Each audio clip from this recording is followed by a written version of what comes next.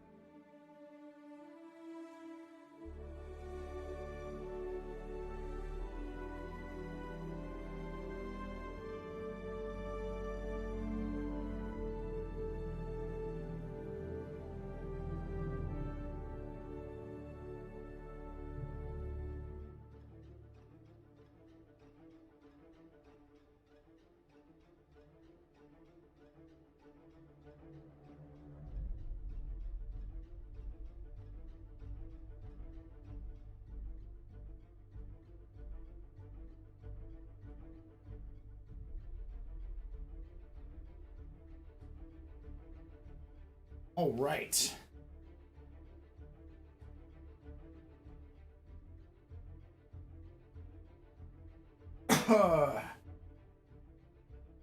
I do want to know y'all's thoughts on the title. Your own thoughts. Be they hopium, copium, or depresso espresso. Do you think this year is the year of Star Citizen?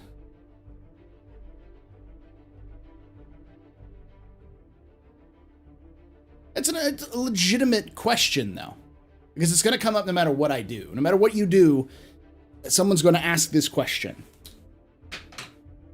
Because people always ask this question for some reason. Is this the year of Star Citizen?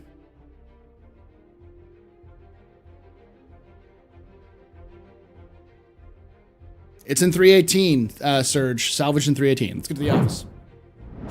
All right, welcome. Sorry about that. Someone's going to put 3 minutes in the chat. in the thing. That's when they start. But welcome, y'all. Let me actually mark that real quick. Oh, no.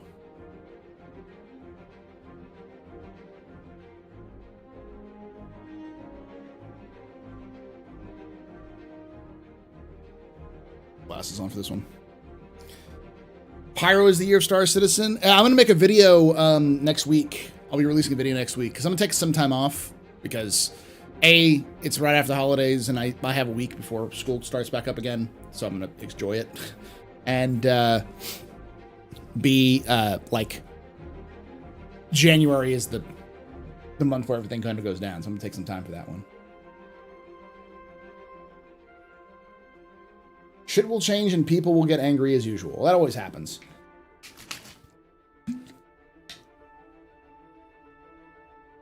No, I don't. Fresh out of Hopium Copium, I'm just along for the ride, see what happens when it actually happens.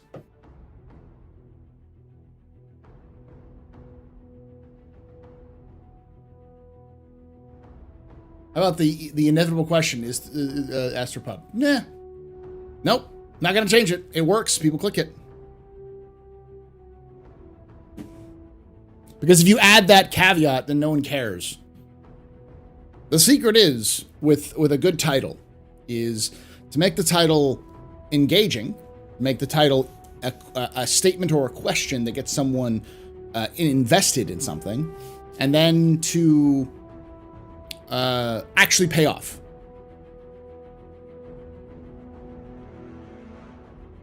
Yep, that's the way it's going to be until the end of the end of the month there, Kazu. 2952 is the year of Star Citizen. It's almost to be 2953.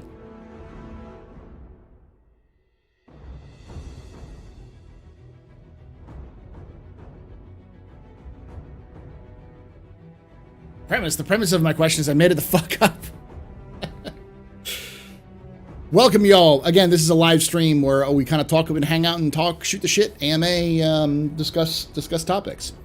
And this is the topic that I wanted to talk about today because Again, I'm not going to be, probably won't be doing an office hours next week.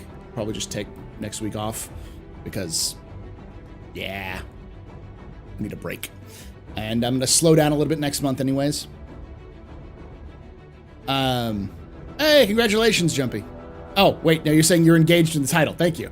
I thought you meant you were actually engaged. I'm like, hey, good job. Every year development moves on is a Star Citizen year, I say.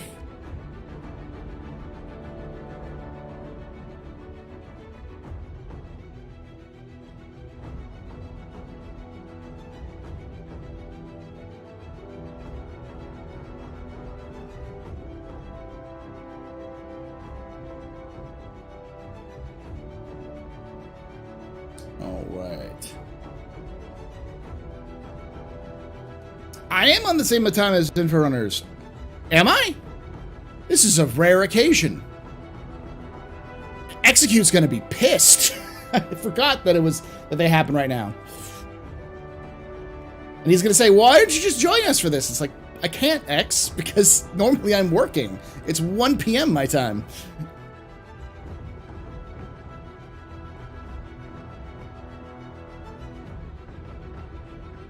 I'm doing a little earlier just to kind of help out with the with the folks who are in Europe, because if I stream now, people who are watching in the United States, if you're at work or if you're at home, you probably have time because it's during the day. But if I stream my normal time, it's in Europe. It's like 3 o'clock in the fucking morning. Right now, it's like mid evening. So. As long as good progress is made in each patch, I'm happy. Though I will say 2023 should be interesting with the underlying data systems in place. Yeah, I think the... for me, I look for highlights. So, for instance, this year, the highlights were the preparations for things like server meshing and PES. Both of which, well, like PES was added to the game... though not live, added to the game before they left. They finished it in September. So that was a good kind of progression. And then releasing it to PTU was a good progression. Good baby step. I think this year is going to be an interesting year because I think and I did this last year and someone brought it up to me. I think the key for progression this year is, when does 4.0 come out? Because last year I said, if server meshing isn't out by the end of this year, we're likely going to see a bit of a slow slog. Not that it's not going to be impossible, it's just going to take a long time. We're not going to see the explosion of content. And I think that's still the case, to a degree. Since then, CIG has just talked more about the things that are actually limiting them, because at the time, most people believed that server meshing was the huge thing limiting gameplay. But it seems like CIG implies that it's not really server meshing. The thing that's impeding their gameplay is issues on the server itself. Not server meshing, but things like too much information on the server and how the server renders things. It's efficiency, which will improve with PES and Gen 12. I think based off of what CIG has been talking about, Gen 12 is a bigger thing for them than anything else. Because Gen 12 allows them to be more efficient with the resources they have. And as they add in Vulkan, it'll be able to make it even more efficient. So while it will also increase performance for players, it will mean that CIG doesn't have to spend as much resources on rendering things, because the renderer is more efficient. It's smaller or whatever. Like, I don't know, remember, like the way it clicked with me was the render distance. With PES, with 318 now, the render distance is so much further. The fog doesn't kick in till fucking forever. And so you see much longer distances, and performance is the same. So you can see more stuff, but have the same performance as you had in 3.17.4, which is huge. And I think that kind of thing will allow for the gameplay side of things to be a little bit better as well. Yay, more Star Citizen Digest, yeah. I need monthly reports again. They've become a drug to me. Hey, Damir, I'm glad you watched them. or listen to them. Hey, Christian, how you doing? Greetings from Switzerland. Hello, good evening there from Switzerland. I wish it was February already. I like January, but not knowing what's going on with Star Citizen doesn't help. Yeah, it doesn't help that also my birthday's in January. My birthday's the 7th, which is a Saturday. The first Captain's Table of the year is going to be on my birthday. So I think, yeah, who am I seeing to say? I foresee this year adding more game elements and possibly more with the graphics renderer and then server meshing and pyro. That's a video I'm going to be making here shortly for next week. I'm going to probably do it this weekend when I have this weekend off, because I'm not streaming anything this weekend. Sitting with family, and New Year, all kind of stuff. Which is, you don't really want pyro. Nobody here wants pyro. What people want is new places to go and new things to do. So pyro represents progress. It represents gameplay. It represents a lot of things in people's minds. But in reality, you want a gameplay. You want gameplay. You want more locations. You want more points of interest. You want more things to do. You want more tools for your, more tools for the sandbox so you can enjoy yourself in your own way. And all of those things don't require pyro and are likely going to happen in this next year. Hey, vroom vroom. What do you think we'll see AI blades for the first time? Not until after server meshing. I'm pretty sure CIG stated that they want to get single server's performance as high as possible, so that when scaling the game, each server will actually run well instead of shitting the bed the minute they launch an event that requires a bunch of server resources to service. Yes, and I think I almost venture, I dare to hope, I dare to dream that's what 319 is, because they said that they won't be able to really deal with things like desync and other server issues until they have server meshing and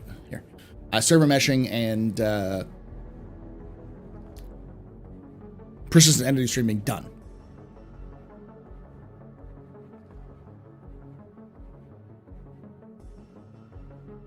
We want more things to explore, not an exploration group, but players experiencing exploration of a game. Yeah, I think people still want exploration gameplay loop, but it's a little different. The aliens are on to you again. I tried to mislead to the Illuminati, but it was unsuccessful. Oh no, Great Wolf. I'll have to wear my tinfoil hat. I want less money grind to be able to enjoy the game. Question, do you believe the floodgates, i.e. when X is done, the floodgates gameplay will content opened, or do you think the only way to speed up development is hiring more devs? No, you don't hire more devs to speed up gameplay. Not Moore's Law. Is it Moore's Law? Or is Moore's Law the one that's like processors? Is it? No, Godwin's Law is the Nazis thing. The Mythical Man Month is what it is. You can also call it as the Mythical Man Hour, is another way of putting it. Which is why when you say dev time, you call it the Mythical Dev Month or Dev Hours, because the concept is you look at development, especially in video games and software, through dev hours. How many hours will it take a developer to finish X thing? And then you add those up and you go over. You go, okay, cool. So how do we speed this up? We hire more developers to do that thing. So instead of having one developer do 7 hours, we have 7 developers do 1 hour, and we're good. The problem is that actual programming doesn't work like that. The more people you add to a project, the higher the complexity that project becomes, the harder it is to complete, because you have to get people who are all on the same page. And especially if you have people who are working in rotations and someone gets sick or they take a vacation or whatever, now you have to kind of pick up the slack for that person. So it doesn't actually speed up development. What actually speeds up development is if you take those concepts, break them into smaller chunks, and give smaller teams those chunks individually. So one of the reasons why a lot of people were like, when morphologists and other people were taking a look at the actual like back of the napkin hours it would take to do an XYZ for like a ship, people were like, that's completely bullshit. It doesn't fucking matter like how that actually works, because it's not taking into account anything in terms of the complexities of other issues. There's a lot more other things that are involved just than man hours. But it's a book called Mythical Man Month. It's old now, but it's a great kind of look into whenever you hear someone say they just need to hire more developers, look at that. The other way of saying it is 9 women do not make a baby in 1 month.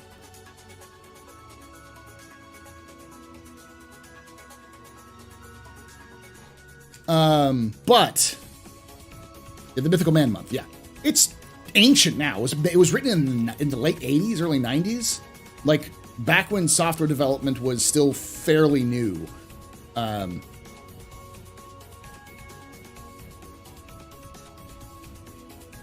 What about increasing the size of Stanton and adding outer non-habitable planets for content? There's no real need to, because they have the Aaron Halo, which is this giant asteroid belt that exists between Stanton 2 and Stanton 3.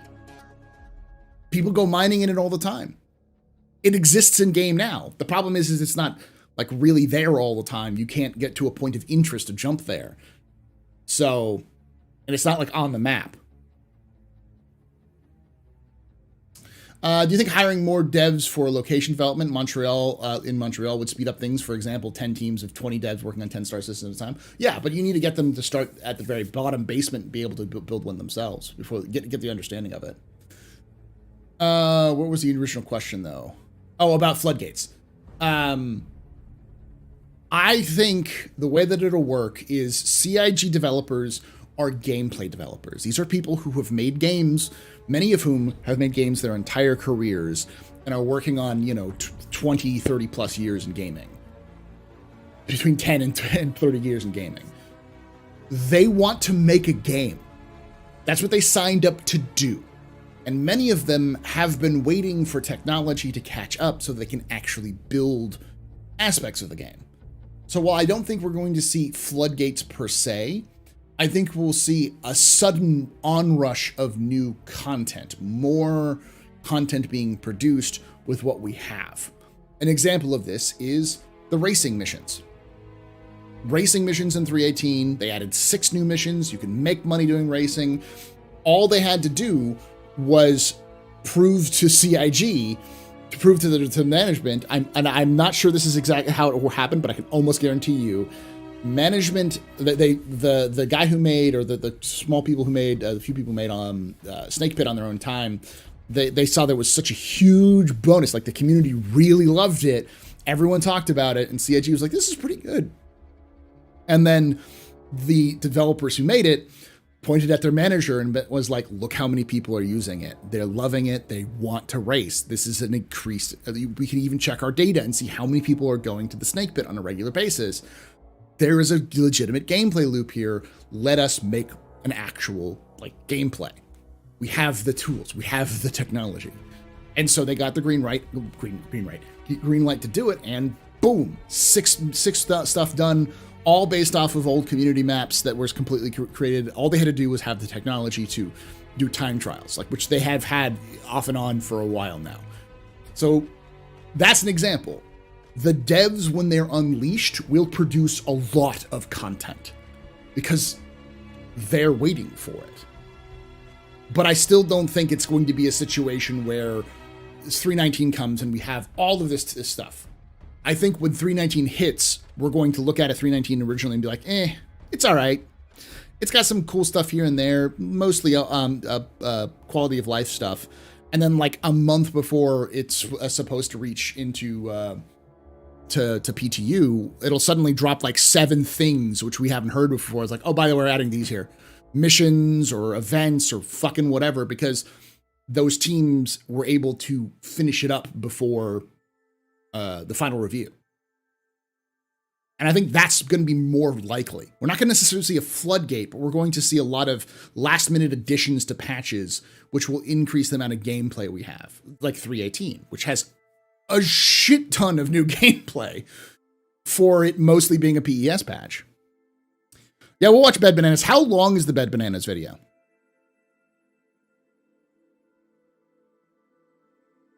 Yeah, 9 women making 1 baby in a month is impossible. But where are my 9 babies after waiting 9 months, CIG? Well, that's the important part. I always like to call it the Shelley edition. I'm sure I'm not the first person to do it, but I'm gonna let my ego roll with that one. I do think that CIG, after they've hired more people, we will see more stuff being made because there's just more people working. But it's going to take time for ramp up. It takes them 9 months to a year to get somebody onboarded and in the right position. So you need to make sure that you are beating turnover, which isn't too difficult for CIG, but a lot of people leave CIG to go to other companies, and as X likes to put it, likely because they haven't released a product. And to get a good recommendation, to have a good repertoire in the gaming industry, because you're never going to be in one company forever. The people working at CIG now will not be at CIG forever. Some of them will leave earlier. Some of them will stick there until the end of time, but a lot of them will move on to other companies because that's just how the gaming industry works. But they need to have a game released. They need to have a released game in their portfolio to show to people. So it's 40 minutes. I don't know if we're going to watch all of Bed Bandit's thing for 40 minutes.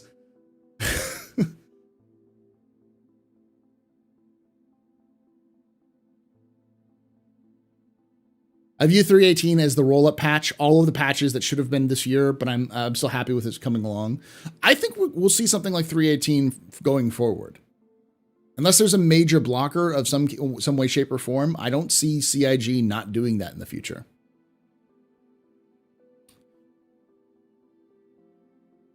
Do you believe that part of the Squad 42 team is instead coding entirely new Star Citizen frame?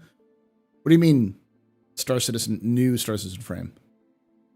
I feel like Tony Z is gonna be there until the servers go offline. Yeah, there's a lot of people who are gonna be there for a long time. The management, almost like all of the managers, have been there for several years, and I don't think they're going anywhere. I don't see Tyler Whitkin leaving anywhere. I don't see Jared Disco Lane. I don't see him leaving. I don't see many of the people who work in the community team leaving. No, I'm sure people like Galactica will get a better offer because she's a fantastic social media person, and the social media is rough in Star Citizen.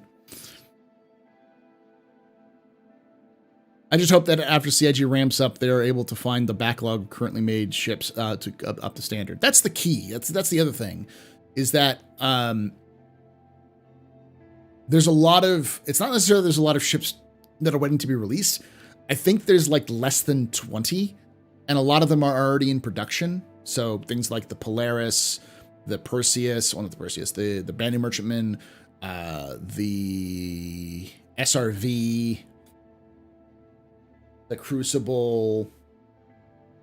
There's a lot of either like really small ships, which will take them a little bit, ships that require new technologies to be built to make them function, and large ships which are still waiting for server meshing and other things like that. So they've pretty much gotten all of the backlog they need to do, save for things like the Legionnaire, which just recently came out, the Spirit. But the Spirit's even being worked on too. So the issue isn't necessarily the unreleased ships. That's whenever when people kind of point that out. Sorry, I'm really sniffly. What's more important is the ships that have already been released that need to get touched up. Maybe in the stream, maybe at the end of the stream. Building new code from the ground up. Yes. There are some things which are fundamental change. So Squadron 42 is the test bed for a lot of stuff that's going to end up in Star Citizen that specifically links to gameplay on the fundamental level. So yes, they are going to be building a brand new frame to hang Star Citizen on with Squadron 42, but most of it is going to be the same. The foundations of all of that stuff is already there. The tools and technology. What needs to be added are things like HUD UI, things like movement animations and like behaviors for things like EVA, and for movement, for stopping and starting, getting some more momentum, animations of your character moving around, things like AI functioning. AI, the foundations of the AI is still there, but the entire AI that we have in game right now is going to be thrown out the window starting with whenever in 4.0.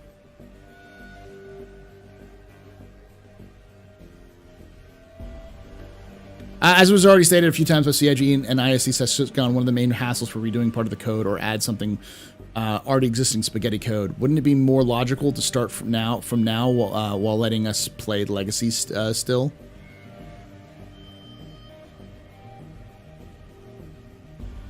What? I mean, that's kind of what they're doing.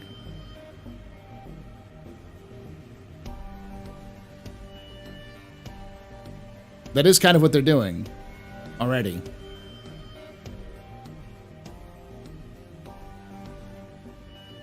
They're not going to be doing a ground-up rework, though. That would just waste time and effort. Not in the context that starting from the very beginning. No, the tools are there. The framework is already there. Starting over from scratch would just be, we would be in the same position we are now 5 years from now. They're going to have to release it, spaghetti code or not, at some point. They're going to have to get to the point where it's Squad 42 is released and also Star Citizen is more along the lines of being finished. And I don't think Star Citizen has entirely spaghetti code. I think that's a myth and a misinterpretation of what CIG has said in the past. Because CIG does go through frequent and constant code review, which anyone who knows what code review is sucks ass. And I know this because I've talked with developers who work, because I live in here in Austin. I've managed to talk with a couple of them before, and their mood changes dramatically when code review happens. It's depressing. It's depresso espresso for sure. Yeah, it sucks ass, but if you don't do it, it's even worse. Yeah, so, and they do it every team does it at different times. So the animation team might do it at certain times. The behavior teams, the mission teams. So, and a lot of the stuff is also old legacy stuff is going to be entirely replaced with new things. For instance, the mission system, the basic concept of how the mission system and the mission logic works is there, but in the future it'll be based off of the Quanta system, which we already have a kind of a little bit taste of it right now with the combat assistance missions. Those are based off of quantum simulations, and all missions will be based off of quantum simulations in the future. So instead of having a set number of missions this will always happen in this location, you may go to a place that has no mission spawning because there's no quantum activity going around there. But you go to, say, Hurston, now from Crusader, now there's a bunch of stuff there, so you might get bounty hunting, but you may not get any delivery missions because of how the quantum system works. So that's a good example of there is that foundation, the way that the game is coded and the way that the missions are coded is going to practically be the same. But how the logic of those missions being distributed is going to change. Now, that's a huge impact on the game, but it's not completely rewriting the mission system.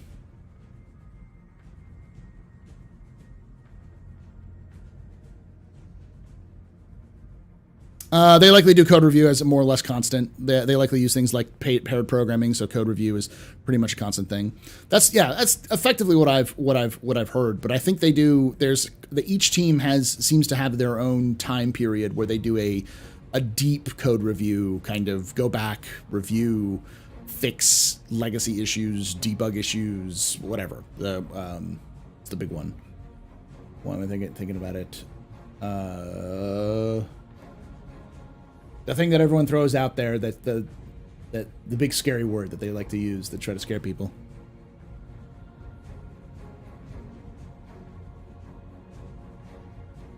Yeah, they're redoing behaviors, not redoing tech. Exactly.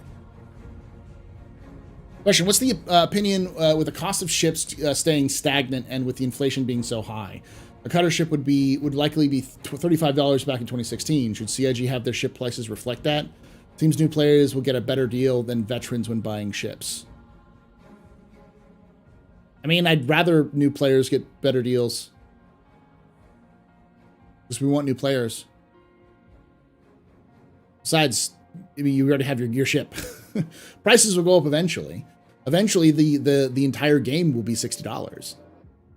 So no matter what you're buying, you know, whatever deal, there's no real deals. It's just like, you got an Aurora, it's $60. You got a Cutter, $60. 100i, $60. They're all going to be $60. The starter packages will. So looking forward to 2023. Do you think we will see more unannounced ships? Yes, we will. We already know that. They focus on industrial gameplay. Probably. It seems like CIG wants to be moving that direction rather than combat. The ship selection seems way too heavily focused on combat, and they keep on making them. It's because it's easy for them to make combat, because combat's in the game. Do you think with working PES, they will be able to make the mission giver work better and make more of them, like the one for mining or racing? Yeah, they've had one for racing for a while that they never added in. And they had Recco Battaglia for mining, but she's not in the system anymore. I would hope, I really do hope, but I don't dare to hope that the mission givers are going to function in the year of our Lord 2023. I don't think that's going to happen. I don't think that's going to happen until more Quanta stuff comes in.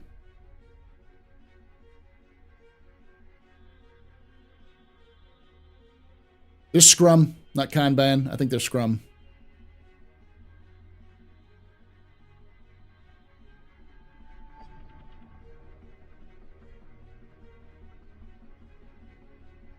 Thank you, Ben. Question: you and Inforunners are streaming at the same time. Who should I watch? Inforunners. Also, combat is focused now because of Squadron 42. Yeah, because it's the main testing purpose.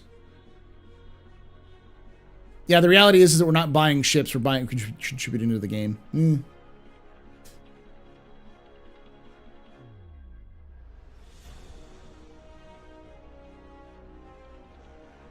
Do you think we'll see ground delivery and fuel trucks soon? Yes and no. I think we'll have to see more develop on the fuel side of things, and I think effectively, Star Citizen this year, and this is I think this year is going to be key on this part. 2023 is going to be a big year when focused on expanding the gameplay we have, possibly adding new locations in Stanton, like the Air and Halo, which has been mentioned many times and then disappeared from mentions. So obviously other things got priority. Well, you know, Lorville 2.0 we know is coming out. So I think the likelihood is that the last major hurdle, which they have not really talked about in depth, is getting ships to final gameplay status. And by that, I mean the ability for you to repair and manage your ship's systems while also having your ship react the way it should react to things like damage and environmental hazards. And that is a big issue because that is more important than anything else. And that's how fuel trucks will eventually get into the game, as a support network for ships. But until you actually have to take a hose and stick it into a little nozzle and push the button that says go for all ships, I don't think it's that much of an issue.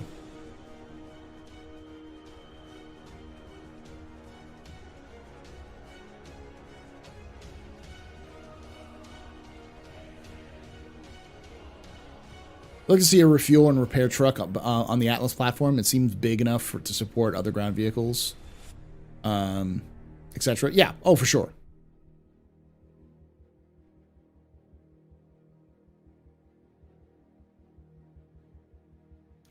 The power systems are a big one, but it's not just power systems. It's refuel, how fuel reacts to power systems, how power systems react to things like life support, how life support will function, how damage control is going to deal with, because it's not just power systems, it's damage to systems themselves and repairing those damages.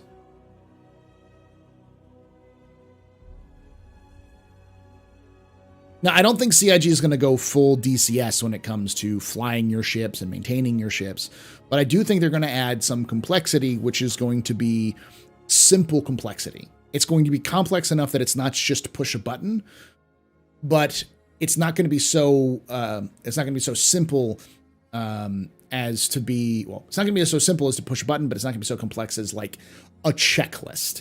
It'll be something along the lines of push 1 or 2 buttons over the course of several different stations in a ship, or a couple of buttons on your cockpit to maintain power and stuff like that. Hey, Skentos. When does CIG get back from work during the Christmas New Year shutdown? The 9th, I believe.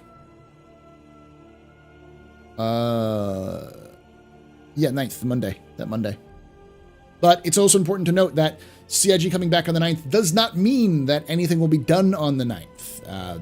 They are also doing their summits, that they call them, where they bring people from all over the studios, different studios together. So, like, for instance, they'll have the FPS teams from EU and the US, and maybe, I don't know if there's a Montreal FPS team, but like all of those teams that just do FPS will come together, probably in Manchester, and just talk, sit down and kind of work out what they want to do for the rest of the year in terms of their goals for what they want FPS to look like at the end of the year. And they're also going to talk with other teams at that time. Will show them the technology that they've been working on. So like text so they can see it and give a visual idea of how everything's being developed. And that's just an example for FPS. I don't know if that's actually going to happen for FPS, but they always do that every year. And that takes a huge time. Oh, we got a bot.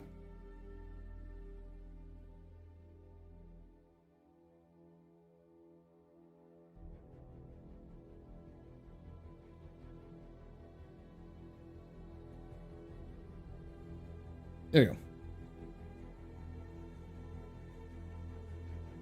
Before I go, I have some more questions. Are there any Tavaran ships with glass cockpits? Not that we know of. Are there any human ships with Tavaran-style cockpits? Not that we know of. Excluding backup command centers? Yeah, I was going to say, the 890 is probably the only one that has that. It's going to be beams on damage areas. Yeah.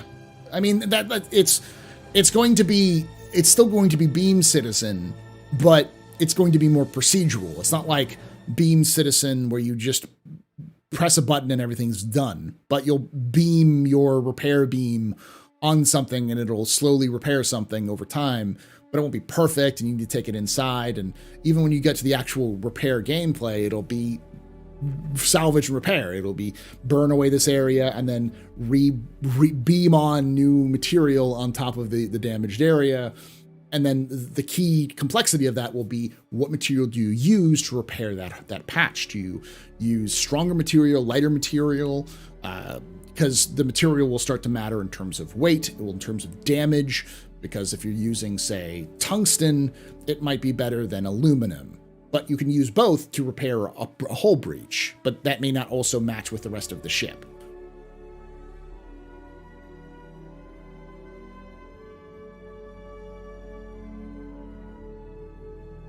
Thank you, Q-Pen.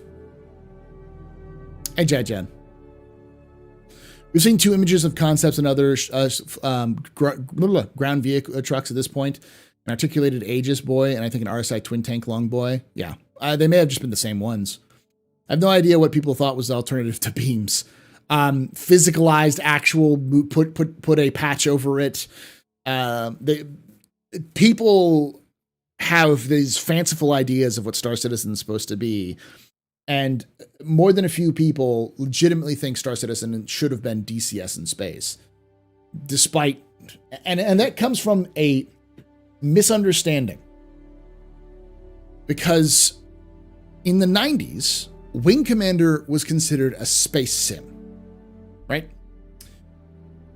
Elite Dangerous was considered, or the Elite series, Frontier Elite was a space sim. The X-Wing series and the TIE Fighter series were space sims.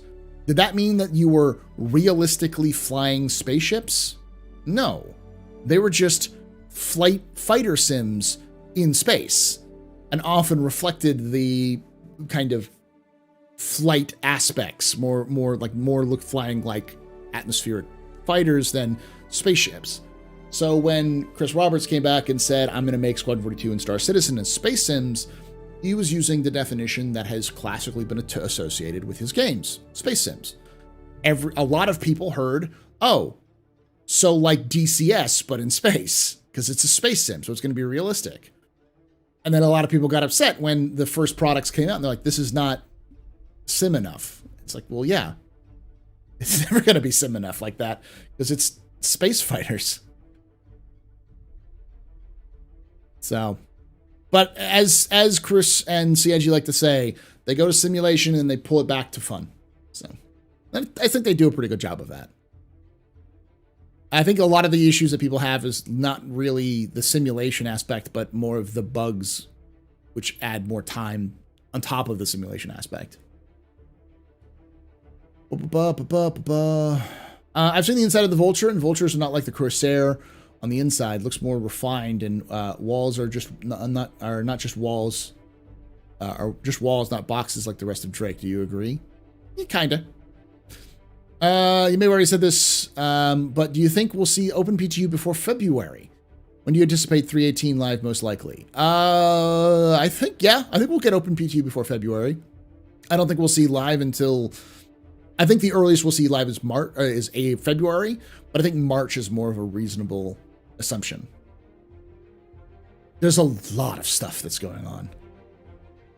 The issue with 318 right now is not necessarily catastrophic failures, but small inconveniences which require devs to chase down bugs. So crashes, 30Ks, C2Ds, desync, things not triggering when they're supposed to. And because it's such a fundamental change, there's a lot of those little problems, which will take a long time to chase down. And I would anticipate that we would need at least a month in OpenPTU, for them to chase down the problems they really need to. And I don't anticipate us getting into OpenPTU until, let's see, January, maybe 2nd, like the 16th, anytime between the 16th and the 20th would be the earliest time I would expect a second wave PTU. So with that being said, that means that we're probably not going to see OpenPTU or see full release until February 13th through the 17th. So again, I could definitely see February 17th being the date when it goes to live. At that point, though, it's so fucking, you only really have, unless they roll right into 319, which they won't. You'll probably see a 318.1 patch for the March-April patch rather than being a full-blown big release, and then they'll have a 319 patch for July or for June kind of thing. So, let's look through some of this other ones. Question: do you think we'll start getting roads this year? No, I don't think so.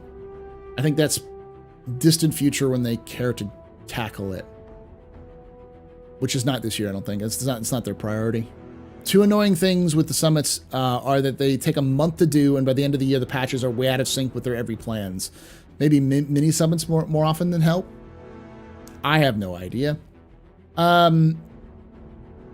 don't think that would work either, though, honestly. I don't think mini summits would work. They need the summits to be able to know where everyone is, because you just don't see those people all the times. So.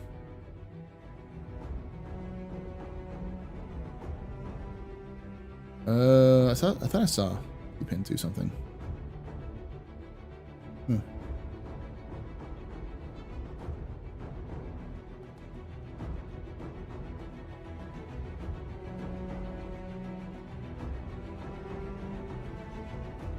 There you go, Q-Pen. I made you moderator. Now you have to do work on YouTube. All right. But I think they have value. The issue is more by mid-year things change. So in reality, what would make more sense is to have 2 summits a year, one in January, one in July. But that's expensive, so. Will we ever see other aliens and alien space stations? Yes, just not for a while. Yeah, all the people who played Wing Commander and TIE Fighter grew up with started playing DCS because there was nothing else. Basically, people want to be able to do that thing from that scene in the first season of Expanse where they're in a room and have a spot weld a patch bulkhead behind them, where someone's head used to be. Yeah, they basically want to do that, which I don't think that would be too much work. Beam Citizen, Starlancer, yeah, Freelancer as well. The incompleteness of the game is the root cause of a lot of issues. Yeah, that's effectively it. It's just things are not finished and things are buggy, which is often when I hear people say, "Oh, you're gonna add even more time sinks. This game's gonna be unplayable." It's because they're basing it off of their experience right now, not in 2 years from now. The game is a lot better now than it was 2 years from now. Even beginning of last year, the game was in a very different place. Performance-wise, in terms of crashes, 30Ks, 315 was not as good of a patch as 316, or I should say 316. 316 was not as good of a patch as 317, and so on and so forth. So. Not being able to access inventory, yeah, elevators not having no floors. Yeah, but those are things where they could chase down the problem, but it's just going to take them time. And the devs are real busy with some stuff for January. Yeah, that's another thing, is that you're going to probably have a lot of devs who won't be available because they're going to be at the summit, because the summit will take priority over a release. Did you already make your predictions for the ships that will be released this year? No, I didn't, but I'll say the stuff that I can almost guarantee will be released this year is the SRV and the large miner. That's it. Maybe the Expanse, but I don't know. That's a little more complicated because I don't know how much is that going to be there. But yeah, almost certainly the SRV. They seem to be really hunting down, unless the summit changes things. They seem to be hunting down that sort of situation. The like moving freight and cargo being a big part of the game. Question: will 319 get the new stone caves or ice caves? Possibly. We don't know, really. I don't remember them talking about the ice caves or the new stone caves on monthly reports or anything like that, but they may have. Oh, we might see the spirit, yeah. How the player cap increased, nobody saw that coming. Exactly. Like, the player cap increased, the performance is a lot better. The performance improved the same patch as player cap increased. That was the nuts part. It was like, why is it better and there's more people on the servers? I think we'll see I would be hesitant to say the whole sea because I don't think the whole sea is coming out until Pyro, and I don't think we're going to get Pyro this year. I know you have PES. Can we expect saddlebags to be physicalized soon? No. I don't think we'll see saddlebags physicalized for a while. Earliest would be 2024. You're given a 1-star citizen wish and you can't rid yourself of the Redeemer. What would you wish for? Pizza. In-game pizza. Consumable in-game pizza. Not only is that, like, something that I would make my experience so much better, it's also completely doable by CIG. It's just not their priority, which is, a mistake.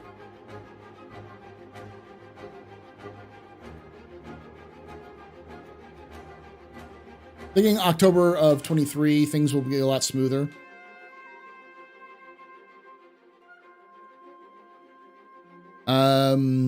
The focus on the SRV bodes well for more tractor beams. Yes, there's a huge focus on the SRV. I think it's almost it's almost into final art, I believe. I think it's out of white box into gray box at the very least. Last I heard.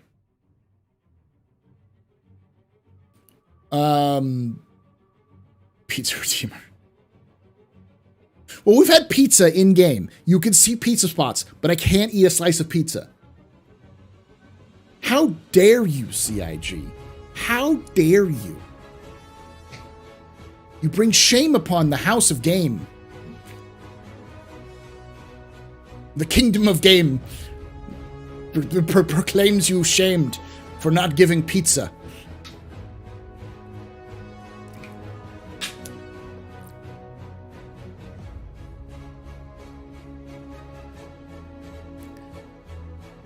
Do you think they'll release the Galaxy this year just so they can do modularity? If they can do modularity, they'll do it.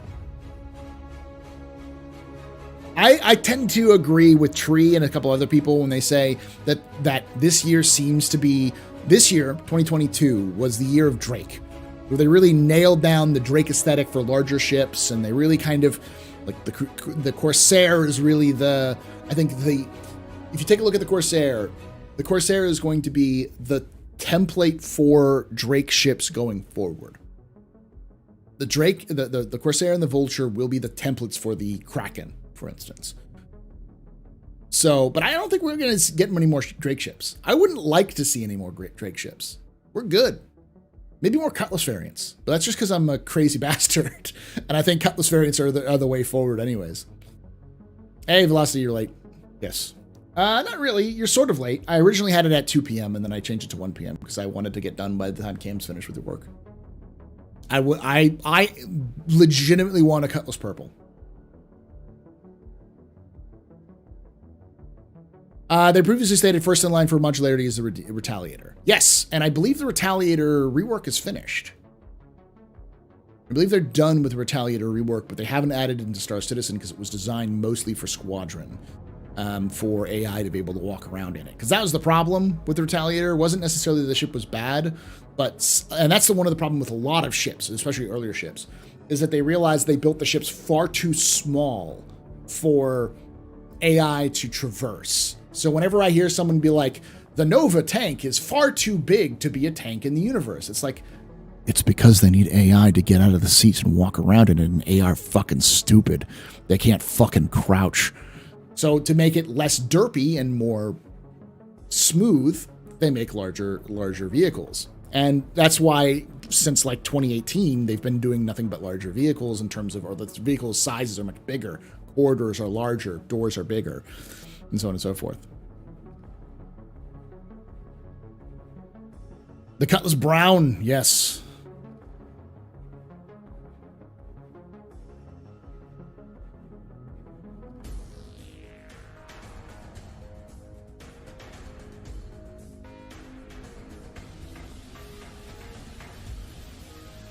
Cutlass Art Deco with an Art Deco bar in the cargo area? Yes, 100%. The tank is huge compared to like an actual like modern tank, be it a, you know, Western tank like a Leopard or Abrams, or more of a kind of Russian Eastern style tank like a T-72 or T-90, yeah, T-90 or the brand new one. I can't remember the name of it. But like, they're tiny in comparison to the tank. They're like the tank is twice the size in terms of height and like length than a modern military tank.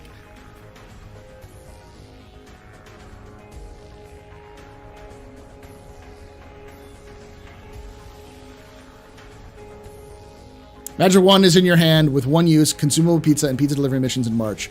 Or a brand new completed gameplay loop introduced with functionality tier 1 in March. Which would you choose? Fucking pizza. Fuck your game completed gameplay loop. Because pizza delivery missions is a fucking gameplay loop. Sorry, I just got here late. Did you cover whether or not you think the Polaris will come out this year? No, I don't think it will, but I do think we'll get a lot more progression for it. I think it's got a shot. It has a shot of coming out this year, but by a shot, I mean like I think it's about a 10 to 20% likely that it'll come out this year. So that's a very low chance. Simply because we haven't seen a lot on it other than the reconcept. So.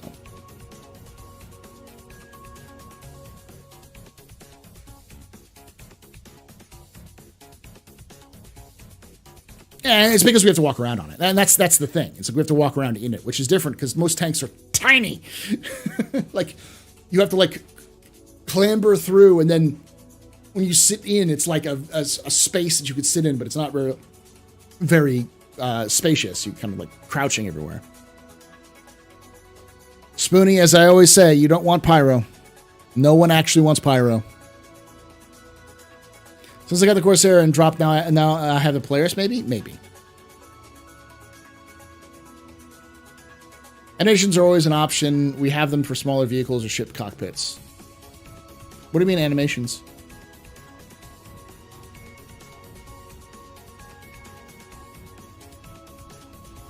Why no pyro? Because no one actually wants pyro.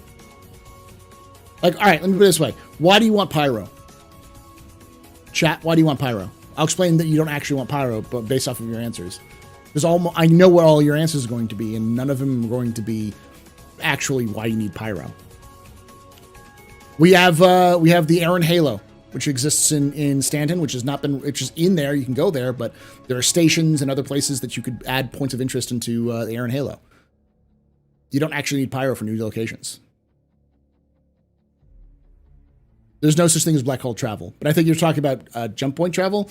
You don't really actually want jump points. Jump points are just loading screens. Lawless Zone? We have Lawless Zones in Stanton.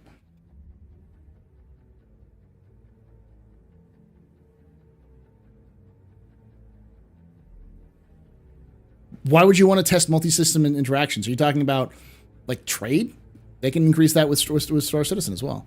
More galaxies to visit? You're not going to visit any more galaxies. You're just going to be visiting a system.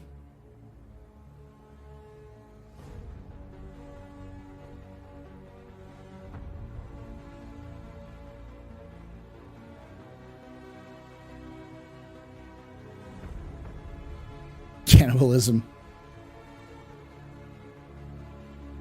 I want pyro means data running can be possible. Data running is possible in game right now. They just haven't chosen to work on it. We're not going to get data running when we get pyro.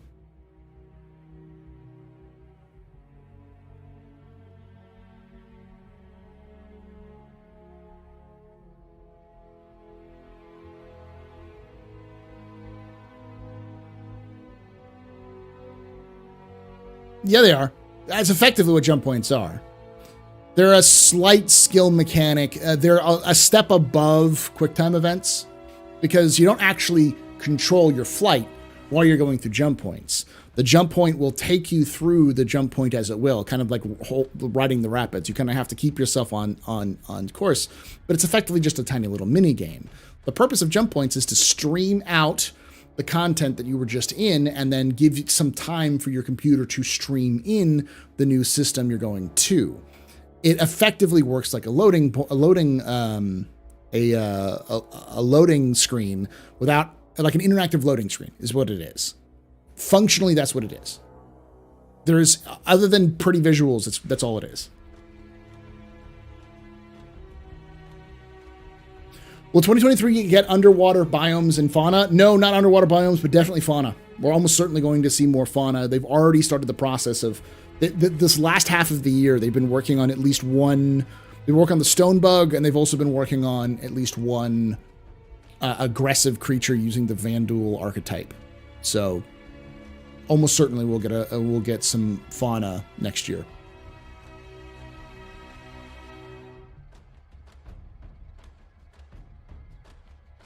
Data running isn't running data between systems. It's just running data.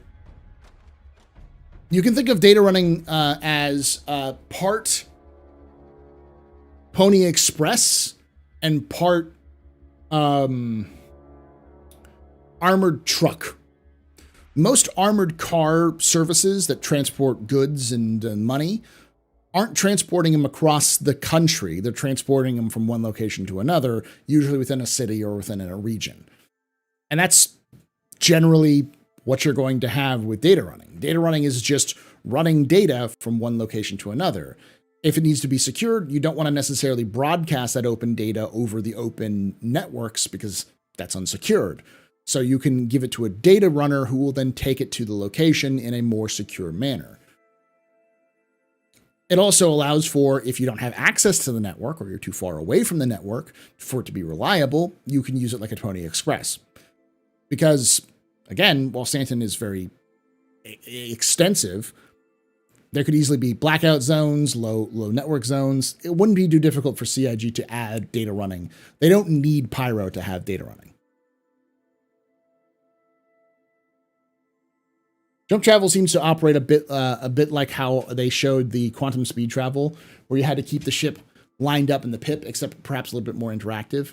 Yes, but it's not really, it's an interactive loading screen. It's not like it's going to be deep engaging gameplay to ride the rapids. It'll be interesting when you first encounter a jump point where, you don't know the rapids, but once you've done that jump point 7 times, you know how the rapids work. I hope Star Citizen doesn't turn into EVE Online, where all the corpse lockdown systems where good resources can be found. There's going to be a back and forth between players and the universe. I think CIG will almost certainly allow for players to find resources in systems that are unclaimed, and then they'll have some sort of NPCs who will challenge players on those resources, because they seem to really want to have players constantly fight for their possessions, especially if they're kind of being greedy corpo, kind of like mine. Like there's no EVE mechanic in Star Citizen where you can just pay money and hold on to this territory because you paid money. People point to the settlement beacons, but the settlement beacons don't mean anything. They only matter in UEE space. You throw that down in Pyro, no one gives a fuck. They're still going to come into your land and fuck with you. This is not UEE space.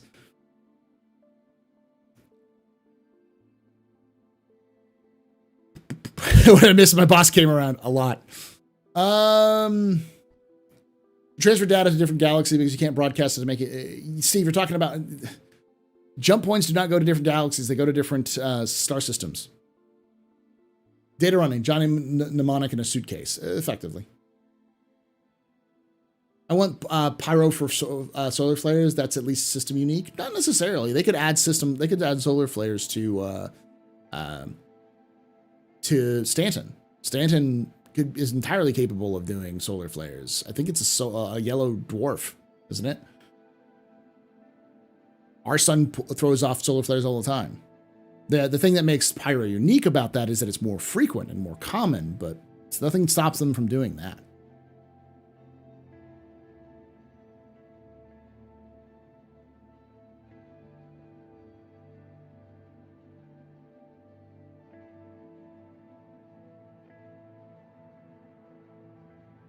What happens if you mess up riding the rapids? That's the question.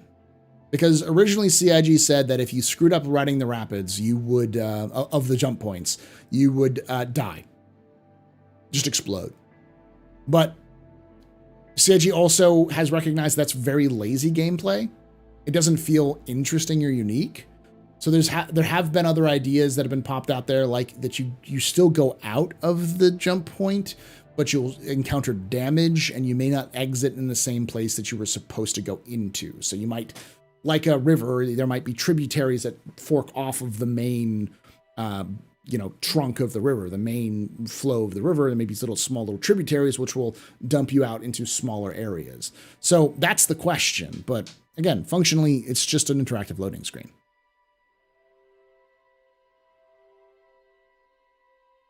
Question, will the rapids be hard enough to have the need for experienced nav jumpers? New ones, maybe. I think that's the real, where they can get into the nitty gritty of jump points, of having some jump points be more dangerous than other jump points because they're more, the flow of the jump point is much more visceral or much more harder to predict. But then again, the reason why we don't need nav jumpers so much anymore except for exploration, because jumpers no longer is a profession, is because they have onboard nav computers, which can calculate those. So I think at some point CIG is going to say you can either white knuckle it or you can just let the nav computer take over. And so you can go get something to drink, or even in game get something to drink while you're going through a jump point, because the nav computer will control your progression through the jump point.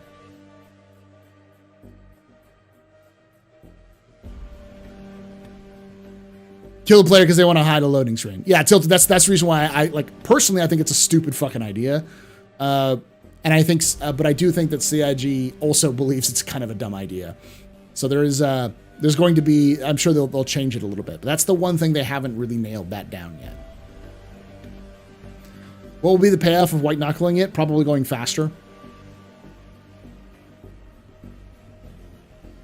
or sometimes because if you go down the main tributary or the main branch of the river that is the jump point, you can get there and in a safe time. But there are other tributaries, small little junctions where they've talked about where if you know how that junction goes off, you may be able to loop back and hit into the main branch faster because the flow is faster there. So if you know the routes well, you can cut down on time while you're traveling.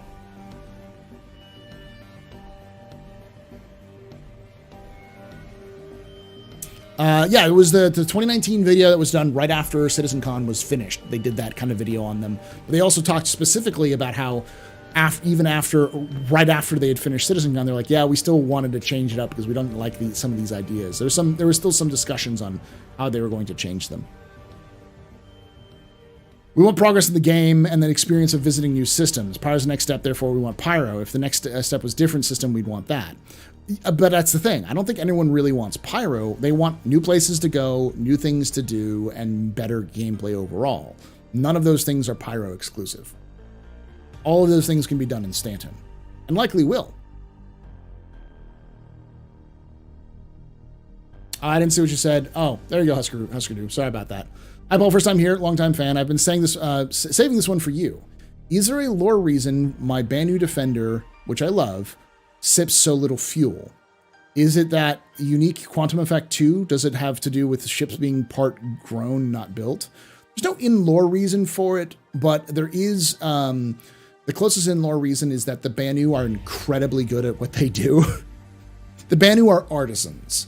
They are craftspeople. They don't build shit, they create.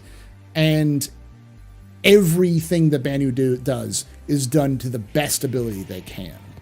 So Banu ships and Banu technology isn't great, but Banu, like the whole package, is some of the best you're going to get. You can see the Defender as an example of how the Banu do work. Their weapons are their own design, but they use Xi'an thruster technology, which is part of the reason why they're so efficient. Look at Freelancers and the MISC brands. They also are pretty efficient thrusters and quantum drives. Similar reason. Tavaran shield technology, which was some of the best shield technology in the galaxy. So you can see that kind of that sort of combination of hybrids. So the reason why your Banu Defender is so good is because the Banu give so much of a shit about their work. That is, their culture is about making really good stuff, being very good at what you do. And so that's what's reflected with the Defender. And I think in game, it actually comes across. It's one of the few ships that its lore and its use in game are exactly the same. It's up there with the Cutlass. The Cutlass is perfect. It's exactly what it should have been as being made by Drake. And the Defender is the same way. It's exactly the way you'd expect a Banu to develop a ship. Human shield tech, you mean? Good old space imperialism.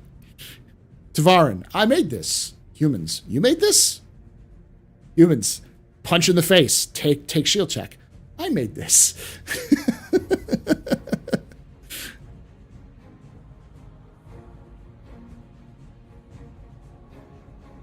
I'll just explain it to you, Husker. Effectively, the Banu are the best at what they do. They always are the best at what they do.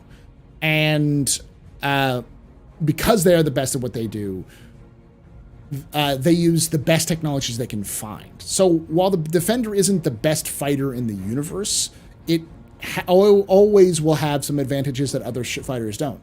Its range is a good example, because Defenders are designed specifically to escort Banu merchantmen. And their main purpose is not necessarily to fight and win dogfights, but to keep up with longer range merchant vessels and then lead away attacking ships away from the main merchant vessel, and then survive enough to get away. So yes, they can kill, but their focus isn't killing. Their focus is in kiting. They're a kite ship, and they're built exactly to do that, which is why they sip fuel and quantum fuel very well. Why they can take a beating and still survive, but why they don't have a ton of armament. Like, they don't have tons of guns. Hey, Mac, thanks for the sub. Give him the sub. In 2010. Oh, I didn't see that. Thank you for that 19 months. Fokaka would be just good as pizza. And M. Walker, thank you for all your great content in the pub and the historian. Thank you, M. Walker. And Chimpasta, happy holidays, you too, for that 9 months. Benin Galactique, thank you so much for that 51 minutes ago. Gin and Tonic for that 38 months. Thank you all. I'm really into my Defender lately, and I think I'll rush to use one of my regular daily drivers, the Vanguard Harbinger.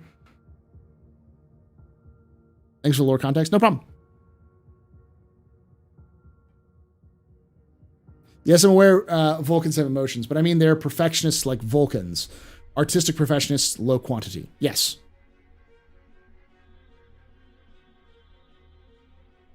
Hey, Jaybird. The Banu the Banus are Japanese. Not necessarily. The Banu are yes, all of the species were originally based off of actual cultures on Earth when they were originally conceived. That was kind of the back of the napkin base work for them. The Banu were originally conceived as kind of a Bedouin, similar to the Bedouins. Not necessarily one culture, not necessarily one tribe, many different tribes working, but sticking together. Their culture is similar enough that they stick together prefer themselves and working with each other over others, outsiders. And most of their life spent in, most of their professions are trade, because they have the ability to go across vast deserts. They have technology and the other things like that. So that was where the Banu kind of came from. That was their original concept. But they've evolved since that. And so the concept of being perfect in everything you do comes down to that. Mr. Shelley, you're a smuggler. Do you sell harder to find items at your bar as well? Maybe. Depends on who's asking. In lore, are there any events or celebrations for harvesting or farming outside of Luminalia? Not that I know of. There may be some local options. Maybe Bremen may have some festivals. But no. No, not that I know of.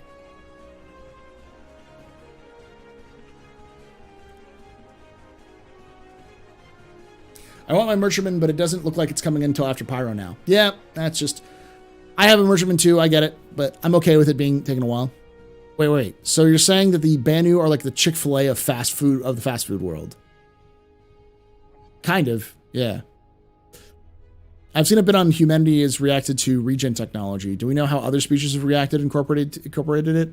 The Tavaran use it, but they are also part of like human cultures. Basically, if the Tavaran are on the good side, on the right side of the law, on the good side of the law, then they'll get it. But if they're not, it's a lot more difficult for them to get their hands on it.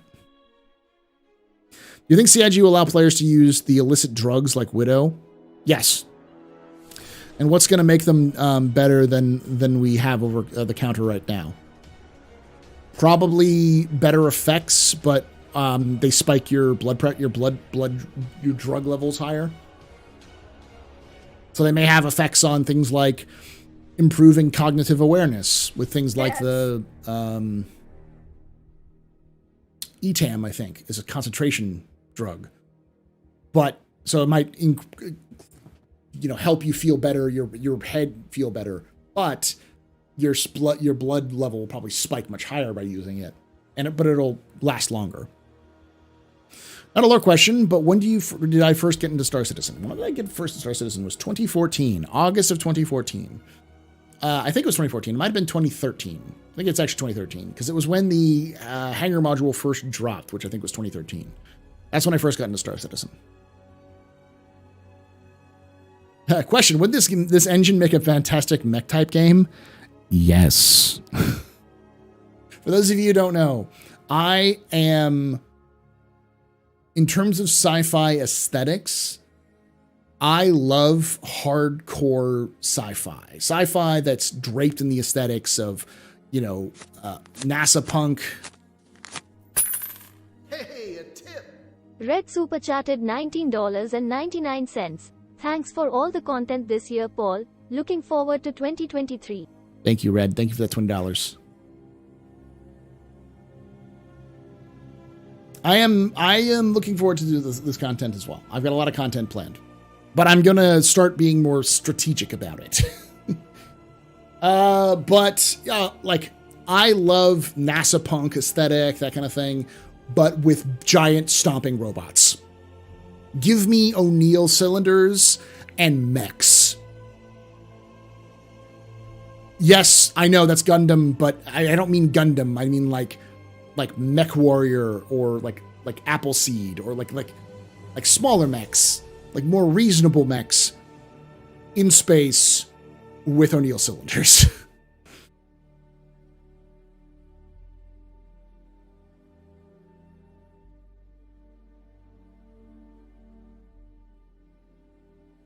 Starfield would be a good play for you then, and now I'm looking forward to it. Yeah, no, I am too. I've been covering the lore a little bit here and there.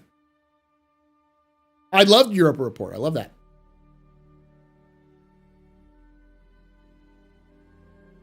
Armored Core, yes. I am also very happy to hear that FromSoft has decided to go back to their roots finally. Fuck.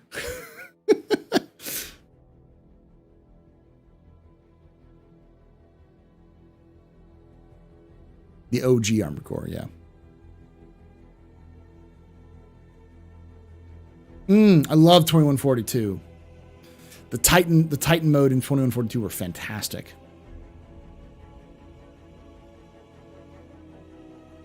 Yeah, I'd love to see Titan suits, but I also love to see bigger walkers. I've always had this theory. I've always had this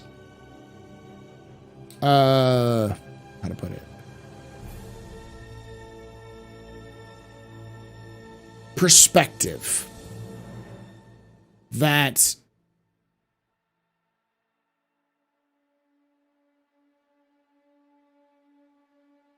the sorry, been a lot of writing.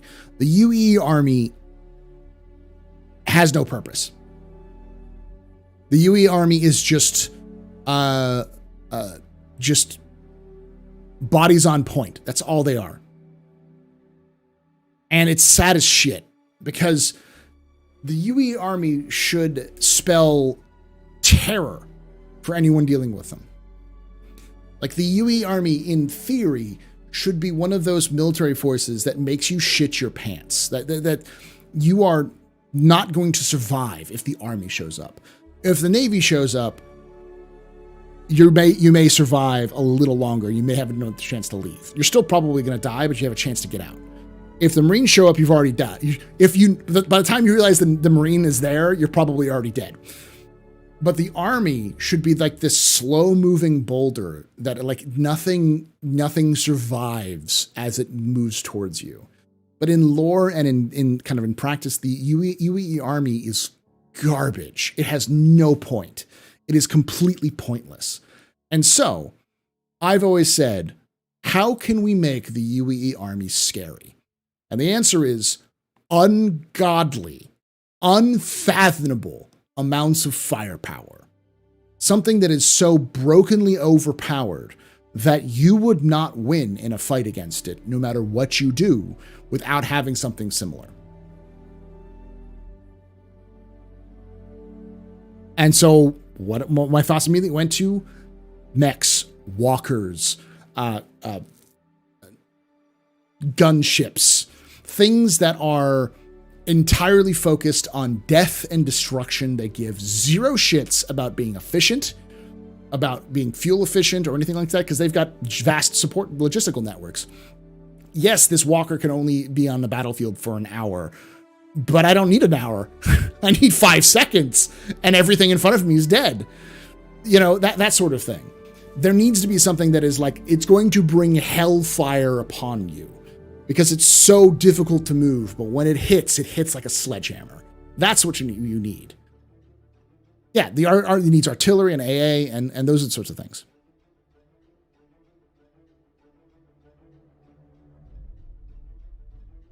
Yeah, mechs. I've talked about what's my favorite system in lore-wise. I always say Magnus because I think it has the most interesting history. But yeah, Magnus. Toe Hill's probably number 2. CG has to be careful because starcitizen might slip into the warp if they copy the Imperium of Man too much more. Yeah. not necessarily 40k Titans, but I mean, because that's a little like ridiculous style. I'm talking about more realistic versions. So an idea I had was like a 4-legged walker that was the size of a reclaimer, something like that massive, that has legs, that walks, that it works as like a mobile command center, that has artillery pieces on it, that has landing platforms on it for you to land and refuel ground support aircraft or transports, that has bunkers or has troops on it, and has something like that. Because something like that would be logistically impossible to deal with without a huge network, but nothing would kill it. An AT-AT, but thick. Like a thick AT-AT.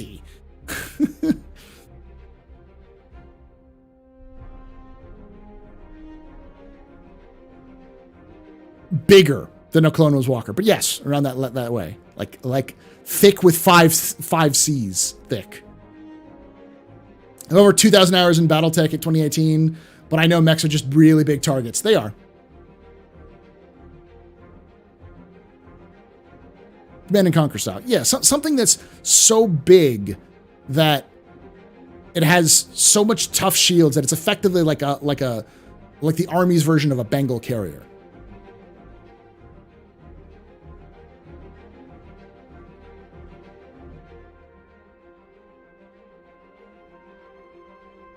Well, it is Giga Thick Thursday.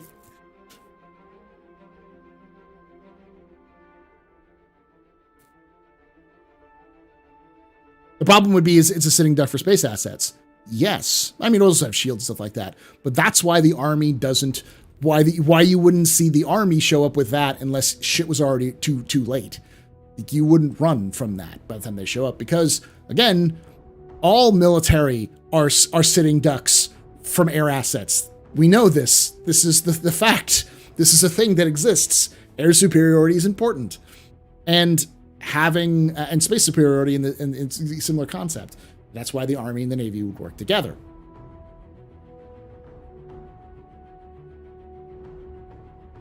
Like a Colossus vehicle from Star Wars? Kind of, yeah.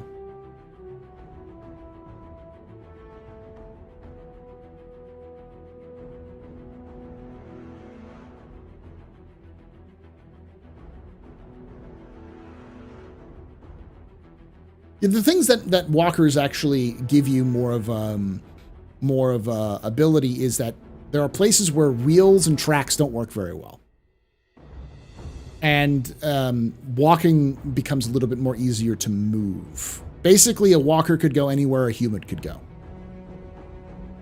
through thick trees, through mountainous terrain, that kind of thing. Speaking of, do you think you get Atlantis-style flying city from Stargate?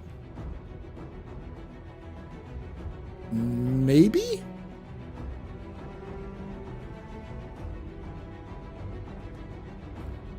Yeah, you need boots on the ground. You can't, just controlling air superiority is nice, but you can't extract resources or by having air superiority. You need boots on the ground to be able to extract it.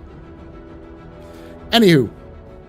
We like legs on weird and steep elevations, yeah.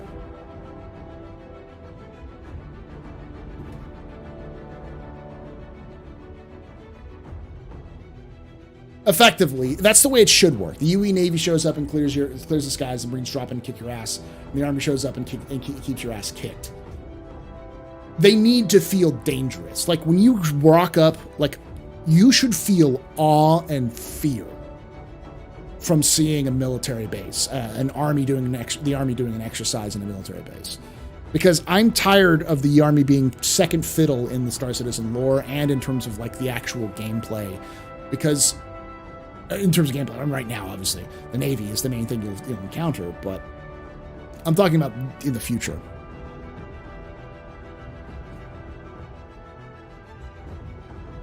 As an LZ somewhere, a moving one, that would be cool, or traveling in flotilla like Quarians. Yeah. That's my point, though. Like, obviously artillery needs to happen. Obviously you need things like various types of infantry fighting vehicles and transports, helicopter style transports. One of the big things I think would be the easy win is a ship that has no quantum drive and replaces the quantum drive for massive hydrogen tanks and more guns and missiles than should be legally allowed. Something like a not shitty Redeemer, but it has no quantum drive. No jump drive, no quantum drive. It's just designed to operate on planets. Yeah, it can go to space, but it's not designed to do anything but go to planets. And so it doesn't have to waste a lot of the space and technology of having a quantum drive in it, because its job isn't to fly to space to kick your ass. Its job is to kick anything that lives on a planet. You're just going to die. You can run away from it, but if you run away from it, it's done its job. It's designed to protect planets.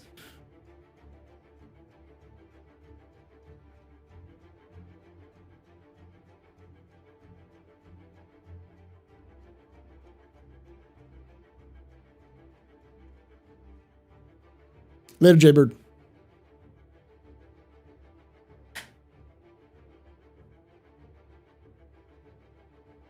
An Arco MPUV with a size 5 laser repeater strapped on it. Yes.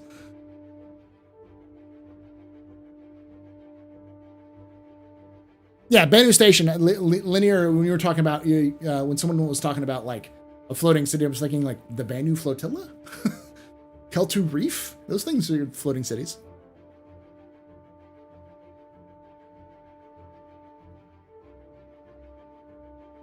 Yeah, what I'm talking about is like a gunship, the equivalent of a helicopter gunship or a close air support,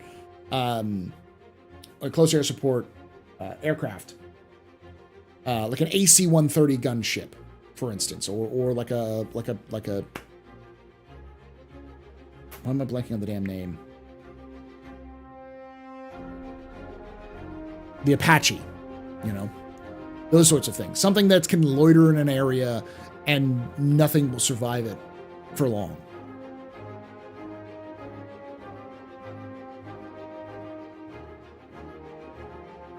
The Redeemer was always supposed to be a mobile infantry mercenary gunship. So it was always designed to be supporting infantry on the ground, but being able to go from system to system. It's supposed to go long distances and be able to be flexible.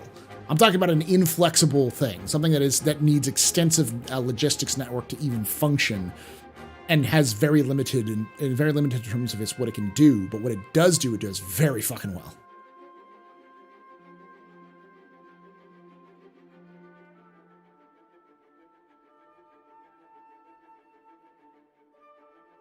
Question: Are you ever in Europe? And what country in history do you explore when you come to Europe? I lived when I was very small, when I was a kid, I lived in England and Spain. I lived in London, and I also lived in Barcelona. So, but I'd love to go back to Spain. I was too small to really remember a lot of it. But I'd love to go back to Spain, to Barcelona. I got family, friends there. I'd love to go to Italy. Probably Germany, Denmark, those places.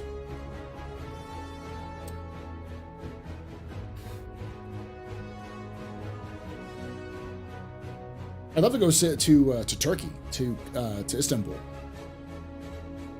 but yeah, I haven't had a chance to. You gotta get you a better beer deal. Just a gladiator or radar better, but detecting ground targets with a missile payload armor, slow speed, and pair of size 3s would be fantastic ground support. Yeah, I can see something like an anvil ship doing something like that, but yeah.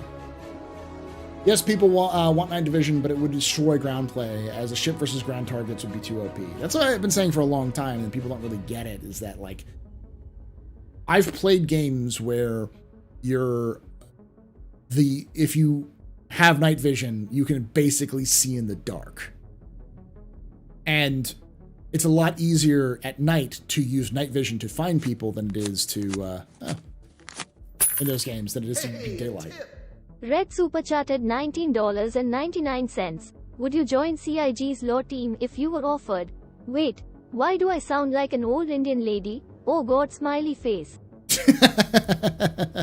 Would you join? That's because I was inspired by Avasarala in The Expanse. I know the actress is Persian, not Indian, but would you join CIG's lore team if you were offered? I'm not a good writer. I think I'm an okay writer. I've never really finished writing stories, but I've written stories off and on for my entire life. Personal stories, fan fiction, ideas, that sort of thing. And obviously, y'all know I create videos, so I have to write for that kind of thing. But I think if I was to work on the lore team, I would have to be more of an advisor or more of like a dealing with their fucked up chronology. Sitting down and like crafting out a lore Bible or creating some sort of background would be my expertise. But yeah, sure, I'd take the job. I wouldn't take the job if it didn't pay as much money as I get paid now, or if it required me to move to LA. And almost likely it would require me to move to LA, so I'd have to say no, but.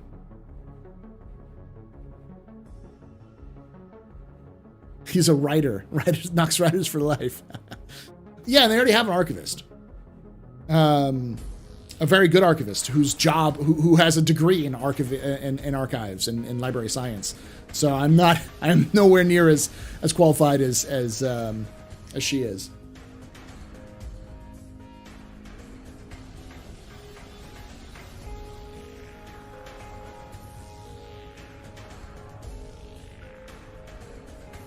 Turkey has some of the best Roman ruins, yeah.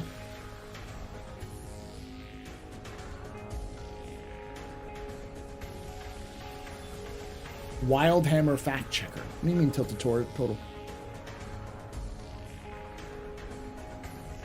The CryEngine does have NV vision and night vision built in anyway. So I've always said that night vision needs to have night vision and thermals need to have genuine defenses. They need to have counterplays other than just being an instant win. I think that's the issue. And I would almost venture to guess that's exactly why CIG hasn't added those in. On top of the fact that they haven't even finished the fucking HUDs yet.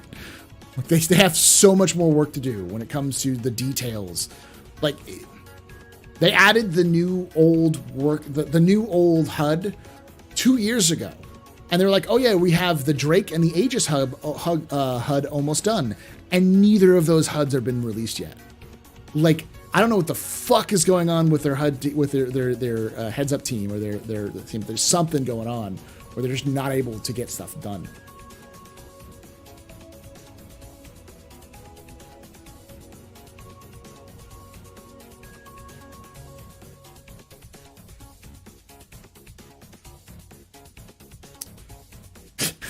Question, how much do I have to pay for you to react to bed bananas at the end of stream?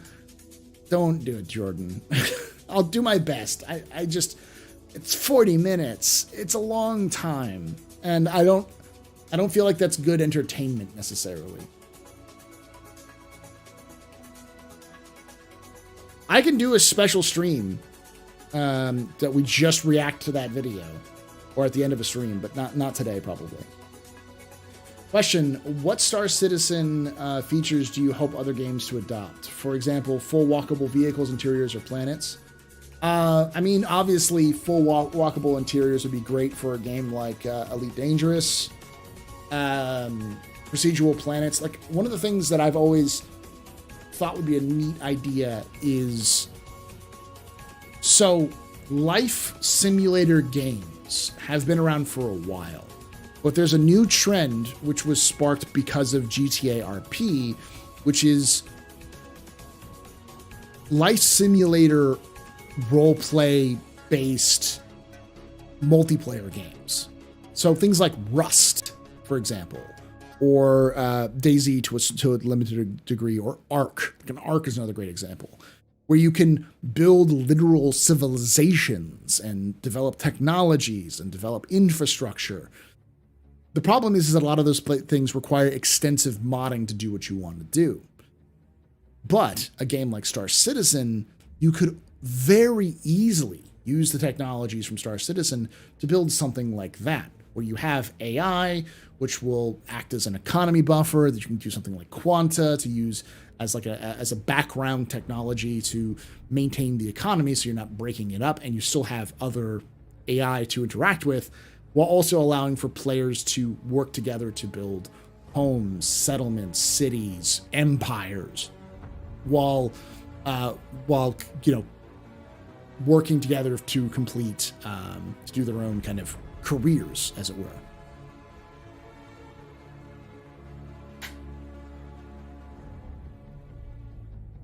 So I think something like that would be a cool example, like a cool technology. Because I think CIG has the technology built for Star Citizen, which could be used for some stuff like that.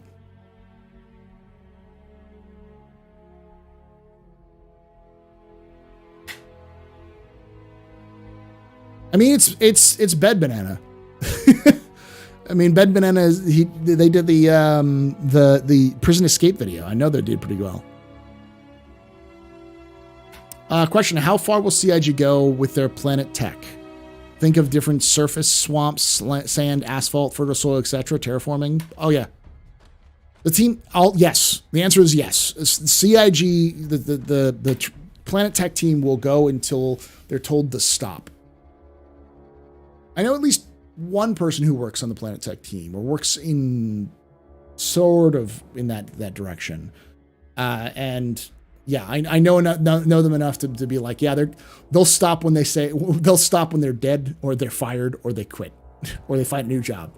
They're just going to constantly try to update and improve the system. They're going to try to make it more realistic. They're going to try to make it more efficient. They're going to try to. They've already started playing with the idea of terraforming. If you remember that one time when they loaded up a grenade launcher and launched a grenade into ground and had the little boop, kind of like amateurish, but ground like deformation from the explosion. So I can almost guarantee you that CIG will not rest until they can have as realistic of planets as they possibly can do within the amount of materials they have. They don't really have to go much further. They're good for right now. All we want is command and control / radar ship and a vehicle that can let you, the type of functionality, a really strong tool, but also high value to take out. I'd love to see a ComCom ship. Yes. As they said in the Wing Commander movie, a ComCom. A ship that is designed exclusively to coordinate other ships. But not like a military ship necessarily. Because the command and control ship like that could be used to coordinate transports, miners,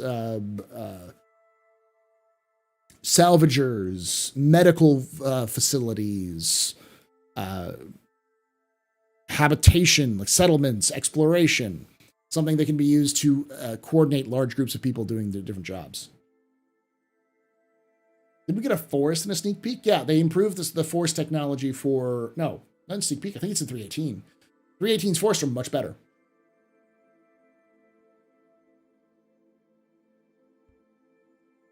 So far, you and this other lady do lore, but you seem to do it more. I'll be waiting on your lore videos. The Astro Historian, there, Black Moon, and if you're talking about board gamer, what's her name? Zin. My brain is shot, so I apologize, Zin. But no, Zin's fantastic. I definitely check out Zin's board gamers' work with Zin, with their lore stuff. That's great.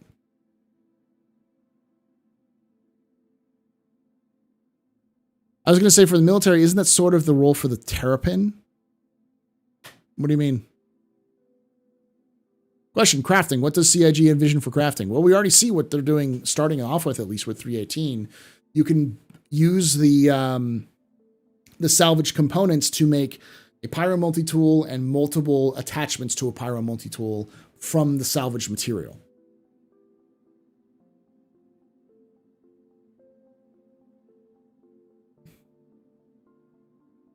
Yeah, check it out. The Astro Historian stuff. I have 150 fucking videos on Star Citizen lore that stretch back several years. If you're really interested in long form videos, you can check out my complete history of Star Citizen series. There's 2 episodes out already. Third episode has been written. I'm going to record it tonight after this is done. And then my editor, I'll give all that to my editor. My editor should have that all finished within 2 weeks, probably. Patreons will get it first, then everyone else will get it. But isn't the Terrapin a CNC ship, just not working in the game? Sort of. It's a forward scout. It can theoretically be used as a CNC ship, but its more job is an armored scout, recon and force sort of ship. Hey, Dennis Be Good, thank you so much for that 6 months of support.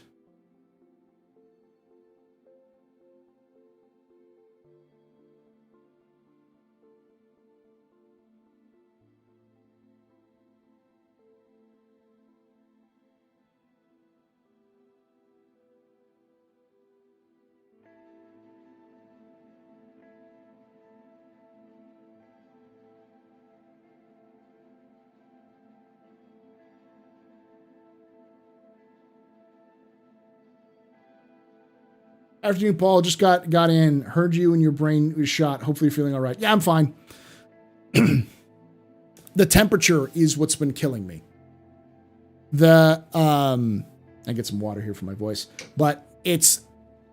So, as my wife likes to say, I'm a polar bear. So, like 70 degrees in the winter is hot. For me, if I'm outside, it's not so bad, but I'm inside or like in a room, anything above 70 becomes sweltering for me. But for my wife, 70 degrees is still cold. So the winter, especially when it gets cold, becomes the worst because I can set it to like 70, 71 with like the temperature outside being hotter, and it's not so bad because she wants it to be cold. But and I'm at a good temperature, but when it's hot, we switch it over to heat at 70. I become baking like a baked potato. And she's like, this is fine. It's actually a little cold. So.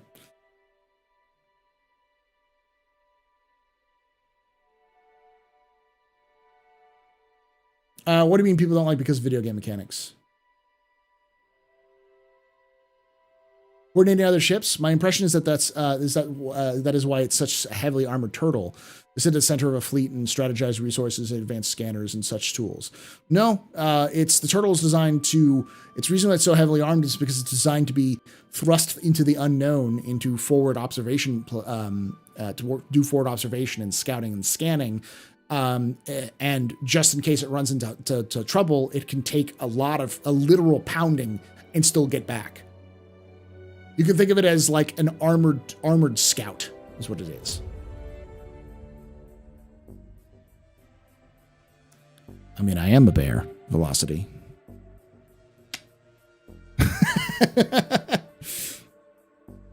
And yet you live in Texas. Like I said, outside is fine. If it's like 100 degrees outside, I'm fine. Heat's not so bad. It's when I'm inside, like an oven is what it feels like.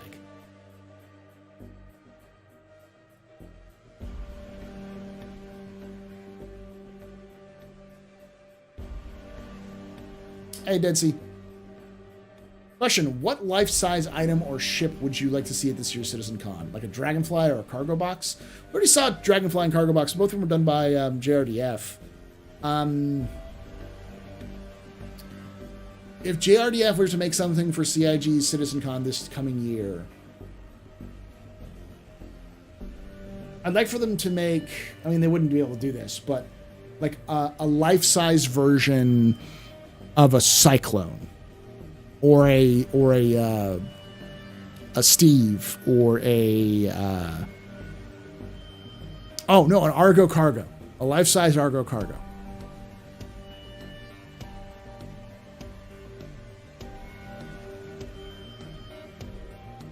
Did we get a bunch of subs?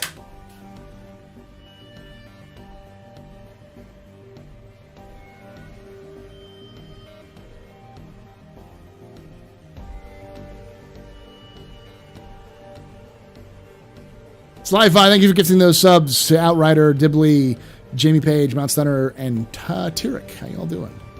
Look at that. Let's do this across the board because I haven't been doing this. All hail our Orange King. Yeah, a gray cat buggy would be very reasonable. I think you could easily take a modern golf cart, or a modern electric vehicle, modify it to look like a gray cat PTV, and drive it around the convention. I'd love to see the G-Lock bar be recreated. That'd be great.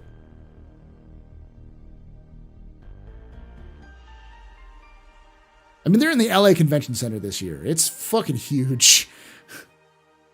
Here, let me pull up the LA Convention Center so you all get a kind of concept.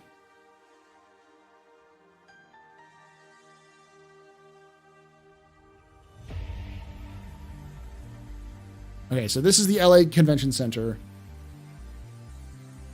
which I think they get all of for...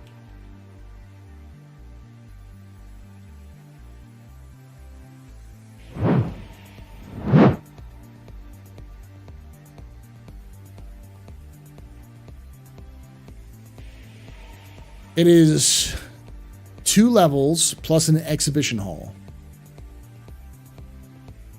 They have 3 exhibition halls.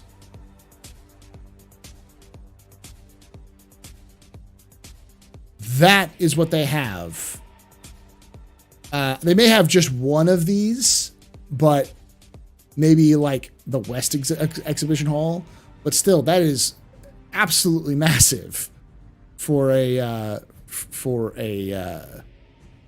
convention center.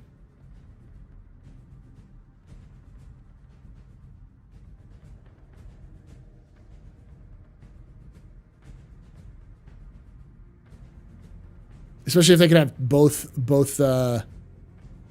sides. So I think they get the whole thing, which means they have all of these little smaller halls and other things as well. So thank you, Ditzy. Do you think we will see Theaters of War in 2023? I do. I believe in the Arena Commander team. I believe we will see it next year, because I think next year is the year of Arena Commander. That's one of those things I was going to say.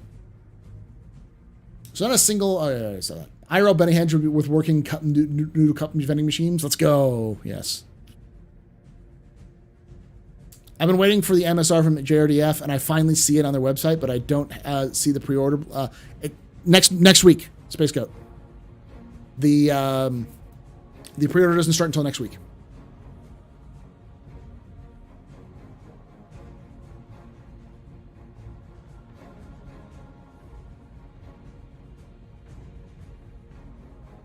Astro, don't bring up the war. I'm going to do it. I'm going to do it. I made that bold statement. I'm going to stick to it. I'm going to go down with this ship. Only because I believe it's possible. And so I'm going to be bold in making that prediction. Even if I'm wrong, I don't mind. I'll stick to it. But they surprised the crap out of me with a lot of the stuff they've talked about. The Arena Commander team has only been around for less than 6 months, and they have done a shit ton of work in the game. Okay, so Shugo, let me go over this. You said, do you believe we'll get Squadron 42, or will it get a drop like Fortnite's single player mode? It'll get dropped. Yes, we'll definitely get Squadron 42. For many different reasons. Let me go over my expectations, my projections for 2023 based off of CIG's past, based off of what we know CIG has to do, and what CIG has said themselves. So the first thing we're going to see next year is obviously 318 going to live. We're not going to see 318 going to live until at the earliest February. I would say more likely March. And seeing how CIG currently does how it currently works, CIG's current situation, I do not think CIG will rush to put 319 out the door. I think that they're much more likely to release a 318.1 patch for their Q1 patch. Once that's done, they'll go to Q2. And Q2 will almost certainly be 319, based off the current pacing and such. 319 is definitely going to have some stuff from Arena Commander. It's going to have some other small performance boosts. My guess is that a lot of the stuff that they wanted to add to 318 that they couldn't get in 318, they'll add in 319. Plus some other new stuff that they'll develop. Then we'll reach the Q3 patch, which is July. July to August. It usually releases around mid to late August. I would almost certainly say that the Q3 patch will probably not drop until, or probably will not be a full patch. It will be a 319.1, but they will not call it 319.1. They will call it 320. Because they'll still need some time to work on and maintain and improve performance for server meshing. And server meshing, that means that we will not get server meshing or 4.0 by Q4 of next year. We will get a PTU by the end of the year next year of server meshing and Pyro working. And then they will push out Pyro and server meshing and release it sometime in Q1 of 2024. At the same time, with Squadron 42, I do believe that, and this is an important part, CIG has never planned a CitizenCon out this far ahead of time.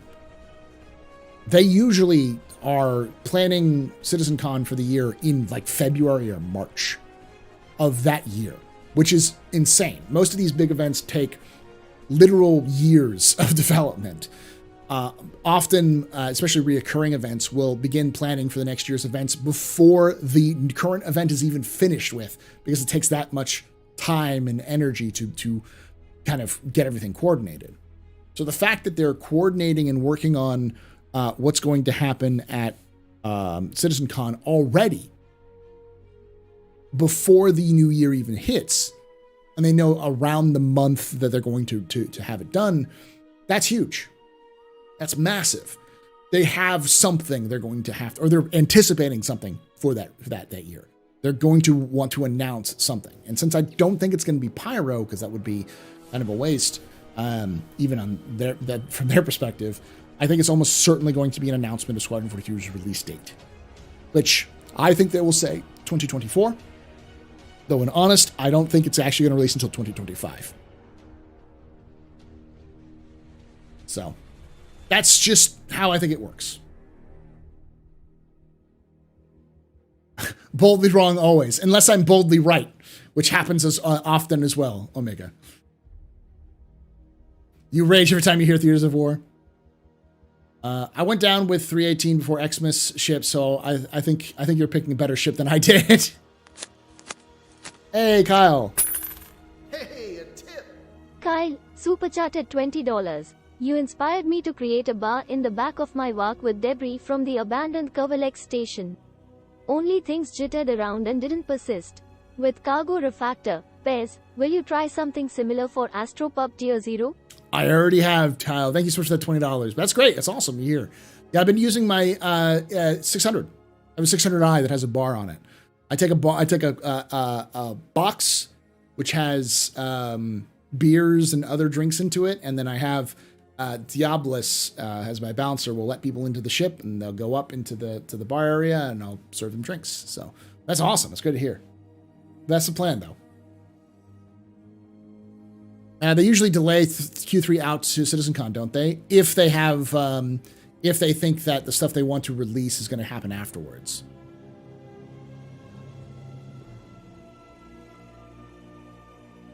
Sounds optimistic. How is that optimistic, 2010? Our reputation in Squadron 42 could not be carried over to Star Citizen. To see continuity would be interesting. It should.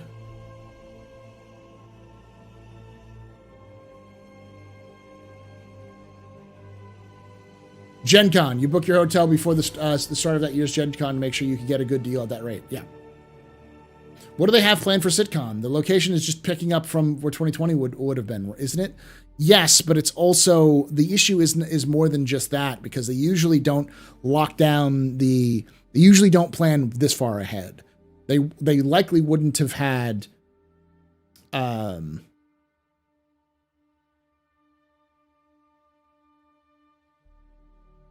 just because it's picking up doesn't necessarily mean that it's a carryover. You know what I mean? They would have likely contacted the LA Convention Center in like February, because they always do that, to be like, hey, this is where we want to come back this year if we can. So that's weird. AstroPub Tier 0, yeah. Optimistic is good. I agree with your release plan. I think, yeah, I don't think it's, I think it's realistic, the release plan. I think it's not real. I would say realistic. I would say it's the most logical progression. And if I'm wrong and it takes longer, I'll be a little upset. I don't think I'll be terrible with it, but I'll just be like, oh, wow, that fucking sucks. But if I'm wrong and it comes out earlier, I'll be fucking happy. If 4.0 comes out in Q3 of next year, like right after CitizenCon and it's ready to go, I will be ecstatic through the fucking roof, but we'll see.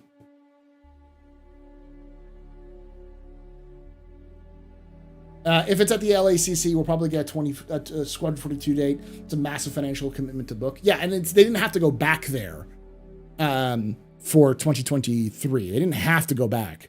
They may have had some money invested in it, and maybe the LACC was trying to get them to come back, but it's still a lot of it. This is the size of the LA Convention Center.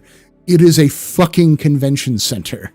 It has effectively 5 halls, and each of these halls is the size of a typical kind of convention you go to. Something like a PAX is like one building. This has 5 of those, or 3 of those buildings, with 2 levels for 2 buildings and just a single level for the one hall. So there's no way, absolutely no way, that they wouldn't commit to the LA Convention Center unless they had something they were planning on doing.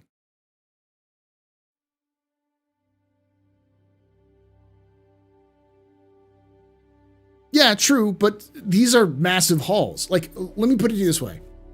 Star Citizen in, let me see.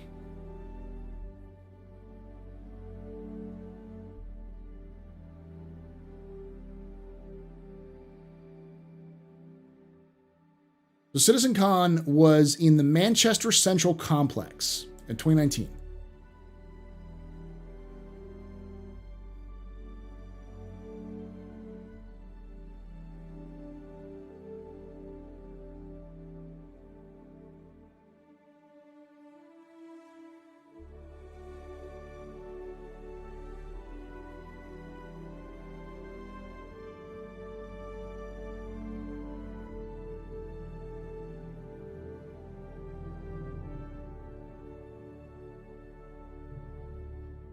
So the largest space that the Manchester Central area had is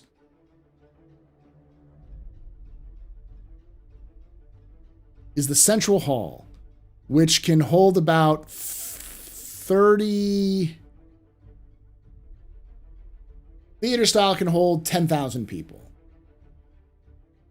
But banquet, which was probably more close to it, I think that's what the hall they had, was about 36,000 or 3,600. I believe the convention center, the LA Convention Center, is much, much bigger.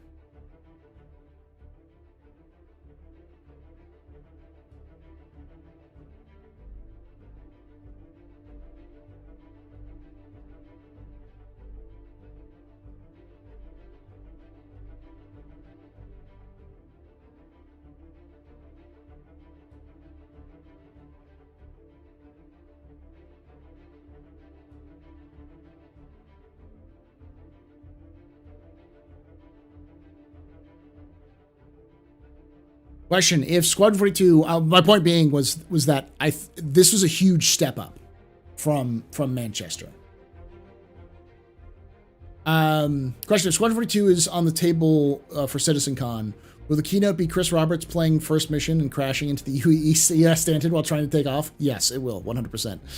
Longer 4.0 takes, the likelier it is still to drop with the likelier it is it'll drop with Nix. Gone from 0.0001% to 0.004%. Yeah, it depends on how long it takes for them to do Stanton or to do Pyro. 2019, I mean the time before, long ago. Yes. I think we will see the mechanics of Squadron 42 being introduced in Star Citizen. Yep. I feel more and more that Squadron 42 should be launched for this final stretch.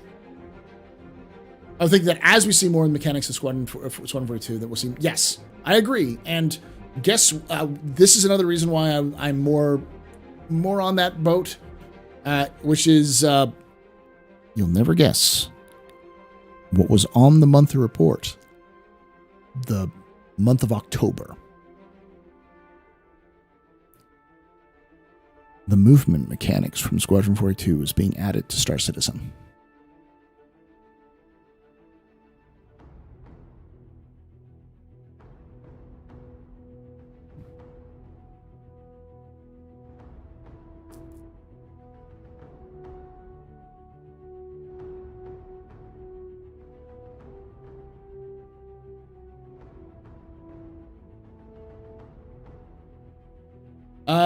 How would you say they balance young people, old people when the game becomes really popular after single player releases? It seems to me that the community is a nice because the players' base is more mature. Hey, a tip. Tyler, super chatted $2. Soon. Soon. Yes, soon. The LA Convention Center does E3 most years, for context, yeah. So even if CIG is doing one lecture hall, one hall, would be a huge step up. And there's no way they're doing just one hall. When they did the 2018 CitizenCon or 2019 CitizenCon, they did the massive hall plus several other smaller venues. Because you could go to a merchant's corner, which was set up to look like Delamar, like the Grand Barter in Delamar. It was designed where it had booths for individual like people and some like merch stuff you could buy and that kind of stuff. So CIG is not just doing a hall and that's it. That they did the LA Convention Center because they want to use massive sections of that convention center to do something, and they want to have at least two places where you can go, a main area and a secondary area where they can have two panels going on at the same time, because they usually do that. Plus some sort of food area for food courts or some sort of way you can get food, and a merchant's area and a meeting area, those sorts of things. So there's almost certainly, there's no way they chose it just for that.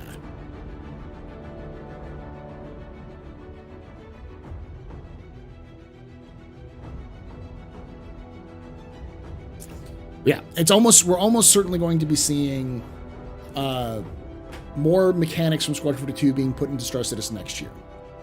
The only one that I'm unsure of is the quantum boost. That whole change in the quantum mode. No idea if that's going to make it next year. From the sounds of the way they talked about it, it was still a long ways off from being complete.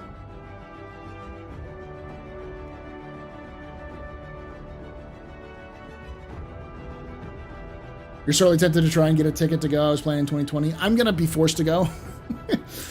Even though part of me is like, no, don't go, because they'll release, CIG will literally, Chris will literally drop 4.0 into PTU while you're there, and I'll be like, oh, fuck. But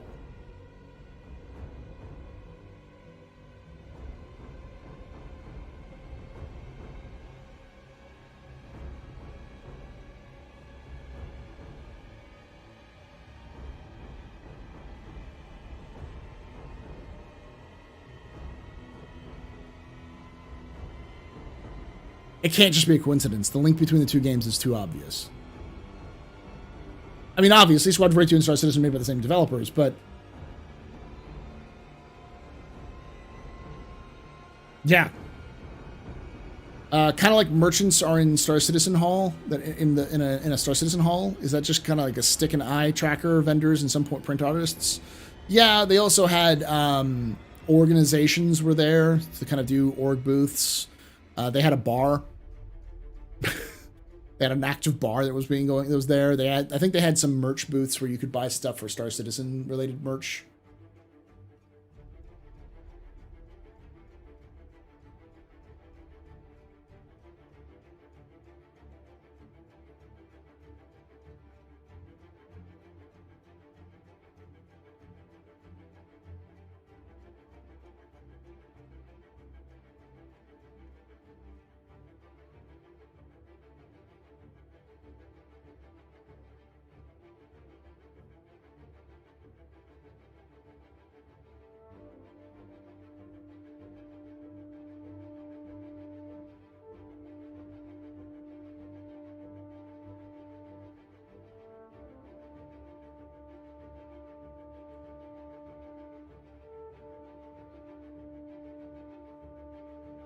All right, y'all. I'm going to get something to drink because my voice is dying on me. So just checking something real quick.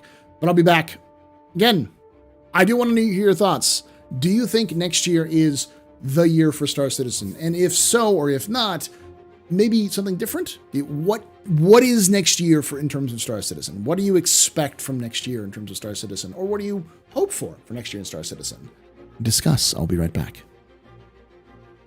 Also, if you're watching YouTube, mute this until I come back because Twitch chat's going to blow up the entire chat with voice stuff. So if they haven't already done so, be right back.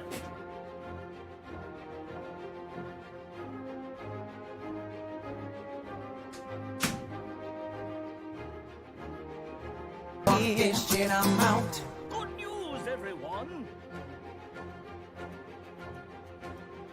Drugs.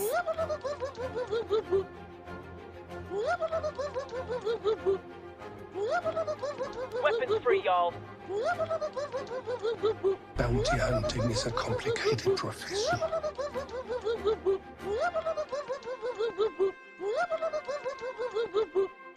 Everybody and his dog calls himself an outlaw.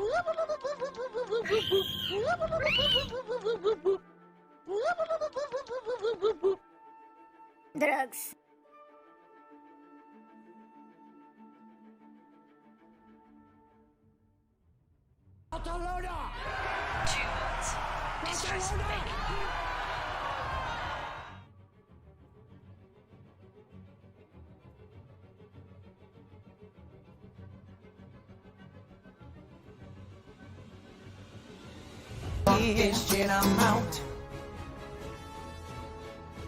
Casitas wares, if you have coin.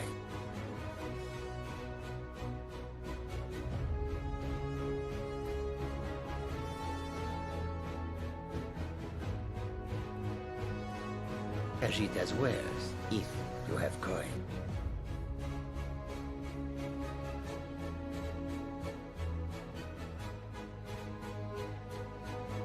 Good news, everyone.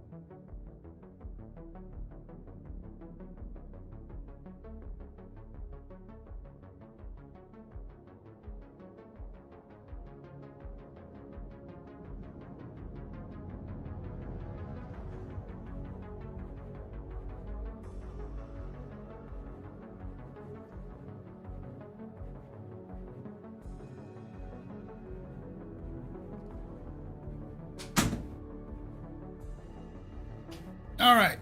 Stop it. Stop it right now.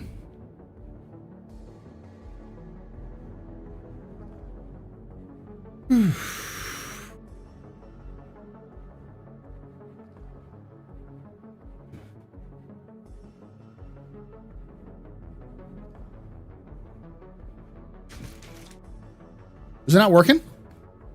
Oh, I didn't have it turned on. No, it should have been on.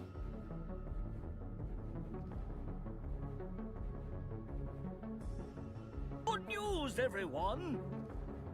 Should have been working.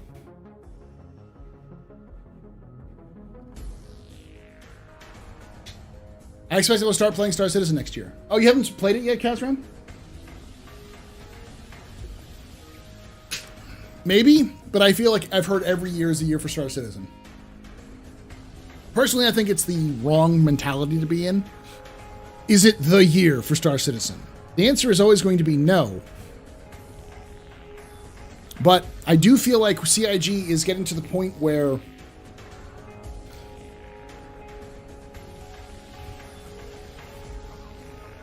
I think next year will be the first year that Star Citizen sees its first mainstream successes that are not because of random chance.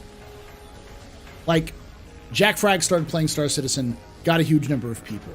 But it wasn't just Jack, it was Ollie 43 or 42. It was Ollie 43 or 42. I always assume it's 42, but it was Ollie, it was Level Cap, it was a bunch of people. But Ollie and Level Cap played the game before. And Jack Frags kind of was brought in by other people who'd already played it, some other friends. And we've had other big names come and go. I mean, Burke Black. He been playing Star Citizen off and on for years now. He came back for 318 for PTU.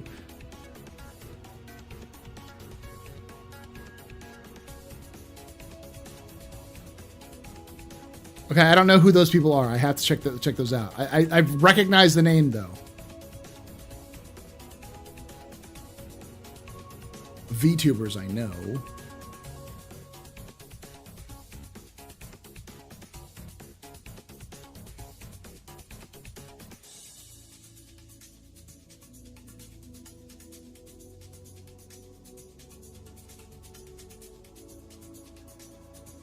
Oh, VSojo is a VTuber kind of group. Never understood those. I've heard of these existing. I guess they're like crews of VTubers that work together, kind of like stream teams, I guess. I don't know. No, I think what will really see Star Citizen succeed is when you have a drop in Star Citizen. Star Citizen has a drop, has a release that's stable enough that you see people who are from various different communities of different sizes, not just mega stars, but the content creator middle class, as it's once been taught. People who are more my sized or a little bit bigger.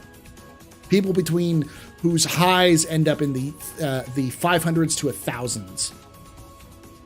Like right now, Burks is undisputedly the top streamer in Star Citizen. He gets for English speaking, I think a couple of folks in France and Germany get thousands of people watching them. But for the English speaking world, Burks gets, he could peak out at 1,000 people easy when people are watching him. But in streaming world, that's kind of a upper middle class sort of position for streamers.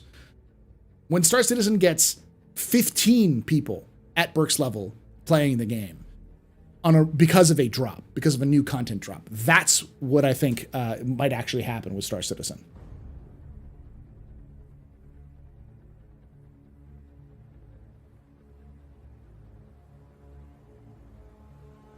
Yeah, Linus played, I know.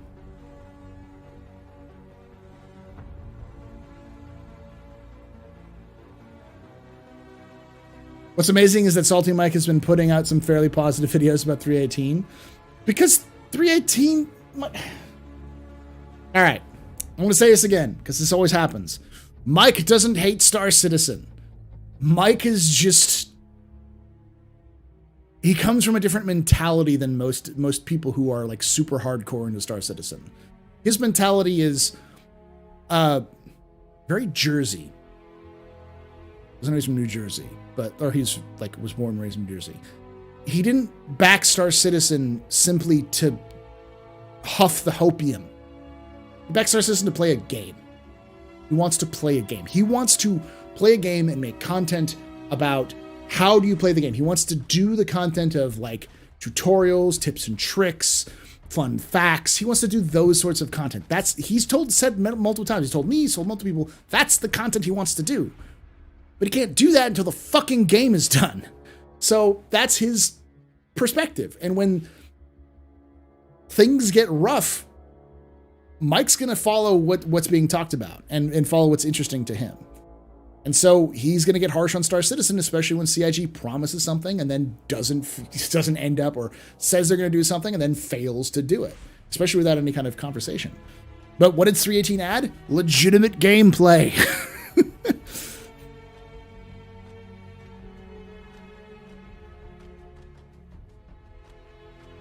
Yeah.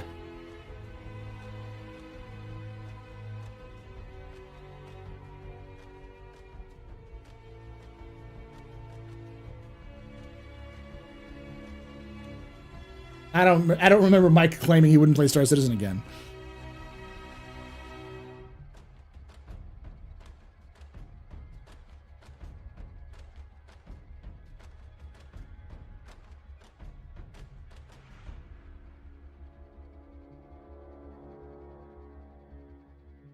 Is that his Star Citizen email out there, Q-Pan?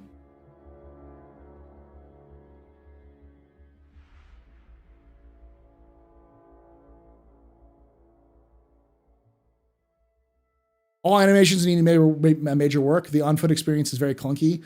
I don't know if it's just animations or just latency, tick rate, etc. It's a little bit of both. 318 specifically has smoother animations in some cases, and then a lot of it is just latency or server tick rate. If you've played 318, I mean. If you're talking about 317.4, yeah, that's definitely server rate.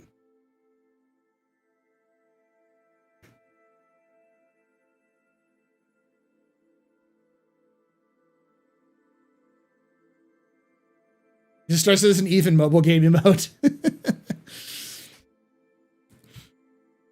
My point being,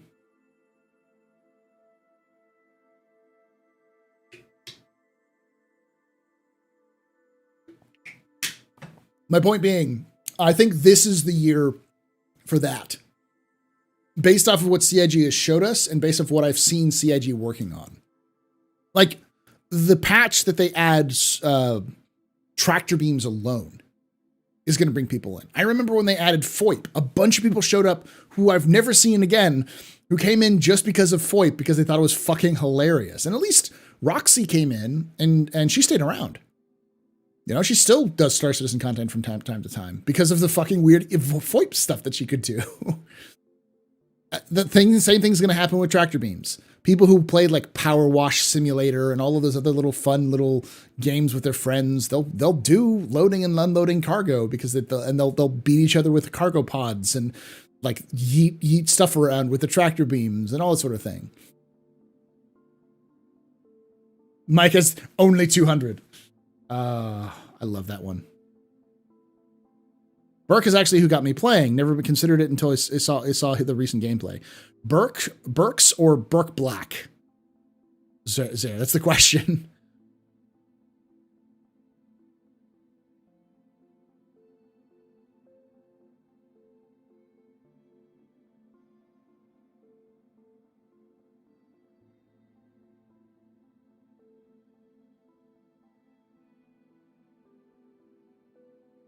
Burke Black, yeah. Burke Black is the correct answer. He wants to play a game that's still kind of a dream, a dazzling dream. Yeah. I would say a lot of people who back the game, though, who've been around here for a long time, and a lot of even newer folks who come in here are backing the game, not because they say, I need a game now. Obviously, we'd all want a game now, but they can see the potential. They look at it and they see, I see what the potential of Star Citizen is. I am interested in the potential of Star Citizen. I'm wowed by the ambitions that they're wanting to do.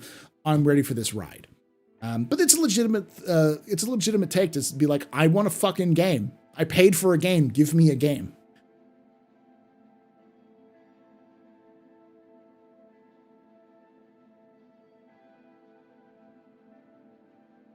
No, people still play. I'm not saying people don't play. I'm just saying that the average person who backs Star Citizen, I don't think is playing Star Citizen to the degree you'd play another MMO. Some of them do. I know plenty of people who do that. But I think most people are, at least, even if they do, understand that the game is not done yet. And aren't backing the game because they want to play the game right now.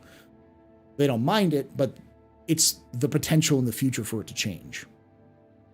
Star Citizen is a game I've seen grow from 2.6, and I've had some moments where I was ready to walk away, like 30K Apocalypse, but CIG has delivered more fun than almost any other game I've played since I first backed. Yeah.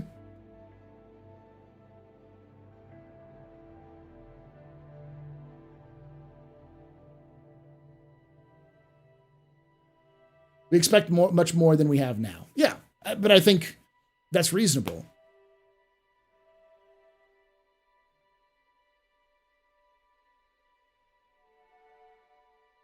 I hope Starfield can scratch my space itch for a while or distract me from the development of Star Citizen. Cozy, I am looking forward to Starfield as well. I'm definitely going to be playing it, but I also 100% expect Starfield to be a buggy fucking mess because at the end of the day, it's still a Bethesda game. It's going to have game-breaking bugs, spaghetti monsters. It's going to have shit that makes Star Citizen bugs look quaint by comparison. Because we all know that's going to happen. It's just the nature of AAA gaming these days.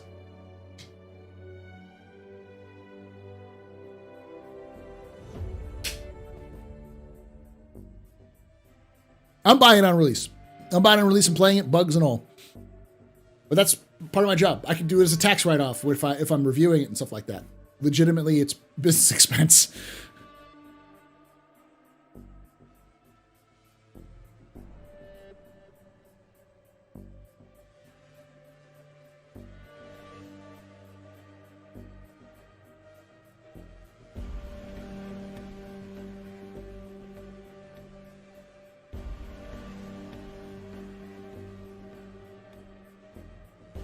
True, I play games off and on depending. Star Citizen is my only MMO at the moment. Yeah.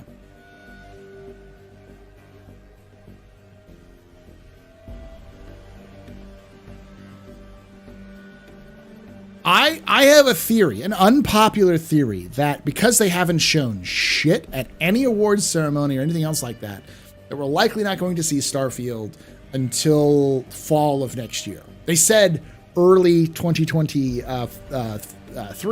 but I have a feeling that it's not going to release until fall of 2023 because they're going to want more time to work on whatever they're working on. Because what we saw in the gameplay reveal was like, it wasn't gameplay. It was like alpha stuff, like placeholder shit. There's a lot of placeholders in that gameplay.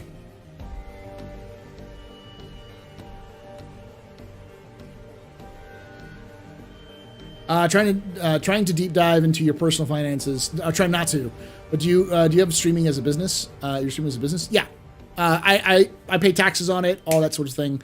But the reality is that I don't make any fucking money off of it.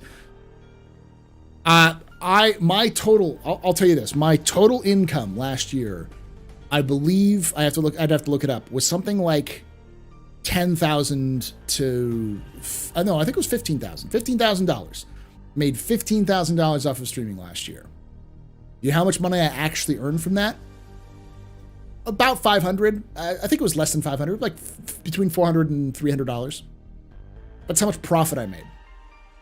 Most of it goes into keeping my rig alive, doing giveaways, new technology, editing software, paying for artists. I pay Uri for his work. Darge, I pay for, this wonderful layout and stuff like this. So like most of my money goes back into the business. So while it's a nice like hobby, it's more of a hobby that pays for itself than a real business. It's just, you don't make a lot of money off of it. Which is funny. Whenever I talked to Burke when he came to the Bar Citizen, and we were talking about earnings, and he was like, "Yeah, I make." He told me a number. I'm like, I don't even make a tenth of that. I feel tiny.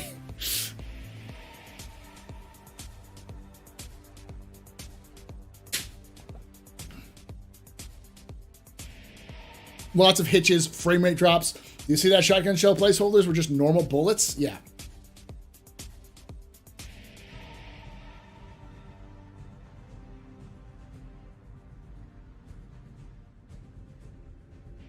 AstroPub, the has hiccup status affected added in game when they have more fleshed out medical stuff, but I don't doubt they'll have something like that. Yeah, I heard that he's moving to Austin as well. Yeah, I didn't know when or how. I'd reach out to him and see if he needs any help, but because I also live in Austin. But I know he went through a really bad breakup with his girlfriend, so.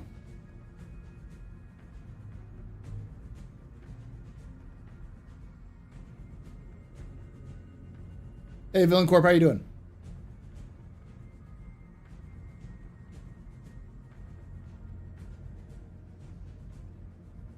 Austin's a great place to live.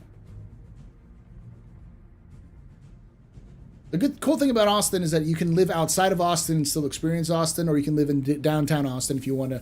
Like, the experience of Austin is entirely controllable by you, depending on the money and your willingness to travel.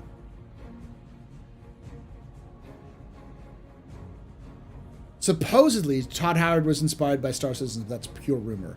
Almost certainly he wasn't inspired by Star Citizen. He was almost certainly inspired by Chris Roberts, because Todd Howard was a young developer in the 90s and early 2000s when Chris Roberts was a fucking rock star. And Todd Howard had always wanted to make a space game. He said so in a post that was archived back in like 2000. When he was still working for Bethesda. I think he was working as a senior developer by then on like Morrowind, but it was still like in early days. So I'm almost certain that the reason why Starfield got greenlit by Bethesda's executives was because of the success of Star Citizen. Almost certainly any space game that came out after 2012 has at least some of its financial success due to Star Citizen, because for a lot of you who don't know how like these kind of projects work, most people who have the money do not want to take risks. So if they don't want to risk their money, they'll need to have some sort of assurances that they're not going to lose their money by investing in your project. So having another project in the same vein that's doing well will then draw in investors. So the fact that CIG was making, millions of dollars in crowdfunding for a game that hadn't even been out, all you'd have to do is snip out those articles, attach them to any presentation you're giving, saying, see, the market is already right. People are throwing millions of dollars at a game that isn't even released yet because it's promising space exploration. Here's our space exploration game, which is going to be done faster than theirs. The rumor has to Todd Howard has to see how to make it. I mean, the whole 25 years in the making would make sense. You too, Villain. I'm doing well. Just checking your Star Citizen stream here. I'm a member of the Verse as well. Nice. Welcome. This is more of a discussion section. I do gameplay, but I'll probably do gameplay tomorrow. They don't make waves, they ride them. Exactly. You feel the video they released with the Polaris around the time of IAE? Do you feel like that's a sign that engineering gameplay is closer than we think? Yes. Yes. Engineering gameplay is next year. I don't know how anyone didn't think that engineering gameplay is going to come out next year, y'all. Like, even if it's tier 0, it's coming out.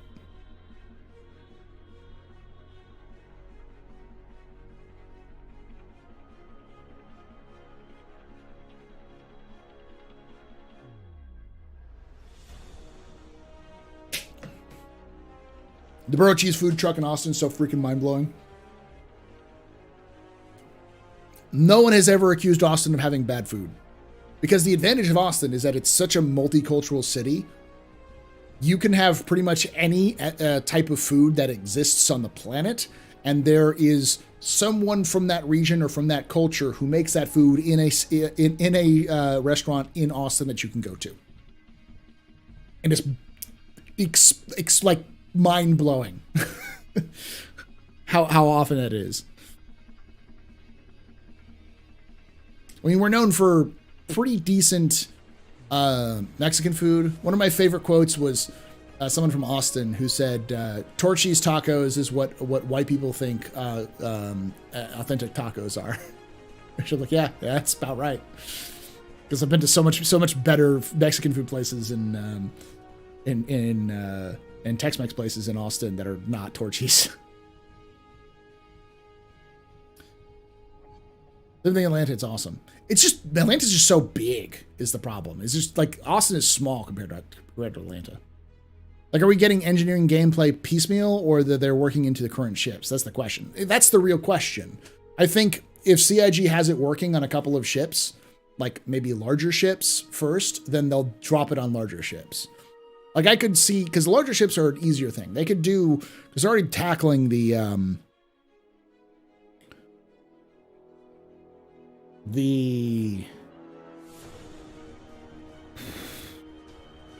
Hammerhead. So I think they'll add a easily could turn that around to do work on the Reclaimer, the Starfarer, the Carrack, the Connie, the Freelancer, the Vanguard, and like as you go from big to small, it becomes a little bit easier. And most ships that Star Citizen has are single-seater ships. There's not a lot of like dedicated multi-crew ships out there. So I wouldn't be surprised if CIG at the end of the year released it to all multi-crew ships having engineering gameplay, and the single-seater ships don't. Or not yet, at least.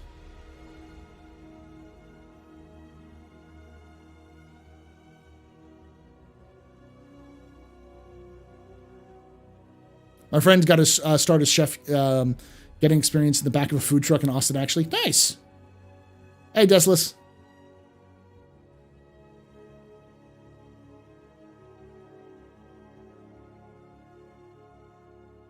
Follow-up question. Pizza in-game or Redeemer permanently removed in its entirety? Which would you prefer? Pizza in-game? Oh, and someone asked earlier, why do I hate the Redeemer? Because I hate it. It's hard to explain because it's a combination of like 7 different things. The main one is that it's designed by committee. It's not actually a ship designed to fit into Star Citizen's universe. It was a ship designed to be an I win button to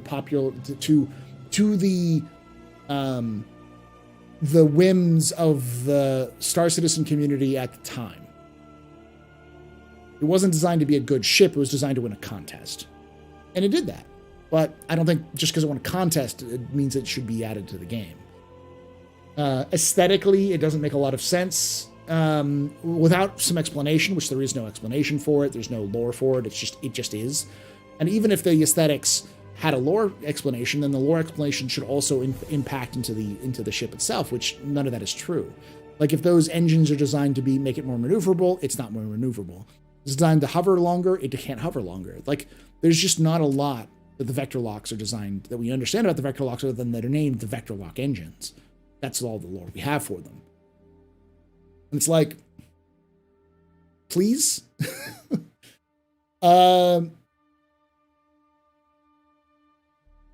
It also has changed so radically. There's a lot of like fucked up design choices in the interior that they had to make the design choices because they wanted to keep the original aesthetic. Like, why is there the sleeping quarters on the bottom deck and not the top deck? Why is there seats on the top deck and not the bottom deck? That should be swapped. Pizza in game or a Star Citizen movie? Pizza in game. Jesus Christ, y'all.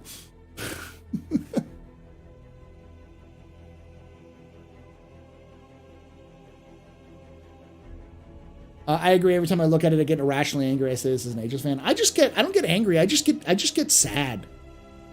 And just like, God damn it, you know? Because there's an option. They could have done well with it. Like if CIG went back and said, we're going to make the vector lock engines incredibly efficient in hover mode. And they just became the god tier hover mode ship. And they added a whole explanation as to why these vector lock engines work. Maybe they use captured Xi'an technology, maybe captured Vandul technology, maybe some sort of Tavaran hybrid technologies and added into it.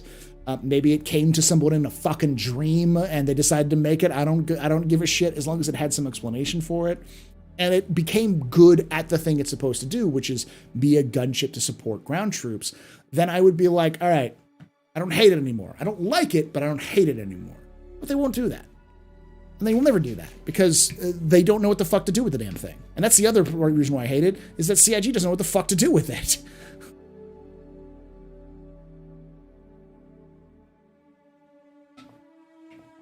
Wasted potential in the rebrand. Yeah, that's the real shame of it, is it's wasted potential. And there were so many other well-designed ships for that contest, which would have been so much better at the role that it was given.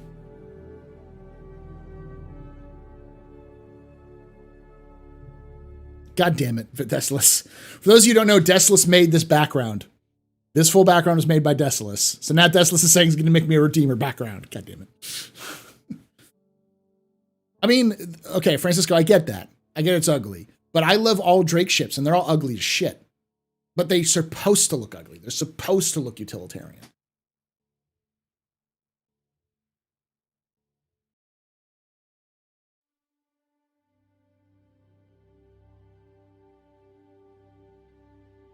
I like the old models of stuff like the Cutlass and the Mustang brought back in the day. The classic Mustang Beta had a better habitation quarter. Oh, so much better. I toured the Starfarer at IAE. Now that's a ship with fucked up interior. The Starfarer is entirely... There's an excuse for the Starfarer, though. The Starfarer is in Squadron 42, and it was built to be an FPS level. It wasn't built to be a ship. It was built to be a first-person shooter level. They even admitted it. It was designed to be a first-person shooter map that they could use as a ship for Squadron 42.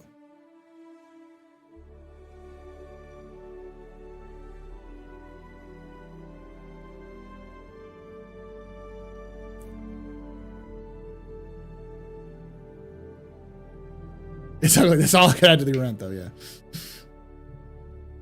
The Starfarer has great interior. It's amazing. You get boarded since you can flank them from 5 different directions at once.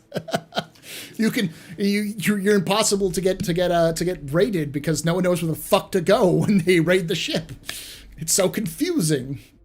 It's its own maze.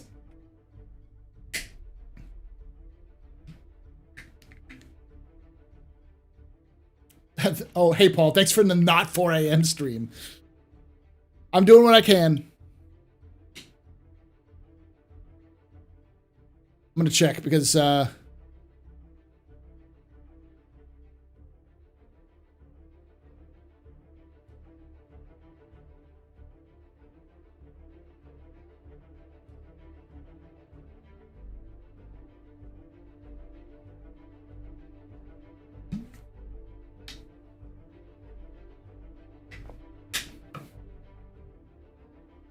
I think comments will have a huge rework. I do.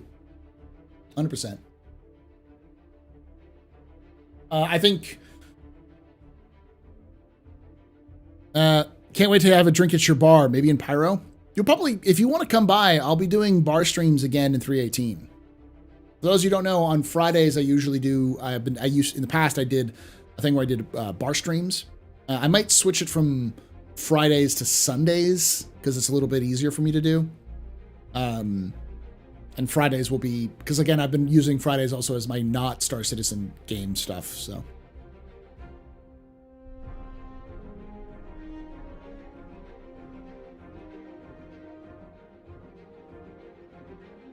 Better question is, will they give it a rework? I love my Gemini, but that interior needs some serious work and updated pick.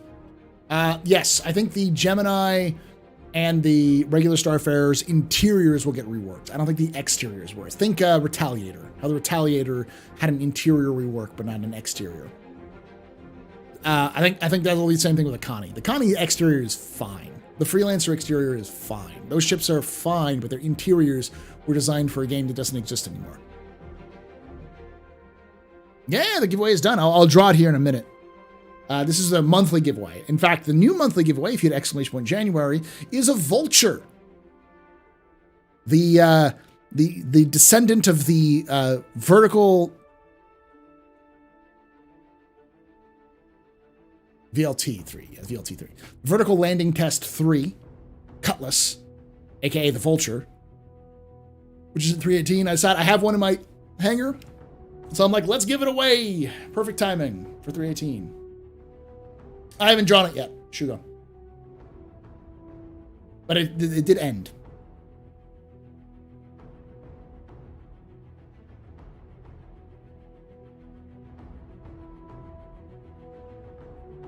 Let's go to Gleam. Competitions. Finished.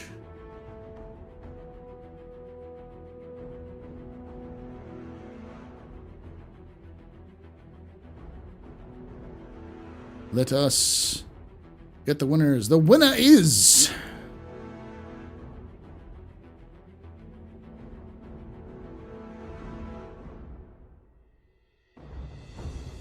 Kaiser Solo.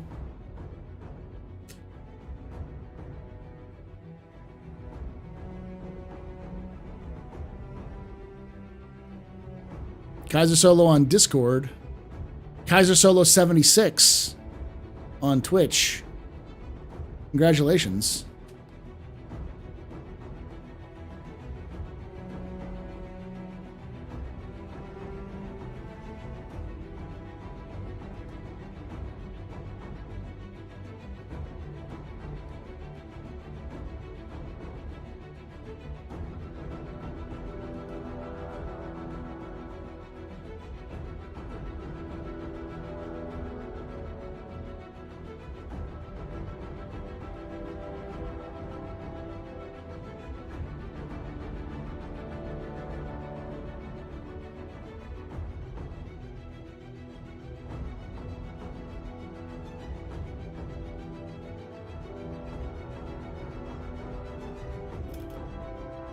They're not online, so congratulations to that.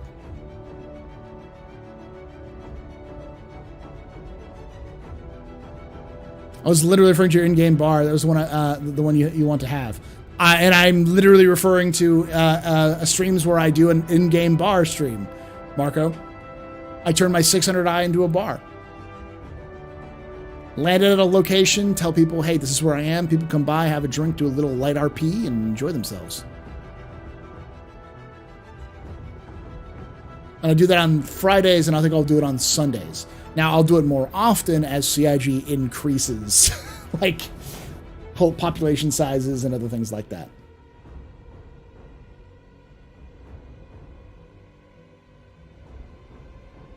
Alex, that's on the Luminalia Avenger is not going to be drawn until the 31st, I believe is what I said. So I'll draw that on Saturday. For the Astro Historian video. Oh, that's right. For those of you who don't know, the latest video in the Astro Historian, which is no one seems to have watched. I knew that was going to happen because of the topic I was doing, so I decided to add a little giveaway in there. For all of you hardcore of the hardest of the hardcore folks who like to watch my videos, so thank you.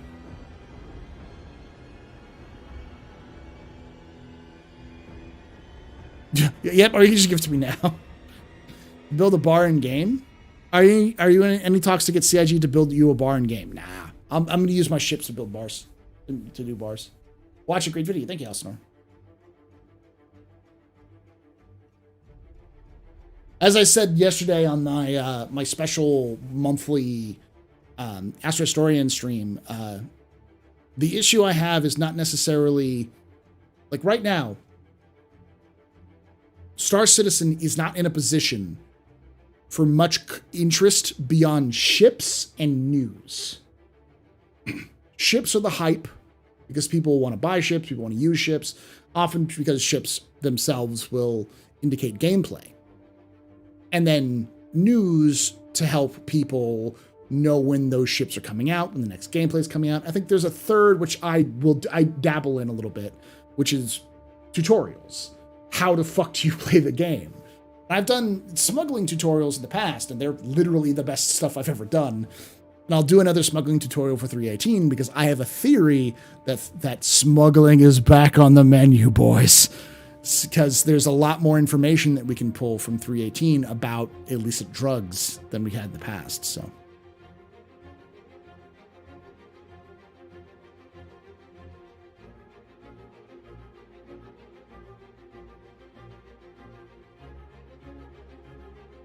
And that if the first time I played, yeah, it's not easy. Star Citizen's the epitome of the game that throws the keys at you and says, "Good luck, fucker," and just hits you in the face with the keys and walks away. It's the dad that went out to get cigarettes 15 years ago, and now you're left to fend for yourself.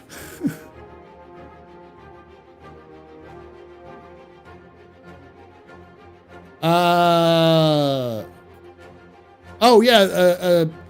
I don't think I'll call it Tale of Two Cities. It's a Tale of Two. Maybe I call it a Tale of Two Cities. I don't remember what I called it, but it's. Yeah, that one's a good one. The Tavaran one is a pretty good one.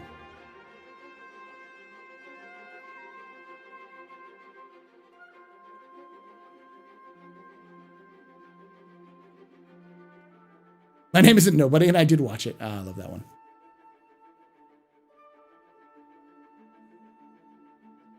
I know. But as I was saying before, Star Citizen isn't in a position for things like lore or even really gameplay videos to do well. You have a bed banana who takes months to work on a video to make it look really good. But we're not in a position where, like, for instance, I watch Rubrix Raptor, who does a lot of Arma 3 stuff. I watch Remy. These are people you probably recognize. They do gameplay videos on games. They show off games, Ambiguous Amphibian, those sorts of people. Rubrix Raptor has done legitimately videos on Star Citizen. They actually got started doing Star Citizen. How I know is because their main series they ran for a long time, the ending was just the Squadron 42 theme that he used for his ending videos on the videos. They're just like, see you fucker. But he's moved away from it because it didn't get so good. But every so often he pops back in for new content and does videos on it. But he hasn't done a lot of videos on it because nobody watches gameplay videos of Star Citizen, which is surprising as fuck. Not too surprising since its reputation is that it's buggy and unoptimized and you can barely play it.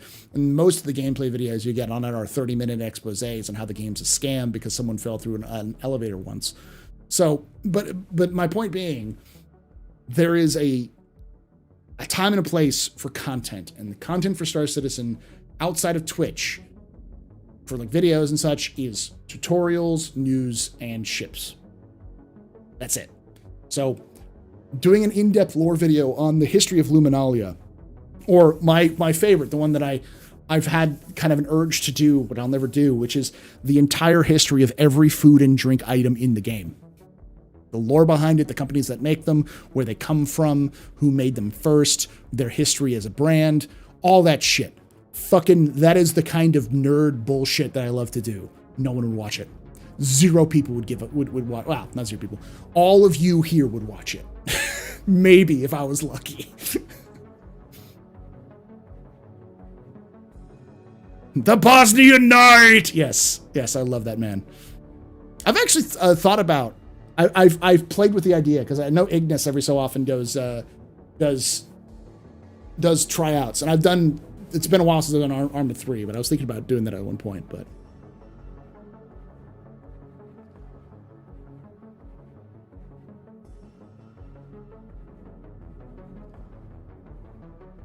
yeah, see, like that sounds cool as shit. I would love to do that, and I know some people would click it.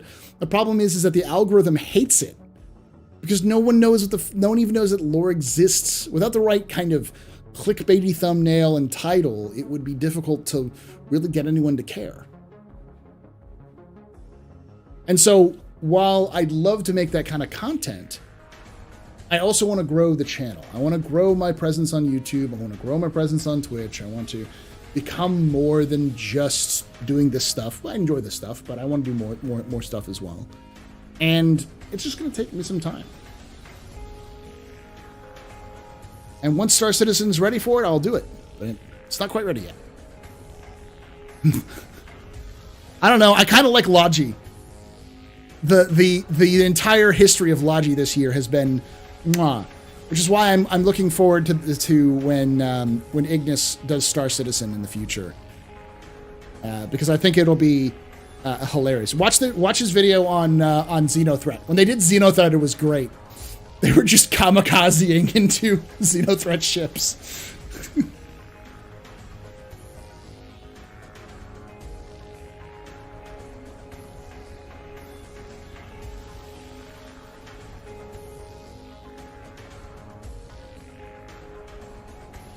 Are you serious though? Someone said earlier that it's like that in the Jump Down. Yeah, the Jump Down Wars locked. Actually, you know what? The JT Wars doc didn't do very well, which is surprising. It's the best work I've ever done, hands down, best work I've ever done. I don't even think I think the complete history of Star Citizen lore is better overall. But I don't think it's nearly as artistic or as, and it's not a knock on Uri. It's more that like the style I was going for was very stylized and deliberate. It was a documentary. I was shooting to make the Jumptown Wars a documentary, and I think it did really well. But no one watched it. Like, if you look at my videos, I'll show you. It does pretty well. There's a reason I put it as my banner for Astro Historian. Let me check it real quick.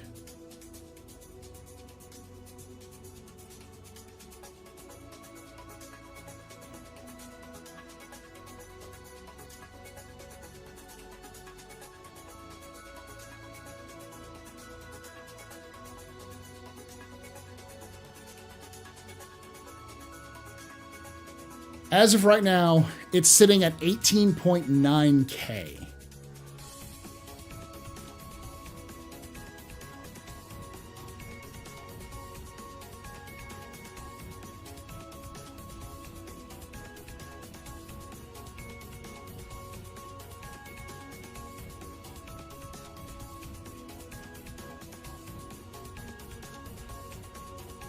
Over the last 3 years. For reference,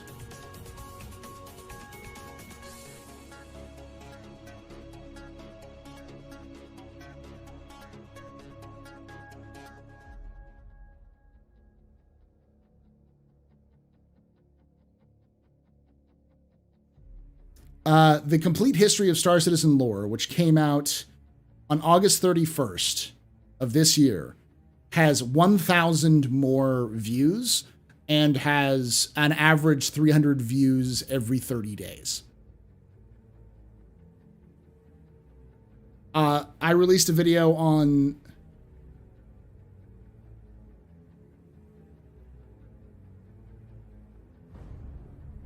So, and that came out July 2020 is when the Jumptown Wars documentary came out.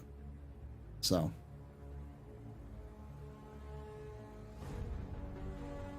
They used to. They took it out.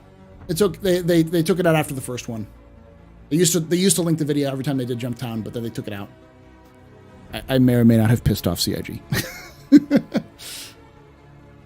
YouTube's algorithm is also jank as fuck. It is, but I gotta work with what I got. My goal is to make videos and grow the channel big enough to the point where I don't have to worry about the algorithm. I don't have to worry about feeding the algorithm. And I can sit down and do those weird videos and do like a big video once a month and maybe 1 or 2 smaller videos for the rest of the month and really focus on having, fun rather than having to chase the algorithm. And be happy where I am. That's probably several years away. But Hope you had a great Christmas, the AstroPub, and the best of you. You too, Jedi. You too.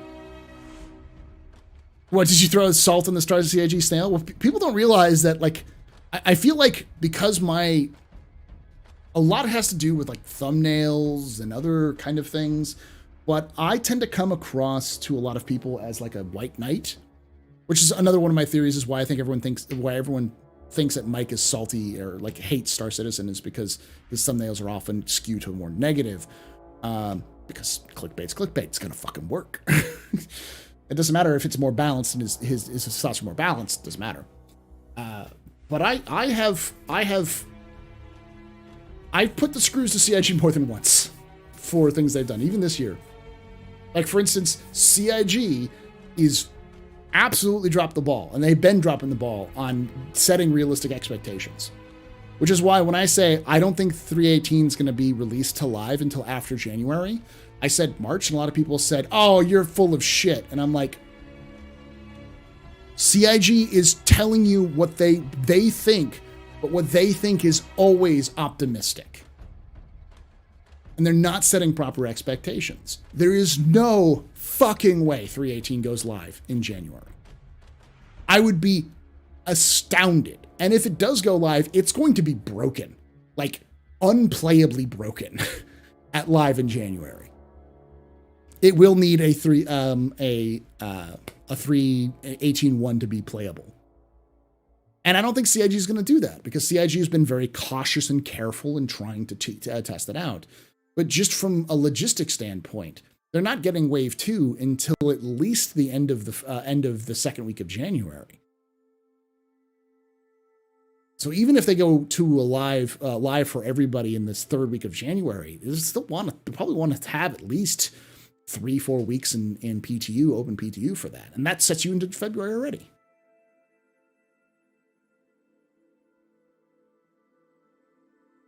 It never left Wave 1 this December.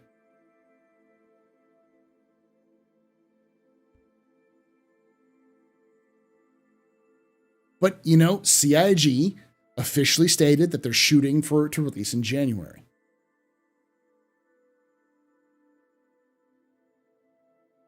Stop it! There's a rule that we used to have when I worked in restaurants. My dad owned a restaurant, but I did a lot of restaurant work for him and for other restaurants. The rule was when you're seating guests, you would always overestimate the time you think. So if there's a wait time was 20 minutes, you would tell the guest that it was 30 to 40 minutes. Sometimes you double the time, was the general rule of thumb. But you'd always give more time, would take you longer to seat people because something could happen and you may not be able to do it. But it would often take less time than the time even that's been allocated, let alone which you quote them, and they'll be less pissed. And I think CIG needs to look at their internal dates and then just like move it forward a couple of weeks or months and just say, that's our goal. So that when it happens it's like, oh, look, it's a surprise.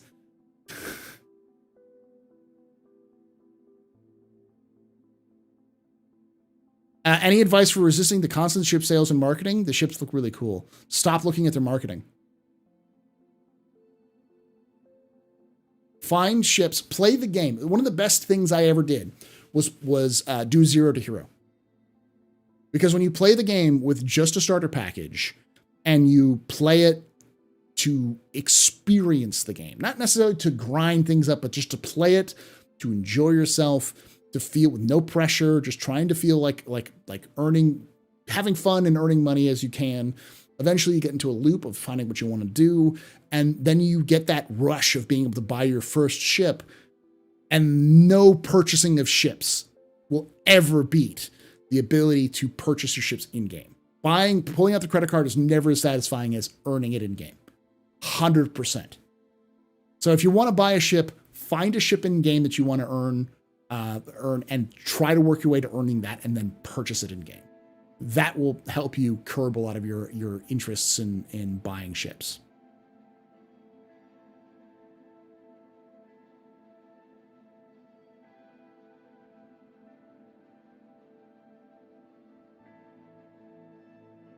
So the secret here is CIG are giving us overestimations, but as much as lunchtime may double an illusion, programming estimations are at least a factor of 10 off. Well, then they should be factoring it higher. That's the problem. Like because just from a logistical standpoint, there's no fucking way they're gonna get get 318 live by the end of January, and they knew that when they made that statement. Like, there's just no way that was gonna happen. But they still made the statement. It's like, and even if that was the case, then you revise the statement when you realize it's not going to happen.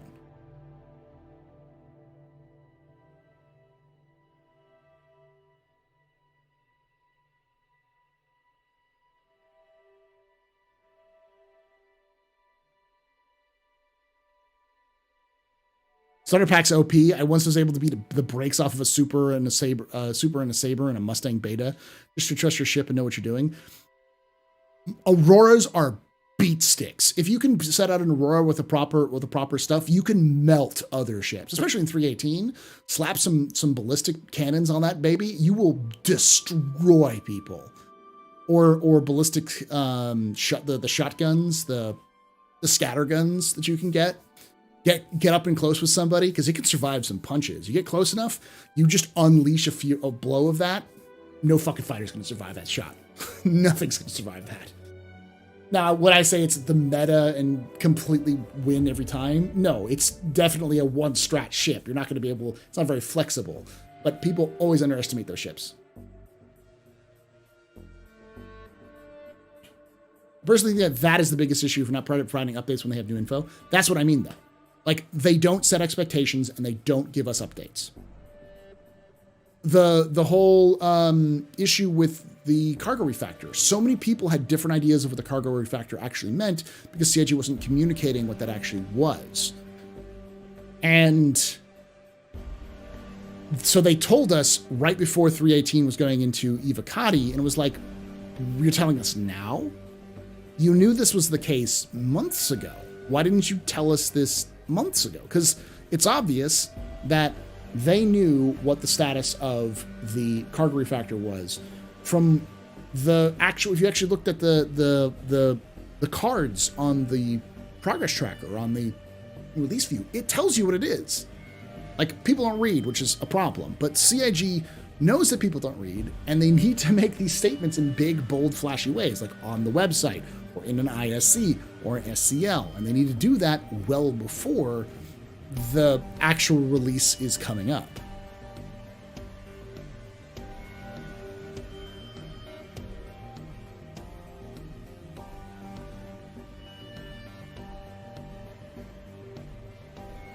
So, anyways, that was my point. That was my point of saying I do actually have problems with how CIG does stuff. It's just different.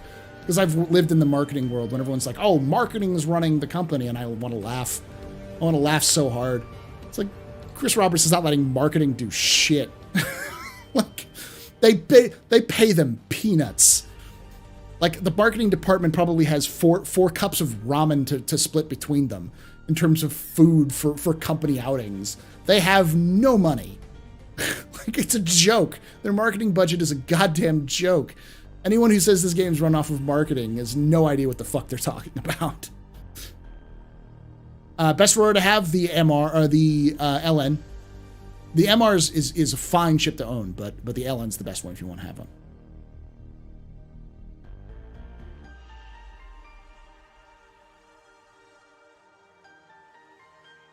Ad time.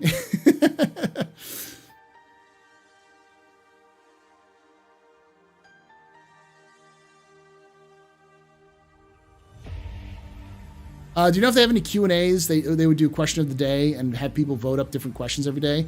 Then those get answered. And then those get answered. Possible would be there'd be a log for the community's most pressing concerns. It would be, but a lot of those would be bullshit. Like, where is AI? Where is X? Where is insert thing here? And it would be like, Like, where is salvage? If they did this like in March of this year, it would have been like, where is salvage? That would have been the top upvoted comment, or where is pyro? Or like that would be the constant upvoted one, no matter what. That's not when questions, it's where.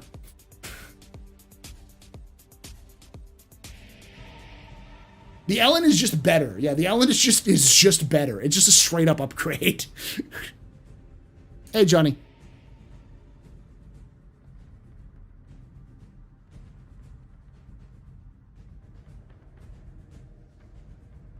Oh, you're talking about, Celine, you're talking about the marketing for FDev. Yeah. I was going to say Odyssey?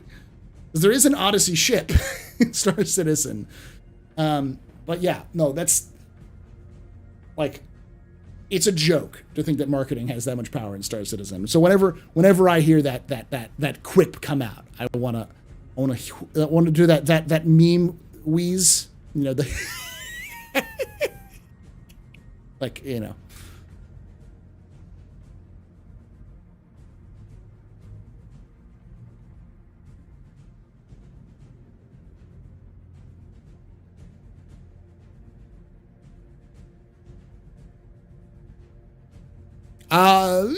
I would say the LN has tough competition in that size bracket with the Mustang Delta. The Mustang Delta is a nightmare to deal with in close combat. It's armored, so it's a little bit tougher than the LN. It has those dumbfire rocket pods, which, my God, they hit like the left hand of God when they hit.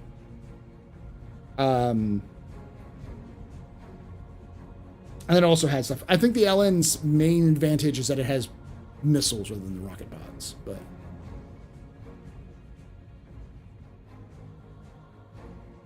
they're made by Hurston Dynamics. They're Jacaro. Like, you would think that if those rocket pods made by Hurston fucking Dynamics would be available in game for you to use on your ship.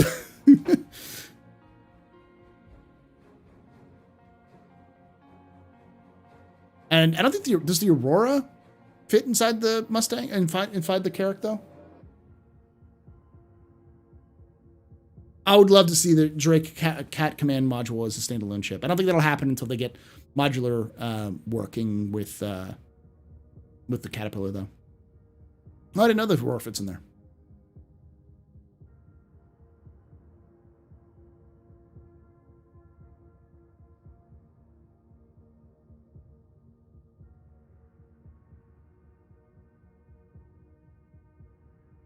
People were wrecking with the rockets so they'd lock them to the Delta. You used to be able to put them on an Arrow. Well, then they should just sell those rocket pods make those rocket pods that are on the Delta unique, but still sell rocket pods. Just limit the number of shots. I think it's saying that we don't have jetpacks yet. Yes and no. I know it's just not. It's just not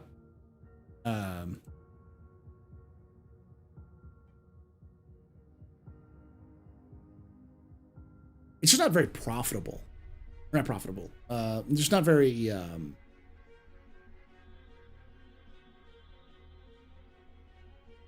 important right now. Yeah. Fall arrest gear. Nope, that's bad. That's a bad acronym. As a queer man, that was a stupid move.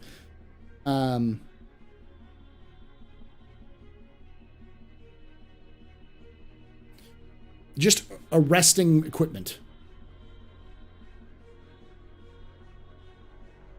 Oh, there you go. Fall arresting equipment. Faye. Because you can't really call it a parachute. We actually had this conversation on the captain's table when people are like, a parachute is this specific thing. It's like, yeah, but there's no fucking word for the thing we need because it doesn't exist. Parachutes arrest your descent from falling from the sky so you don't die.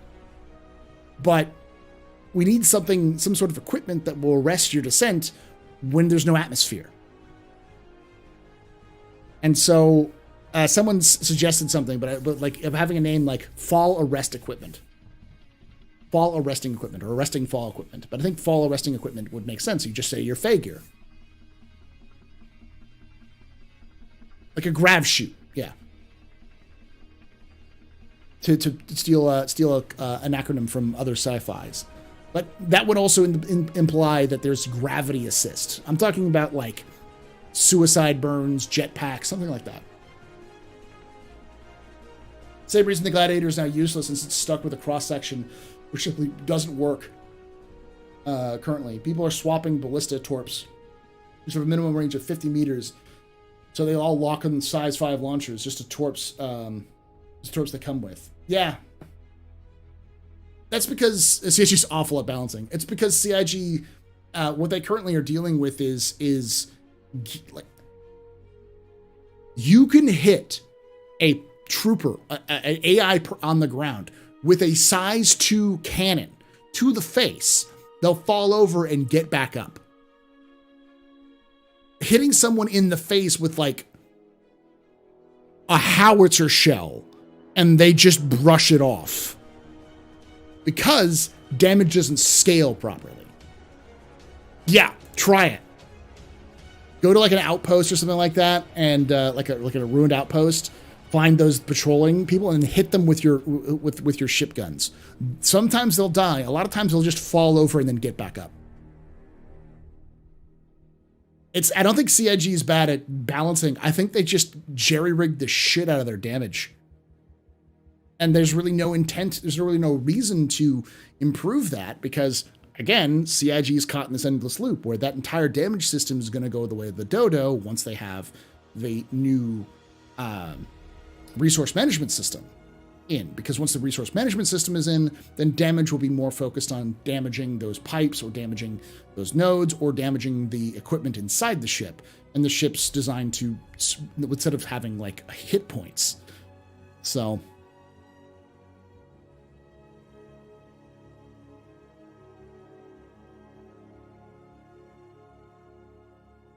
exactly. Why fix something you're going to replace?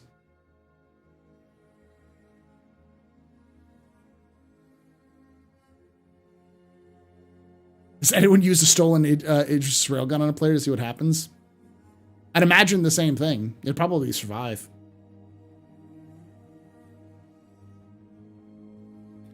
Yeah, it doesn't help that the servers are also weird.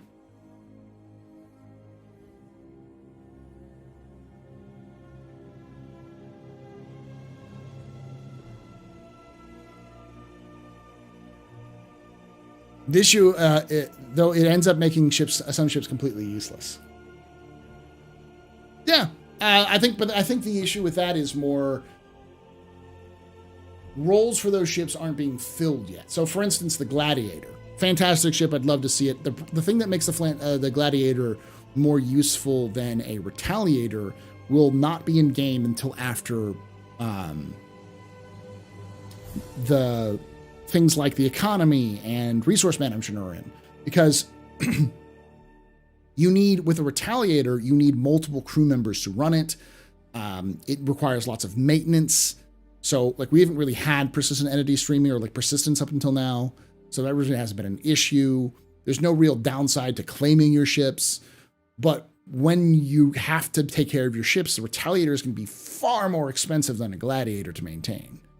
The Gladiator is going to have less range, but it's going to have much smaller crew requirements and much easier to maintain and keep flying. So it's just cheaper. Yeah, it doesn't do as well, but it still does what it's supposed to do. And it's smaller, so when you do things like travel through jump points, it can travel through some jump points the Retaliator can't. It also will have a smaller cross-section, which will make it easier to hide when it comes to stealth technology or but all of those things are not in the game yet. They're like years down the line, which makes some ships completely useless until those factors are in. Like the 300 series is another great example. A lot of people think the 300 series is garbage, but I know the 300 series is going to be very good once Pyro comes in, because it has, like the 315P has insane amount of range. Same with the 325A. It also has standard targeting technology, which is supposed to be better, but that doesn't really matter right now. But once the HUD overhaul happens and more detailed gameplay comes out about like tracking and all those sorts of things, scanning, you will see, you'll definitely see those ships start to shine a lot more when it comes to gameplay themselves.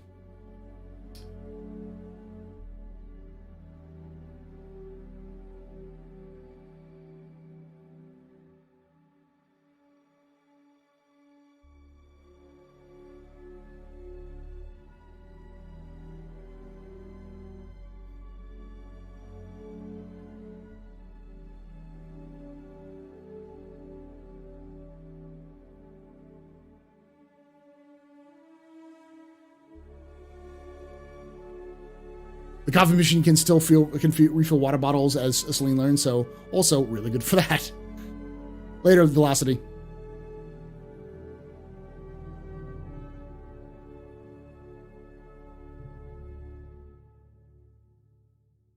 Speed arresting fall equipment pack. Safe pack. There we go. Yeah.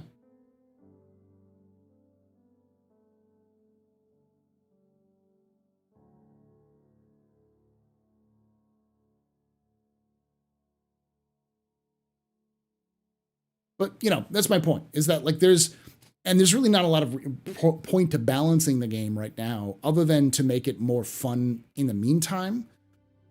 But that's the eternal struggle.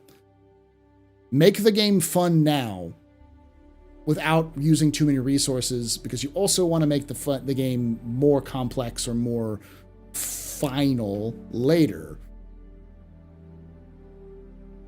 So do you use resources to make it better now, or do you funnel that resources to making it better later, but you still have to make the game reasonably fun now?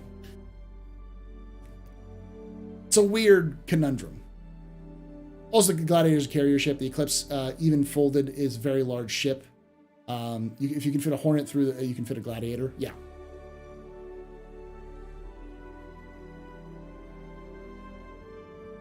But like I said, all of those factors have to play in place. Like, for instance, even now, a ballista is expensive because you have to have a ship that can carry the ballista to the location you're going to. But in the future, when you put a ballista down, the maintenance is going to be nothing compared to a ship. So the ballista will become a lot more valuable as a anti-aircraft defense system, you can also lock on targets on the ground. You can turn it into rocket artillery if you wanted to. Just saying. But it'll be a much more valuable asset than a ship because it doesn't require as much maintenance.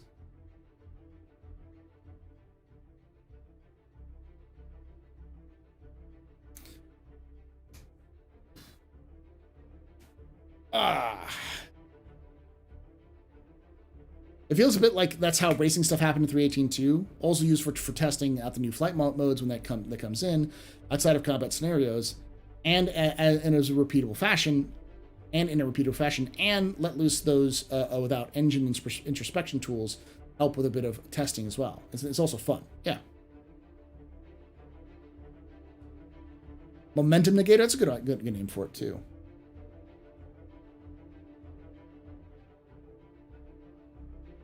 Oh, Stellar Mass Jack. Lol, did you talk about Star Trek 42 storyline too much?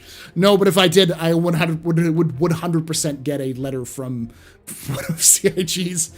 I'd probably get a letter from Xylo being like, Paul, shut the fuck up. I don't want to have to write a cease and desist.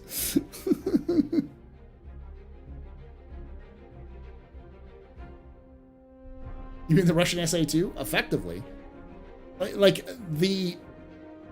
I could almost see the ballista working as rocket artillery when you have the ability to link scanning technology or link like sensors, feed the sensor data back to a location.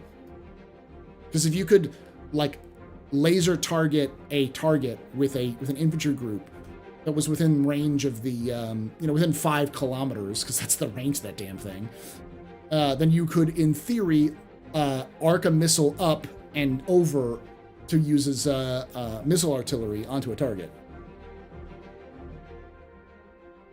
Splat. Single preventative landing arrest transistor positioner.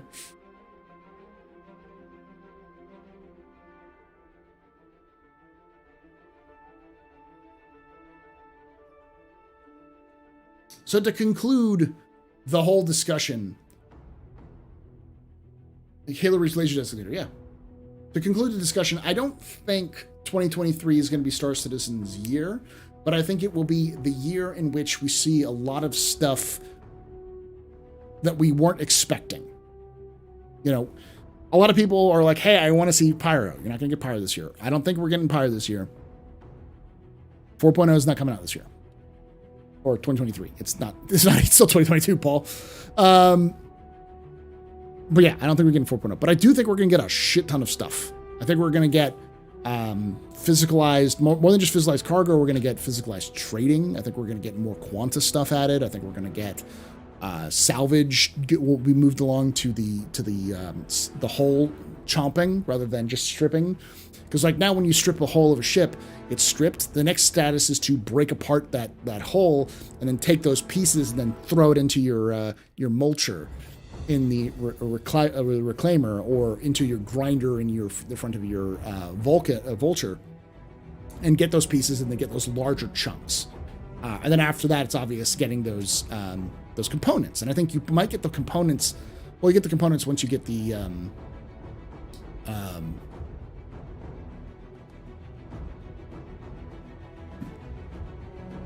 gameplay that deals with resources, the resource gameplay stuff. Oh yeah, we'll almost certainly see Evo or Wave 1 by the end of the year. We'll see what 318 had this year. But I don't think we're going to have the 317 problem this year. It's going to be like this year, but better, is what I'm saying. So it's not going to be the year for Star Citizen. But if you play the game, if you're a trader or a trader, if you enjoy engaging in commerce with commodities or moving boxes, if you enjoy salvaging, if you enjoy bounty hunting, I think all of these aspects will sort of shine in this next year. The claw! And also, I think this is the year for Arena Commander. I think we're going to see Arena Commander have a massive glow up. I predict we'll have at least 2 more Arena Commander maps added for Arena Commander itself. I wouldn't be surprised if we got, again, Theaters of War coming out. I think we'll get more Star Marine maps based off of... I do think we're going to get things like underground facilities. I think the new UGFs will be out by next year as well. Possibly even Lorville 2.0.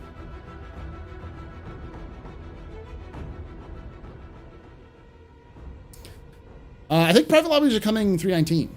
Almost certainly that was like confirmed, or the goal is 319 to have private lobbies coming back. Because they're going to use the new technology, new back end for persistence and such. It is a bold decision, a bold prediction, and I'm going to still make it because so here's my theory behind that.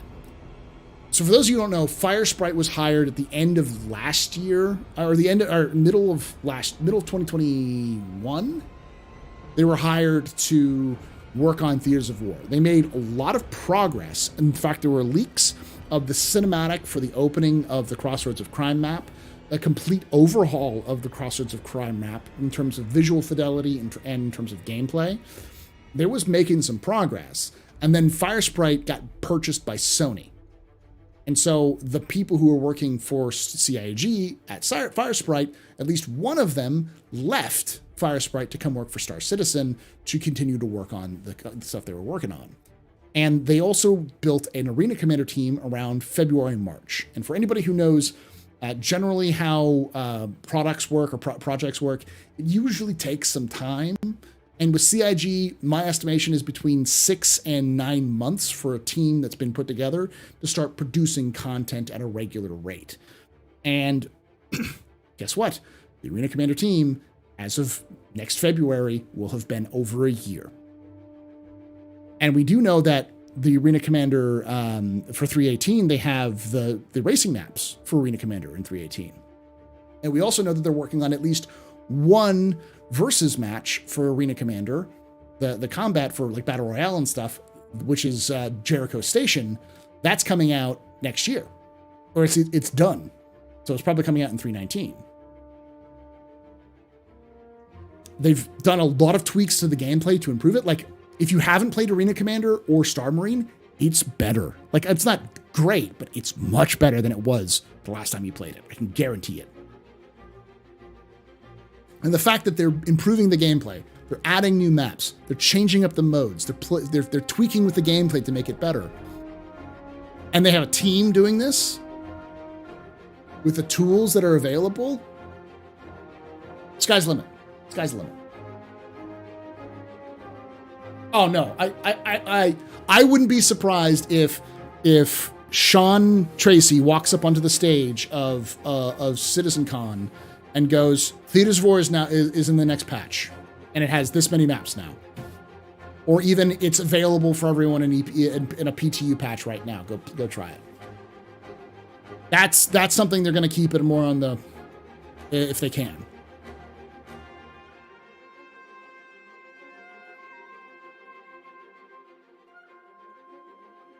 You think they'll wipe again before 4.0? I don't think they'll have to. CIG is very reticent to wipe. The only reasons why they wipe is because of something wrong with the backend servers, or they're migrating to new servers. There's no real migration from 3.18 to 4.0 in any of the, even 3.19 or 3.20, whatever. There's just no reason to wipe unless there's a backend change. All they're doing is streaming stuff between servers. So unless there's some major problem with that, no, I don't think they'll have a wipe. I don't think they'll have a wipe until likely they get the economy set up, which another thing that they'll probably improve is Quanta, because Quanta's been in the game for a year now.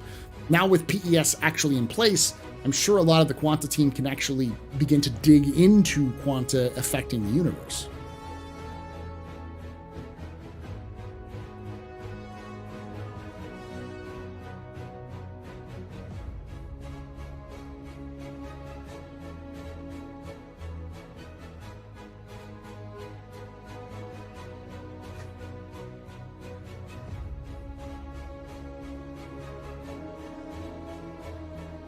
So overall, I think next year is going to be a good year to play Star Citizen. I think we're going to see some wild experimentation. I think we're going to see some stuff that works, some stuff that fucking sucks, but it's going to be stuff that CIG is going to do. And I do think that the teams at CIG will be very happy, only because I think a lot of them will finally get to make gameplay. Stuff that they're there to make games, not necessarily tools. Tools help, but they want to make the game. They want to see people play it, and they want to see how people react. I think that's, we'll see. Why do you think Tony Z has been silent for such a long time? Because he's been working with the PES team. There was even at CitizenCon, Chris Roberts said Tony was busily working to try to cram something to 3.18. So who knows? Tony doesn't like to talk either. Tony is not, I wouldn't say he's not antisocial, but he's very private. So he's much less of a public figure for that, something like that. I almost can be certain that Quanta will start to come more to the forefront, because a big thing that's been holding Quanta back in my mind is the backend, the persistent streams, because the duplication layer and the probability volumes are all on the same fucking structure. So unless those are working, there's no point.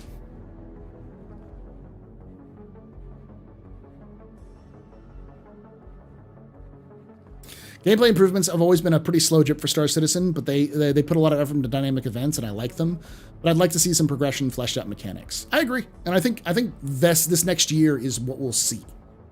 Based off of the letter from the chairman, which was last year, and CIG is very slow when they're kind of moving things, and also based off of what I've seen in monthly reports and such, and other aspects, the creed from on high, the proclamation from the mouth of Christ Roberts himself, seems to be in the company that the priorities for the PU are commodity trading and trading gameplay, salvage gameplay, those loops, and bounty hunting gameplay. Those are the three things that Chris Roberts wants done before 4.0. Not not at 4.0, not in 4.0, before 4.0. Because those are the things he wants to get done while they're still working on 4.0. And we can see that movement with things like the cargo refactor, with salvage, with the hull stripping salvage aspect, with discussions on hull munching coming in soon, and cargo loading and unloading with cargo elevators, freight elevators. The improvements to the medical system and improvements to the legal system and how that's working. All of these things are pointing in that direction of what they want to do. So I think most people agree that mining is a fairly good loop. It's a solid loop. It's not the best loop in the world, but it works and is entertaining for the people who like it.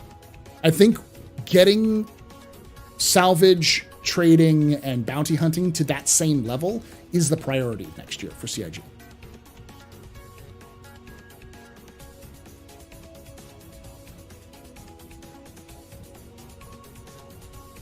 Apparently stuff being in parties lets you sell friend stuff outside of NQA terminals.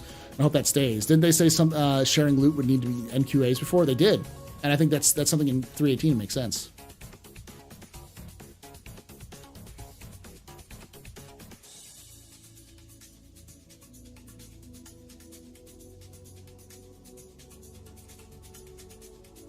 Are those all pillars of core gameplay needed for before beta? Of course. They need all of those things, but those aren't pillars for beta. Those are pillars for the gameplay aspect of beta. But those are the things they can do with what they have right now. With PES in the game, those are the things they can try to accomplish. They don't need server meshing to get those things done.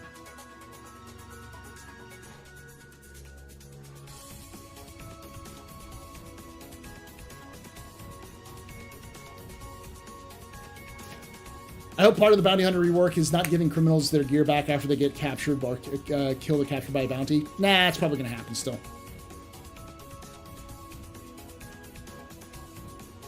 I wonder how long beglogging only for the player who owns the ship will stay. Until they can get the back end more stable. I definitely think we'll get loads more gameplay in 2023 than we had in 2022 and even 2021. I agree. Now, I don't know if all of that stuff is going to be done next year, but that definitely seems to be the direction that CIG wants to go. Anything can happen. Massive problems could have hit, but I do believe that that's the direction CIG wants to go, and that's where they will go in 2023. And they've already made large strides towards that. If you look at the monthly reports, if you look at 3.18, you can see that direction already coming to fruition. It just needs a little bit more time. They ran out of time to do more in-depth salvage, more in-depth trading stuff. They're still working on it, but it's going to take a little bit longer.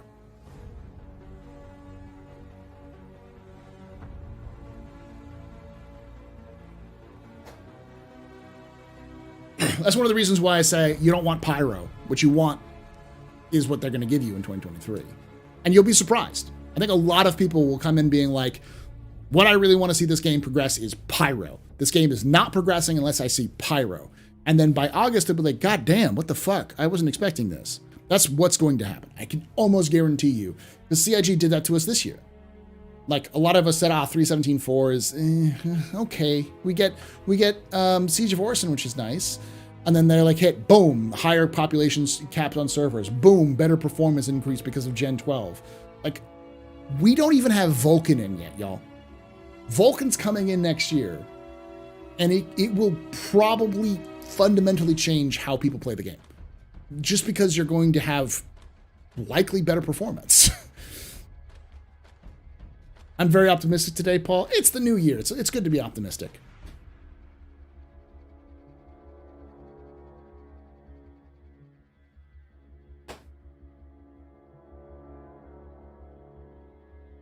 What are your thoughts on beds and ships being used as spawn points for friends? Have 3 beds in your ships, 3 friends can spawn in your ship if not in PvP combat. I don't like that idea. There was an idea that was floated around called the agent smithing, which was like Agent Smith from the Matrix, specifically the Matrix sequels, where you could kind of, or I guess from all the Matrix, where you could have an agent take over a body of a random person and, you know, an NPC as it were, and kind of control them. That is...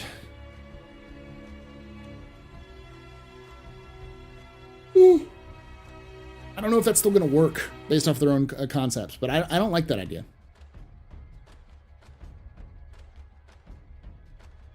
Where you could basically take over an NPC and function with them.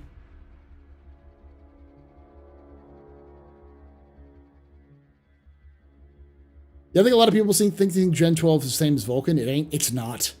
It really isn't. Now, I'm not saying Star Citizen will be able to be run on a potato. But if you look at the Doom 2016 had Vulkan integration, and once it gained Vulkan integration, you could play the game on practically a potato at the highest resolutions and have fantastic performance. It was insane what Vulkan did for that game. And after I found out that CIG was doing something with Vulkan, I looked that up, because this was back in like 2017, 2018 when CIG made the announcement. I looked that up, that someone mentioned that, and I looked up the videos. I was like, holy fuck. Like, this thing is optimized as shit. Doom 2016. The 2016 Doom game. It's just called Doom, but it's called Doom 2016 because, you know, Doom 1 came out in like, what, the 90s?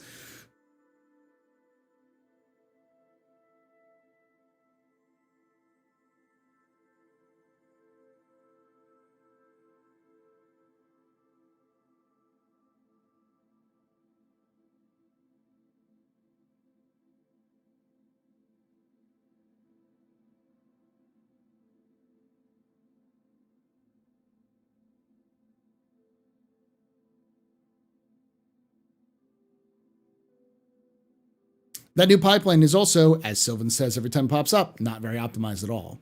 Yeah, they haven't had a chance to optimize it. Once they have Vulkan, because I think the next thing they're going to do is put in Vulkan, and then once they have Vulkan, then they'll go back and optimize everything. But Vulkan's going to be done in Star Citizen. Will be in CIG probably by 3.19, probably by mid next year.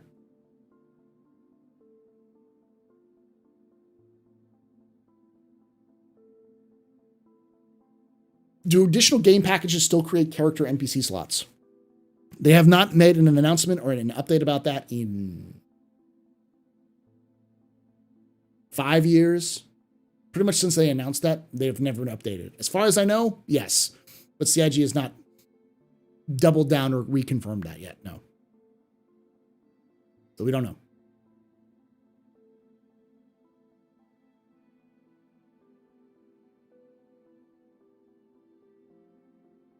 I wouldn't count on it, is what I'll say.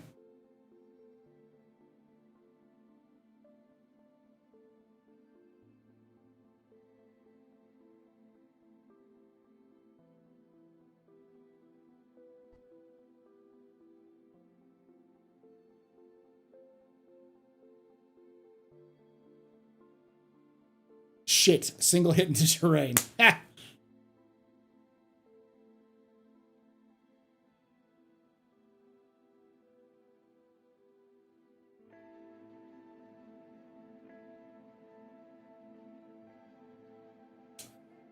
While we have a bit of a lull, I do want to also... so for those of you who don't know, because I usually do this at the very beginning of the stream, but I forgot. I do minis. So I like to update chat whenever I finish something up. This one was... used the wrong spray for it initially, and so it kind of didn't ruin it, but it's still not great. Like... it's fine. It's a little funky, but it's fine. I might need to repaint over some parts to really improve it, but...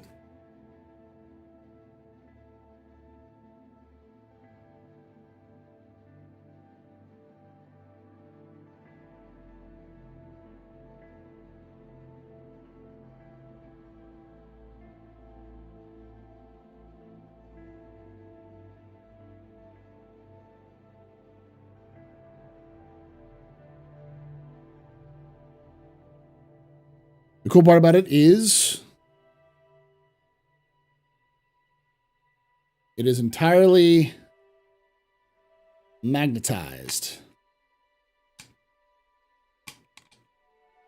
This back's also magnetized and it wants to escape.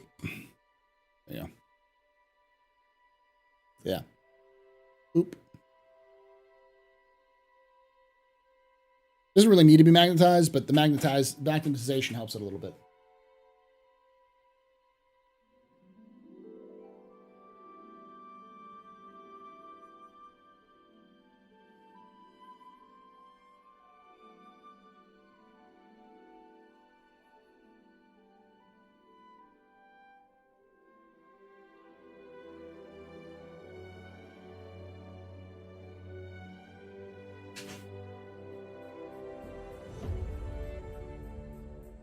Fancy ketchup tank.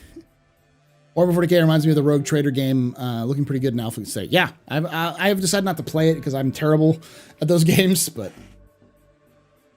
yes, it's a plasma cannon. It's the Eradicator Nova Cannon or something like that.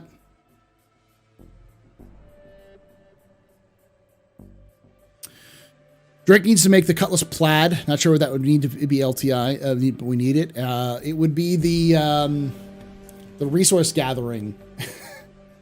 The lumberjack cutlass. Like a cutlass that's secretly, that has one single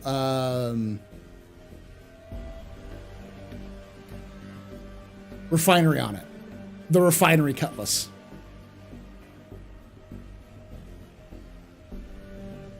Yeah, that was my initial joke was Cutlass Plaid is going to be the data runner, but refinery cutlass, that's what it would be.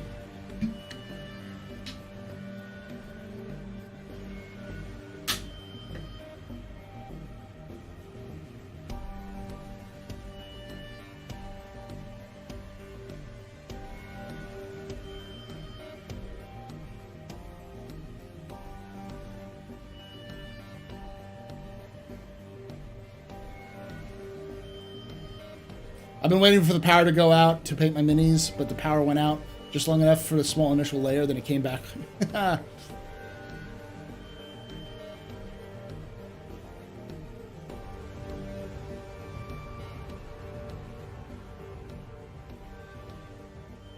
when do you think they'll get the claw system on the raft working? And will I be able to drop them off in other players? The class system, I believe, uses tractor beams. So whenever they have the tractor beam technology, which my guess would be 319.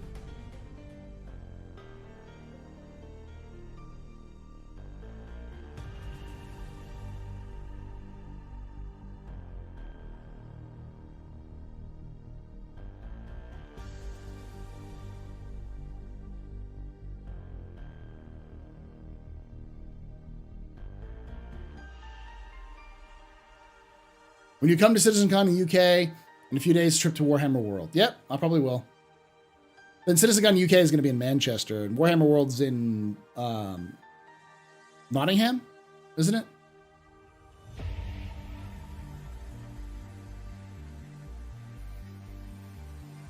Hey, no problem, Ionic. I've kind of got two things. One, I like hanging out and talking with y'all. But two, Twitch is like, hey, we'll give you more money if you stream 78 hours this month. And I'm currently at 73?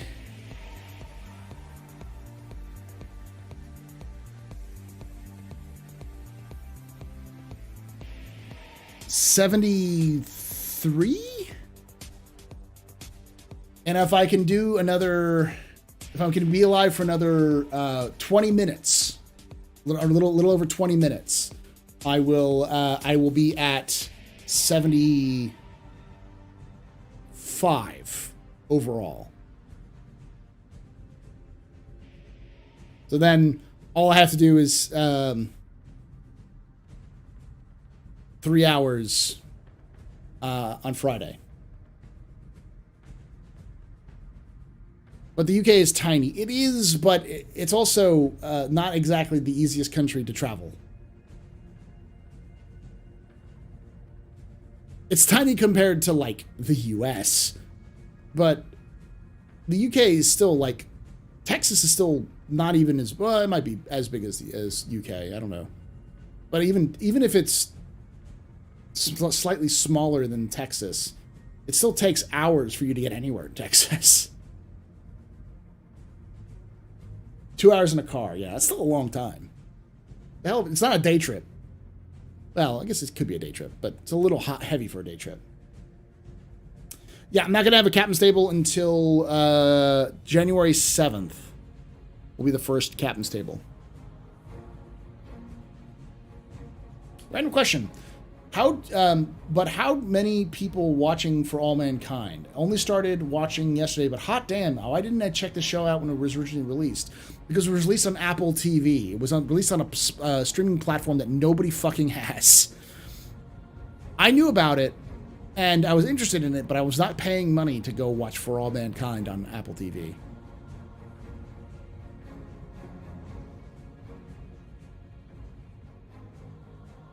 AstroPub been to LA. It takes you 45 minutes just to get to the corner store. Yeah, I know. That's why I hate LA. I grew up in Northern California. I'm not fucking going. I despise LA.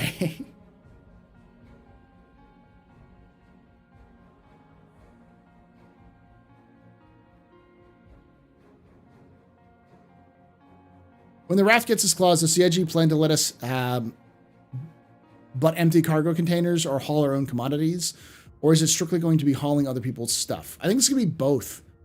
I think you'll be able to buy your own commodity containers. I think you'll be able to haul those sort of things. I don't know if we'll have that initially, but I think that will be the plan. Again, I think that's probably shooting for 319, which is Q2 of 2022.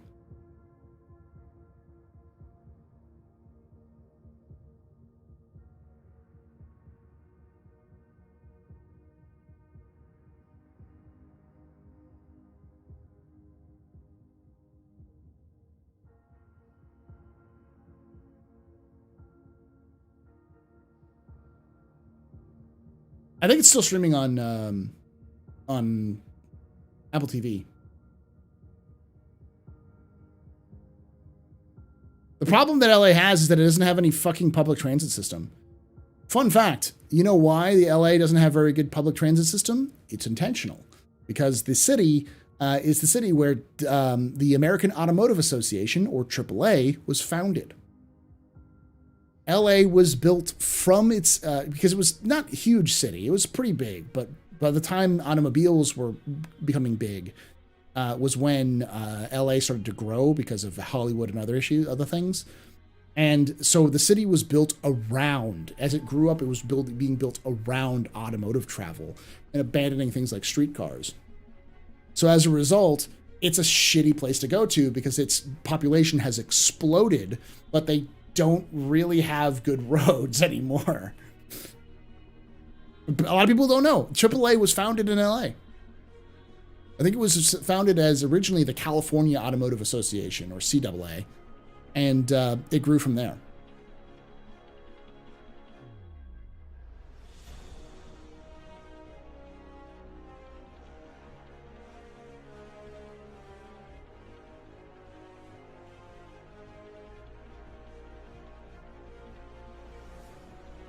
Yeah, and because of the political power of the automotive industry in LA, they prevented trains from being built or more, and they also ripped up the.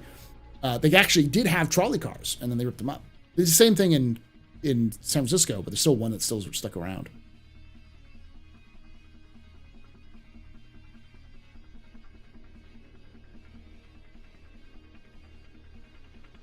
South Carolina spends a ton of money stopping potential rail projects in Texas because they make a lot of money. Yeah.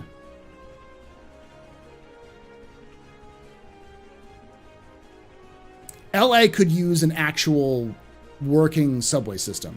I don't think that, does LA even have a subway system?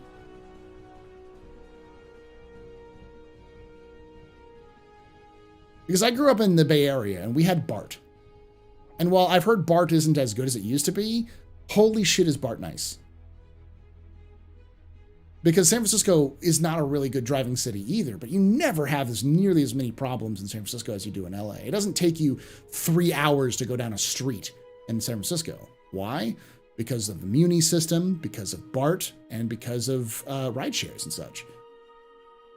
Most people don't drive to the city, or they drive to the city and they park and they walk around. Or you take Muni or BART. You can just take BART into the city. It's pretty easy.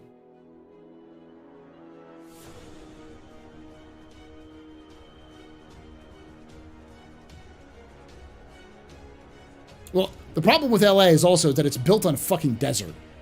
Like, it is the worst place to build a city because it has no access to water. So what does LA do as it grows? It steals water from the rest of California. Trust me.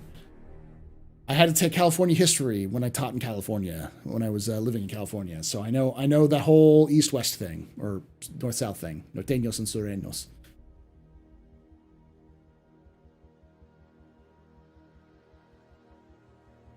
There's no subways in LA. Okay, I didn't think there was, but...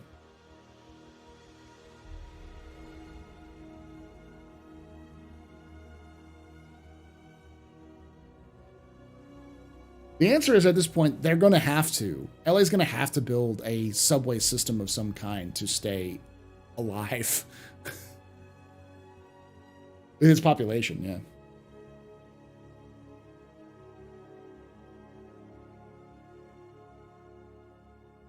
I mean, Austin has a subway system. Austin has a train system. But it's shit. It's garbage. It doesn't go anywhere.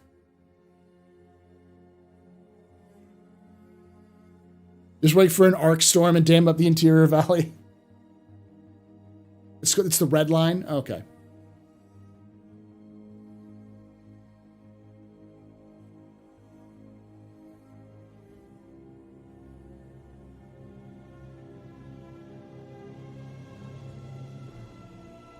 Yeah, but Vegas was built on an oasis. It wasn't just in the middle of the desert. There's also, like, water there.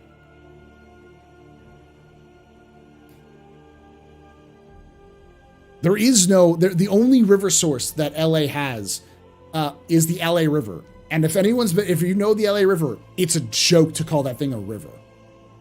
It was a creek.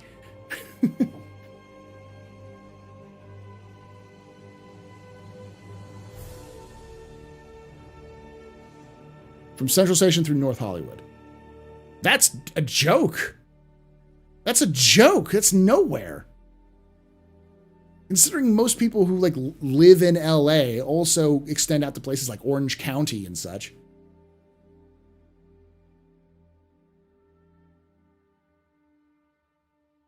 But yeah, but look at Lake Mead, it's not looking good down there. Yeah, it's not doing good.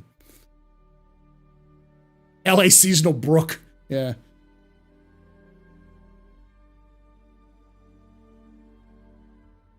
Ha! Didn't Dr. Who do an episode in LA where people were born, lived, and died in the city, the Great Traffic Jam?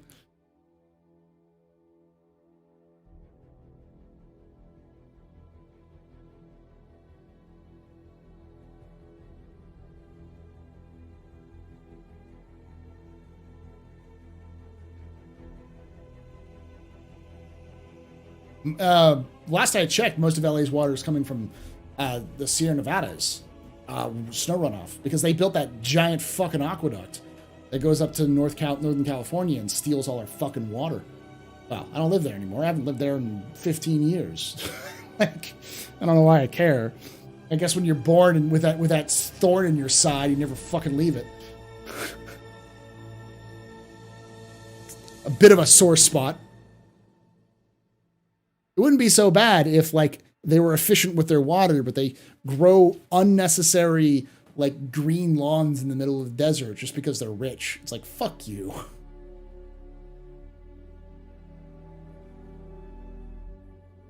They are still stealing water, but it's just like...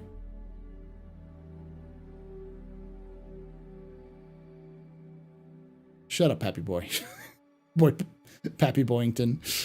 Or golf courses, yeah. Especially since it's on the Mojave, I think. It may be a different desert, but I think it borders the Mojave. So it's like, this is a beautiful area. Why do you need front lawns? Sculpt the front lawn to be like nice deserty. It's great. It's beautiful. Hey, Starstreams.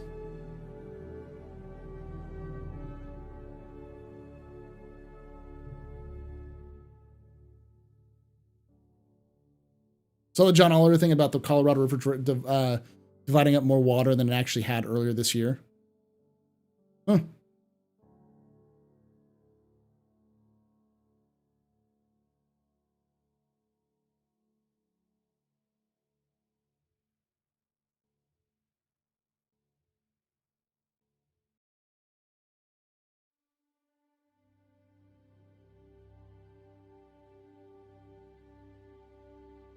You heard it here, people. Paul loves his Redeemer. He can't get enough of it. I hate all of you. Hey! This is where X yells at me for not streaming with them when I forgot that they were streaming. I'm sorry, X.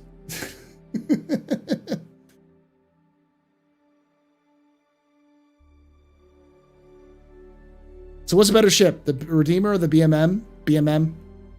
Fight me.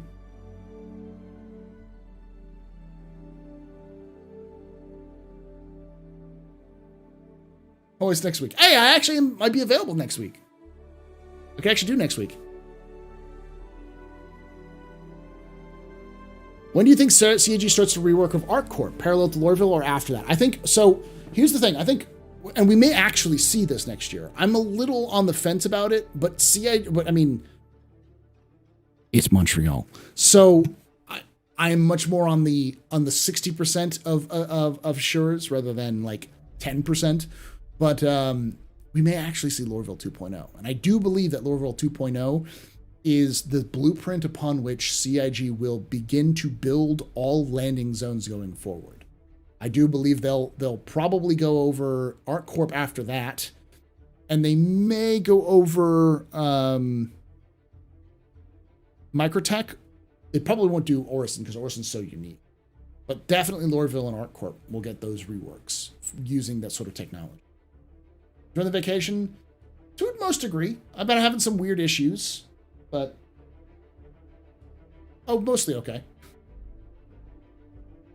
But Paul, if the pretentiousness of Hollywood don't oppress the common folk while lecturing them on how will enlighten, who will?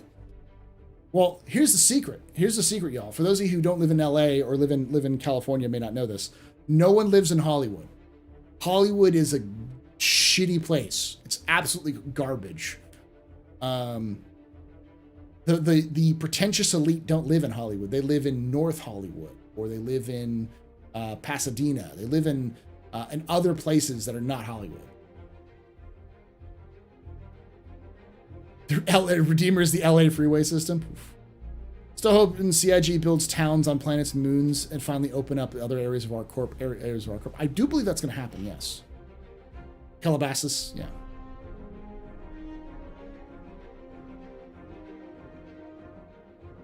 And most of those people don't even live in LA anymore. It's just where all their companies are headquartered for the sake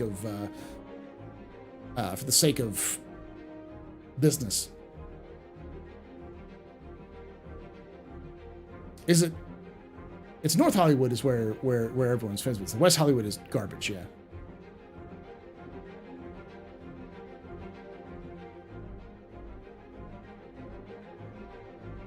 Yep, Joseph Sam, I'm still live. I'm going to be live for another at least 5-10 minutes.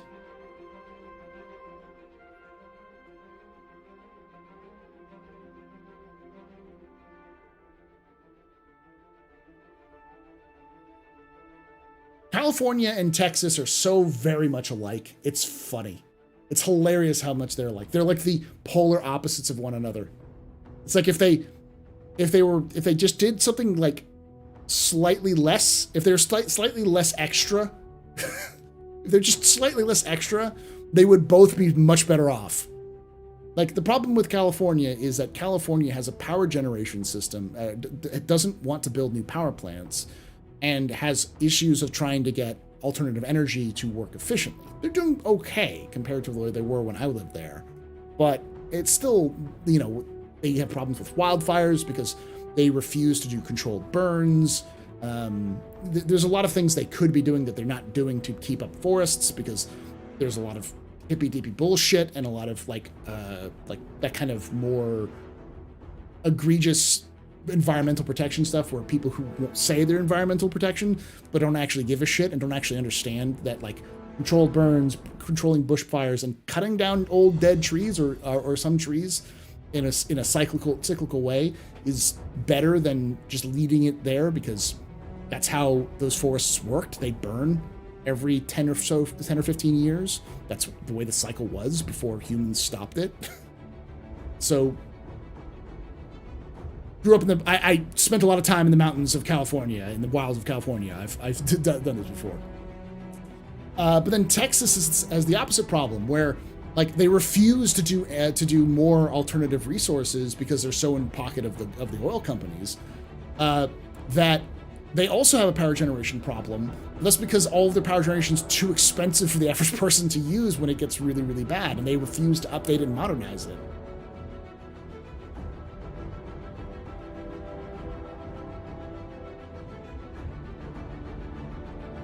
Just weird combination. Idaho's like a slimmer, quieter Texas, yeah. I'm from Australia, bushfire central, and yes, indeed, controlled burns and regular clearing isn't our absolute must. California doesn't do it. Like, it requires so many loopholes to do a lot of this stuff that, like, the only people who can do it, I believe, are on federal land. Is the only place where you can really do it.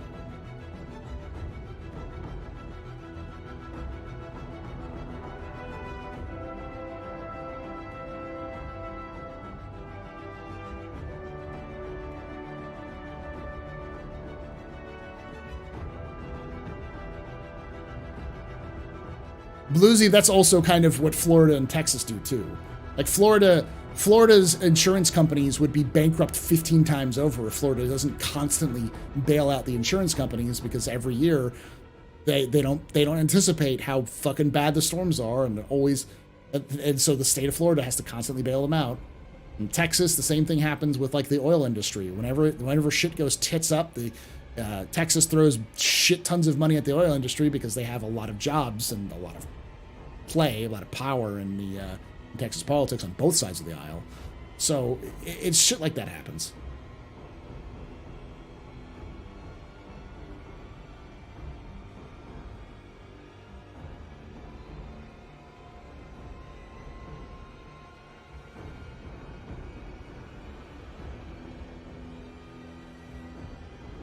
I'm just going to chill up here in the Northeast. We have none of these problems. But for those of you who got in here earlier, what we were actually talking about was the expectations for 2023. What is this year going to be like for 2023? And I'll go over the brief thing. I don't think this year is the year for Star Citizen. I actually don't think we're going to see 4.0 at all this year. I think we'll see 4.0 in Wave 1, janky, broken, busted PTU, end of December of next year. However, I do think we'll have a ton of new content coming out for Star Citizen. A lot of the stuff that starts with 3.18 will be improved upon throughout the year. So salvage, commodity trading, and I do think things like Arena Commander, things like resource management, a lot of those sorts of things will kind of come up.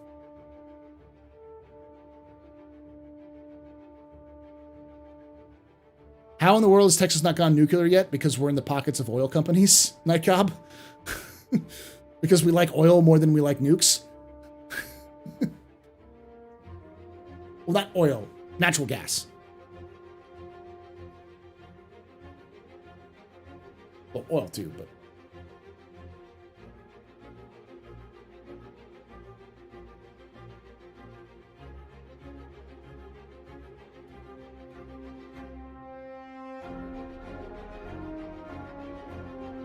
Yeah, but we're not building new ones, Randley. That's the issue. Propane and propane accessories. Oh, we already have Quanta right now. But we'll definitely see Quanta in 2023. I do think that's another thing that's coming in. I basically say, all right, take everything that's in the game now, that we know about now, it's in smaller forms, not mining, but pretty much everything else, and then just tip it up a little bit to massively is what we'll see next year. Because I do believe that a lot of the things that have been holding back Star Citizen's gameplay advancement have to do with Gen 12 renderer issues and things like Vulkan and such, as well as persistent entity streaming. Just having that backend service so they can call in from the backend services and all that kind of stuff to call back to the persistence, as it were. And now that those things are at least in place, we've already started to see a lot of development start to move that direction. I think we'll see more development move that direction throughout this coming year and into next year.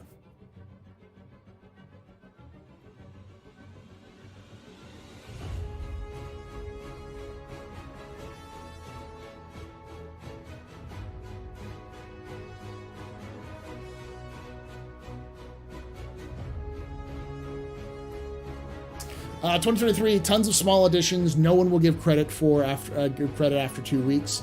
Overall, less push to a full release than anyone will want. My predictions, aka more of the same. No, I based off of CIG's own estimations, 4.0 or server meshing is going to be easier than persistent entity streaming. And let's just say PES took 4 months longer than they anticipated.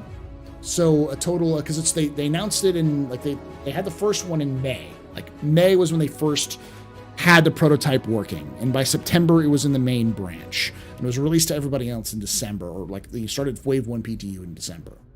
So let's just say 6 months, and they'll probably get released in sometimes February, March, so 8 to 9 months. So half that. From the time it releases in March, I would half that time to 4.0. So we're looking at 4 to 5 months. But they're not going to work on it straight. Well, that's about right, yeah. 4 to 5 months.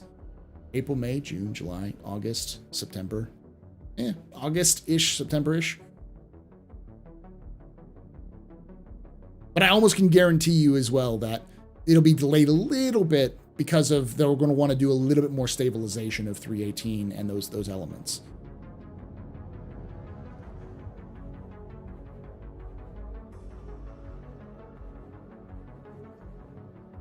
Yeah, that does sound about right. Static server meshing seems to be likely less faff, because it's more of moving some database pointers around as opposed to actually building that database. Dynamic will be more work, but static, yeah, it'll be doable, I suspect. And dynamic is one of those things that is not as pressing as static, because static is something you need to do to advance the game to its final state. Dynamic is a nice to have.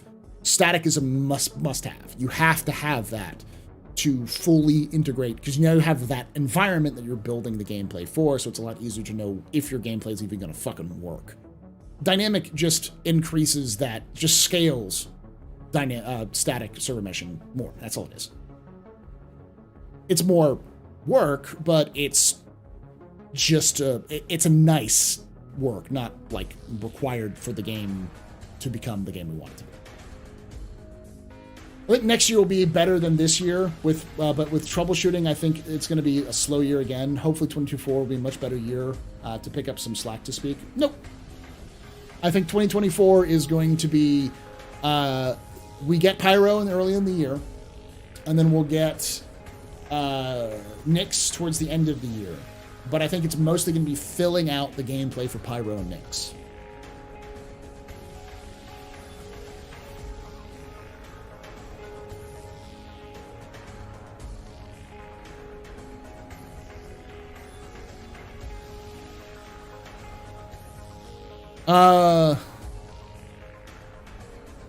What's the difference between dynamic and static server meshing? So dynamic server meshing, well, static server meshing is, I've got this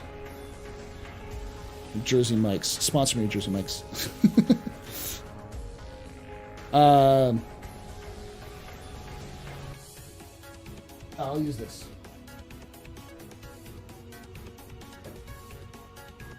So, these bases are servers.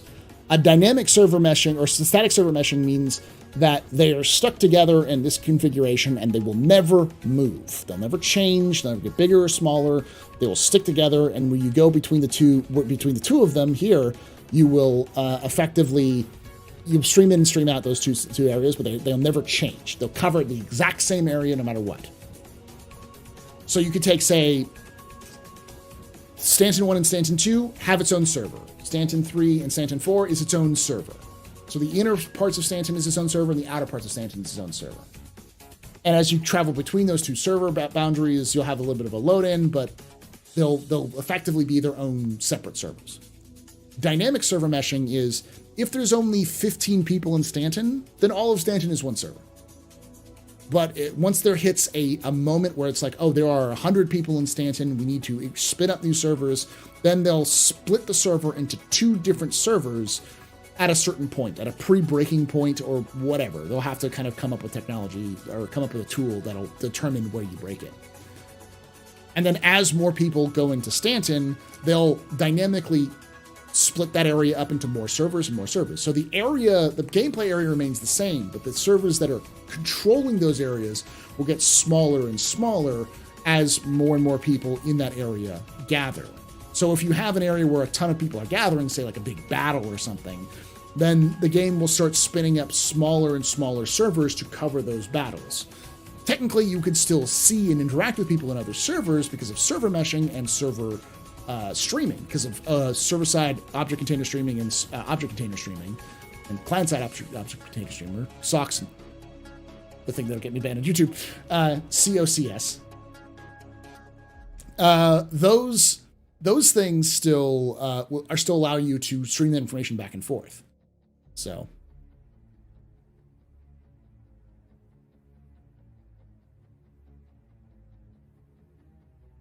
I like Jersey Mike's.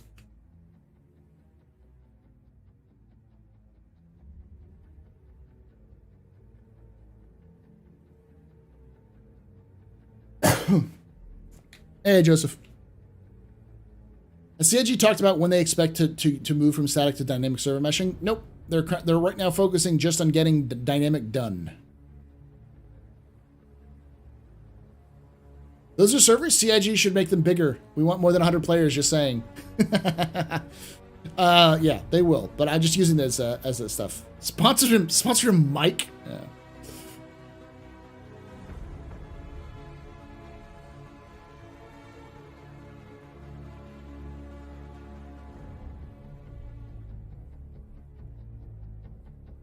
So as I said a very long time ago, I don't think that 2023 is the year for Star Citizen, because I think the concept of the year of Star Citizen is incredibly misleading and misses the point. Star Citizen is never going to have the year until it's released or until it stops wiping effectively. Everyone's best year of Star Citizen is going to be dependent on their own experiences. So if like I'm a smuggler, so having interactive smuggling gameplay, things like being able to hide stuff in smuggling containers, to be able to use more stealth gameplay, to be able to use scanning and other counters, as well as improved commodities and trading and reputation. That stuff is great for me. That'll be big for me when that comes out. But somebody who is a bounty hunter won't give a shit. Someone who's a regular trader might have something, but someone who does salvage doesn't give a flying fuck about me being able to smuggle cargo. It's not their gameplay. They don't care. So what is the update for you or the year for you will completely depend on who you are. When will Star Citizen be the game of the year? Never. Star Citizen is never going to be the game of the year. Squadron 42, one of the Squadron 42s might, but not the game, not Star Citizen.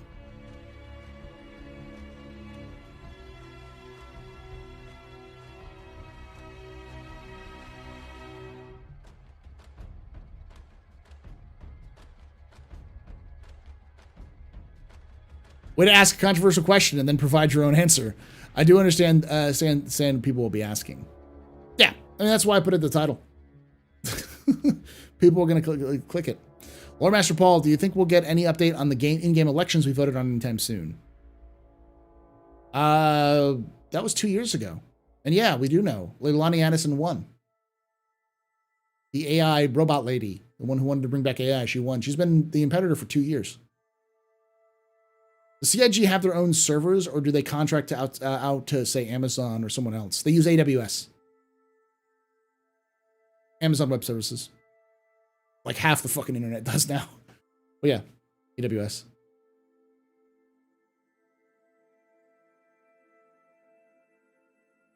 Bounty hunters will care when you get caught smuggling and a bounty is put on your head. Yeah, but if there's no system in place for someone to put a bounty on my head because I got caught smuggling, then they don't care.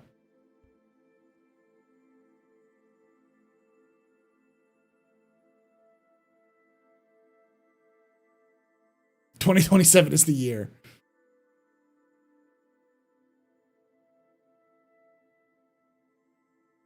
Fraudulent election. When do you think we'll see org battles like in Eve? After they get when they can get capital ships in game and when they have something to fight over. I would say probably in Pyro, at least a year after Pyro is in game, we'll start to see organic, massive org battles over locations in places, because they need to have, not only do they need to have meshing, but they also need to have scaled and larger shards. So like the shard system needs to be in a place where it is either a single regional shard or only a handful of small regional shards. So like 4 North American, 3 European, 2 Australian, and like 1 Asian, or something like that shard. There's just a handful of them, or just Asian, European, Australian, and North American. Once they have that working, and they have player cap high enough so people can do things like capital ships with resources that matter, reasons to fight, that's when you'll start to see those battles. But that's 3 things which are mostly far away. Does starcitizen have steering wheel support? Yep, they do. 2042 is the year. AstroPub, is the strike carrier they showed off in one trailer but not in the game yet, or not the size of the ship you're talking about? What? Strike carrier? You're talking about the Kraken? Yes, the Kraken is what I'm talking about, and it's not in the game yet.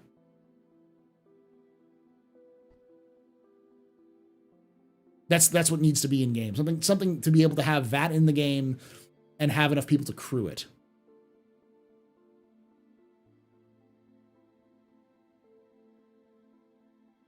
Be able to build grounds to fight over. Yeah, or have resources that you can fight over in those grounds. Would it be cool if they used Chat GPT to voice all the lore in Star Citizen? You can ask questions about the lore and it tells you information, or they have, say, ship manuals. You can ask questions about components or other parts and have other responses to read you the information. That'd be kind of cool. I'd love to see, but I've been a big fan of, they want to do the Galactopedia, which they have now, and they want to add that into the game, so. The real question is, who will be voting for the new Lamorator before Star Citizen releases?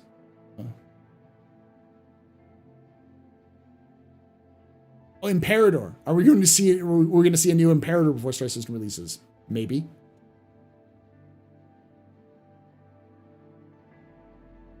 The Bengal class carrier. The Bengal is already in game. The Bengal is, but it's not player controlled right now, nor will it be in anytime soon. But it is something that that it shows up in game during Invictus time. There is a ship called the Kraken, which is more of a strike carrier. It's an escort carrier, but it has something like that size, which is about the same size as the Idris frigate. It's still, like, a frigate still has 30-something positions on it. Kraken probably similar, like 20 to 30. So when you have a ship that has 20 to 30 people working on it to make it work, you need to have a server that is big enough to hold multiples of those. So you're going to need something like a player cap of 500 to 1,000 people to be able to make those sorts of big things work, which I don't think is impossible, given the technology they have. The issue is more when and how long is it going to take. for the players, what large ship would you personally want? The Perseus. Almost any enemy space carrier looks like what the Kraken is anyways. Yes. No, not large, capital. Oh, capital, because the Perseus is not capital. I guess the Liberator? But I don't know if that's a capital ship or not. Yeah, it's a super carrier. The Bengal's known as a super carrier. It's like a kilometer long, I want to say.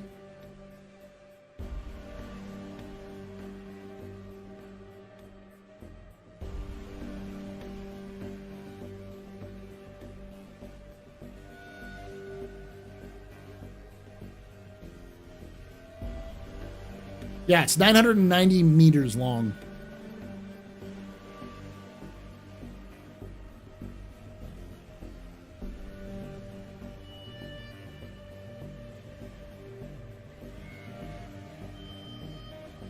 Yeah, it has an internal train to get you through places.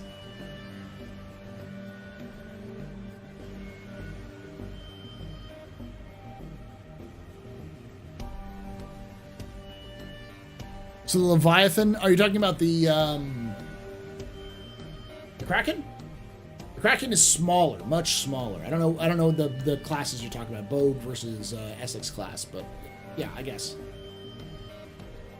You could have any ship, but only one IRL, and the resources to support it in 2022. What would it be and why? In Star Citizen? In real life?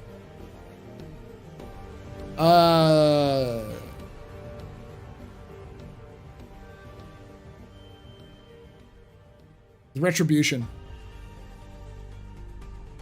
Because you all cower and fear me.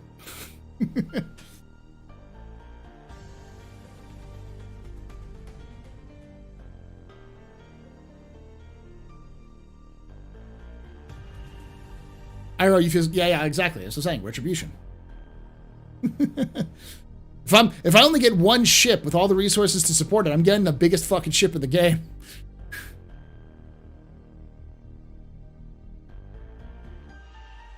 Y'all won't be. Y'all will have to rename Earth the AstroPub after that. Threaten to detonate. Go full supervillain mode. Threaten to detonate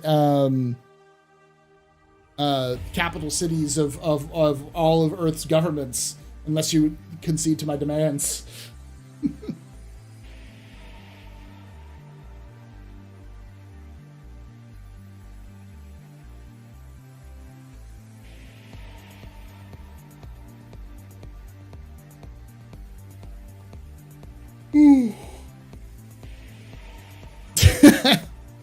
Thoughts on the 318 so far, the Astro?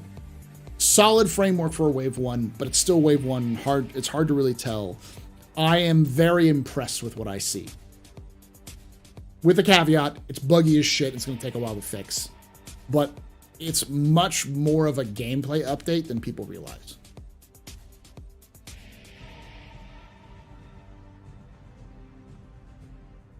Not the meme Drake Death Star? Well, it's not it's not in game.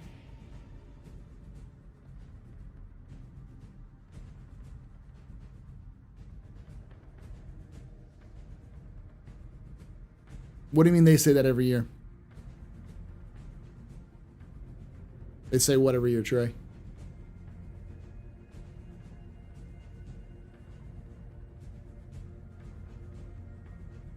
It's Wave 1, and there's some back-end stuff, Borknid stuff for sure, but it feels crazy good for something that isn't even generally available yet. Yeah.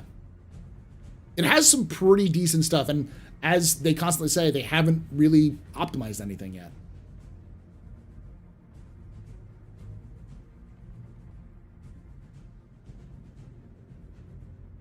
Buggy as crap are promising? Yeah.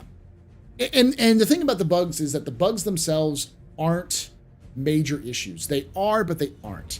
The bugs are problematic, but they're not so problematic that you can't work around them. They're just annoying. And they do need to, but these do need to get fixed before they go live, but they're tiny. They're like HUD glitch issues, animation glitch issues, other small aspects. So like there's a ton of tiny issues that can get resolved in a couple of days with the right devs, but there are dozens, hundreds of them throughout the game for 318. So it's not woe is me, it's completely broken, you'll never be able to play it. It's you'll be able to play it. They just need time to chase down and squash those bugs. They're still planning to do an old school style story campaign, right? Yep, it's called Squadron 42. It's you can pledge for it, but we have no idea when it comes out. How soon do you think we might see physicalized components? Is 2023 possible in your opinion? End of 2023, yes. They need to have resource management in first, which is, I would likely say, middle of next year is the likely earliest we would see physicalized components. Or not physicalized components, resource management. So around there or later, but probably more like later.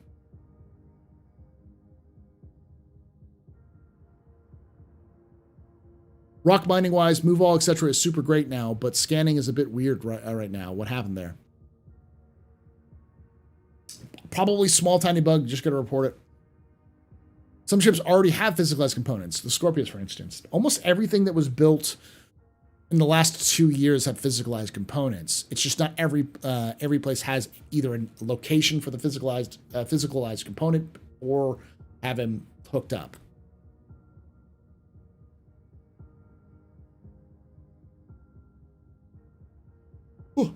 With them putting the Polaris on the tracker, do you think that or something like that could be used as a framework for the resource? They're already using the Hammerhead for framework for the resources.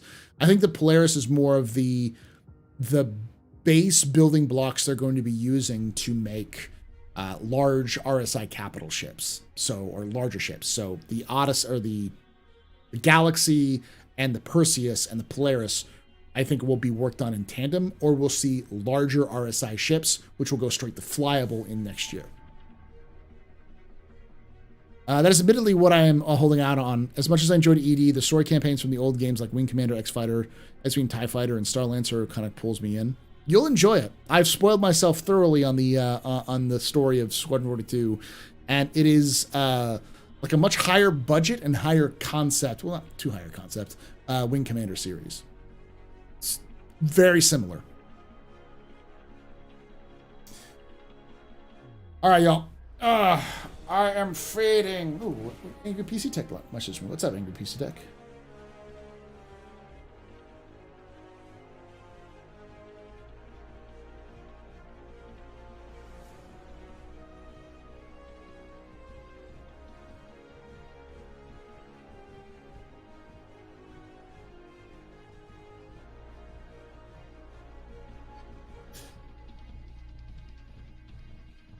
If you can pick any ship from Gold Pass next year, what do you pick? Freelancer, easy. Will we see Banu in Squadron 42? No comment. That's all I'm gonna say. No comment. Jack Axon, Space Tomato, and myself had a blast on Siege of Orison last night. But we had one guy AWOL bug again. We eventually found him in the toilet. Siege of Orison's back? That's oof. It doesn't mean yes. It means I can't confirm or deny it.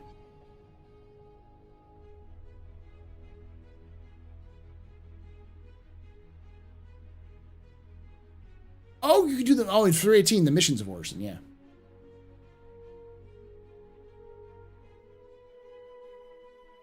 Eventually found him in the toilet. Oh. I haven't even been able to do the Orison platform missions, so. They are not an antagonistic or an allied race. They are they're a neutral race. Humans and Banu have trade relations. They have a trade agreement, but they're not like allied with one another. They don't fight together. They're just mostly trading partners.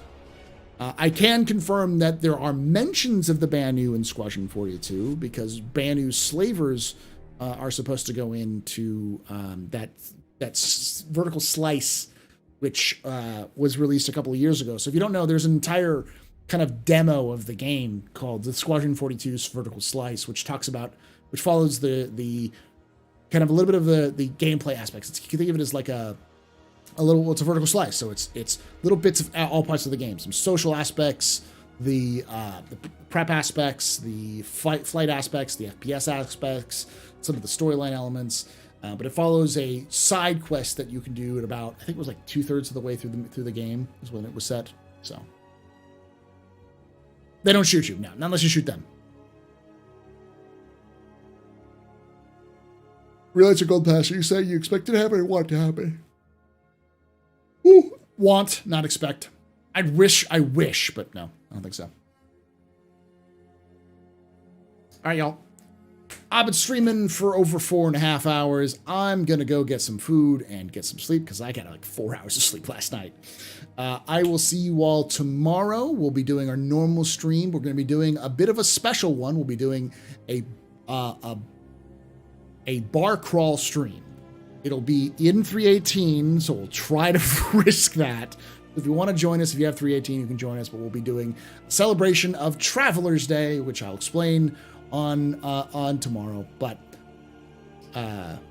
winner announcement? I already did the winner announcement. Shugo, the one who won this month was Kaiser Solo. Won the package last night for this. So I already pulled it out. But Kaiser is asleep because Kaiser is not in the United States. Nap time. Well, I'm going to get some food in me and then go to sleep. So, thank you all. Love your faces. And like I say every time, hope to see you someday in the black.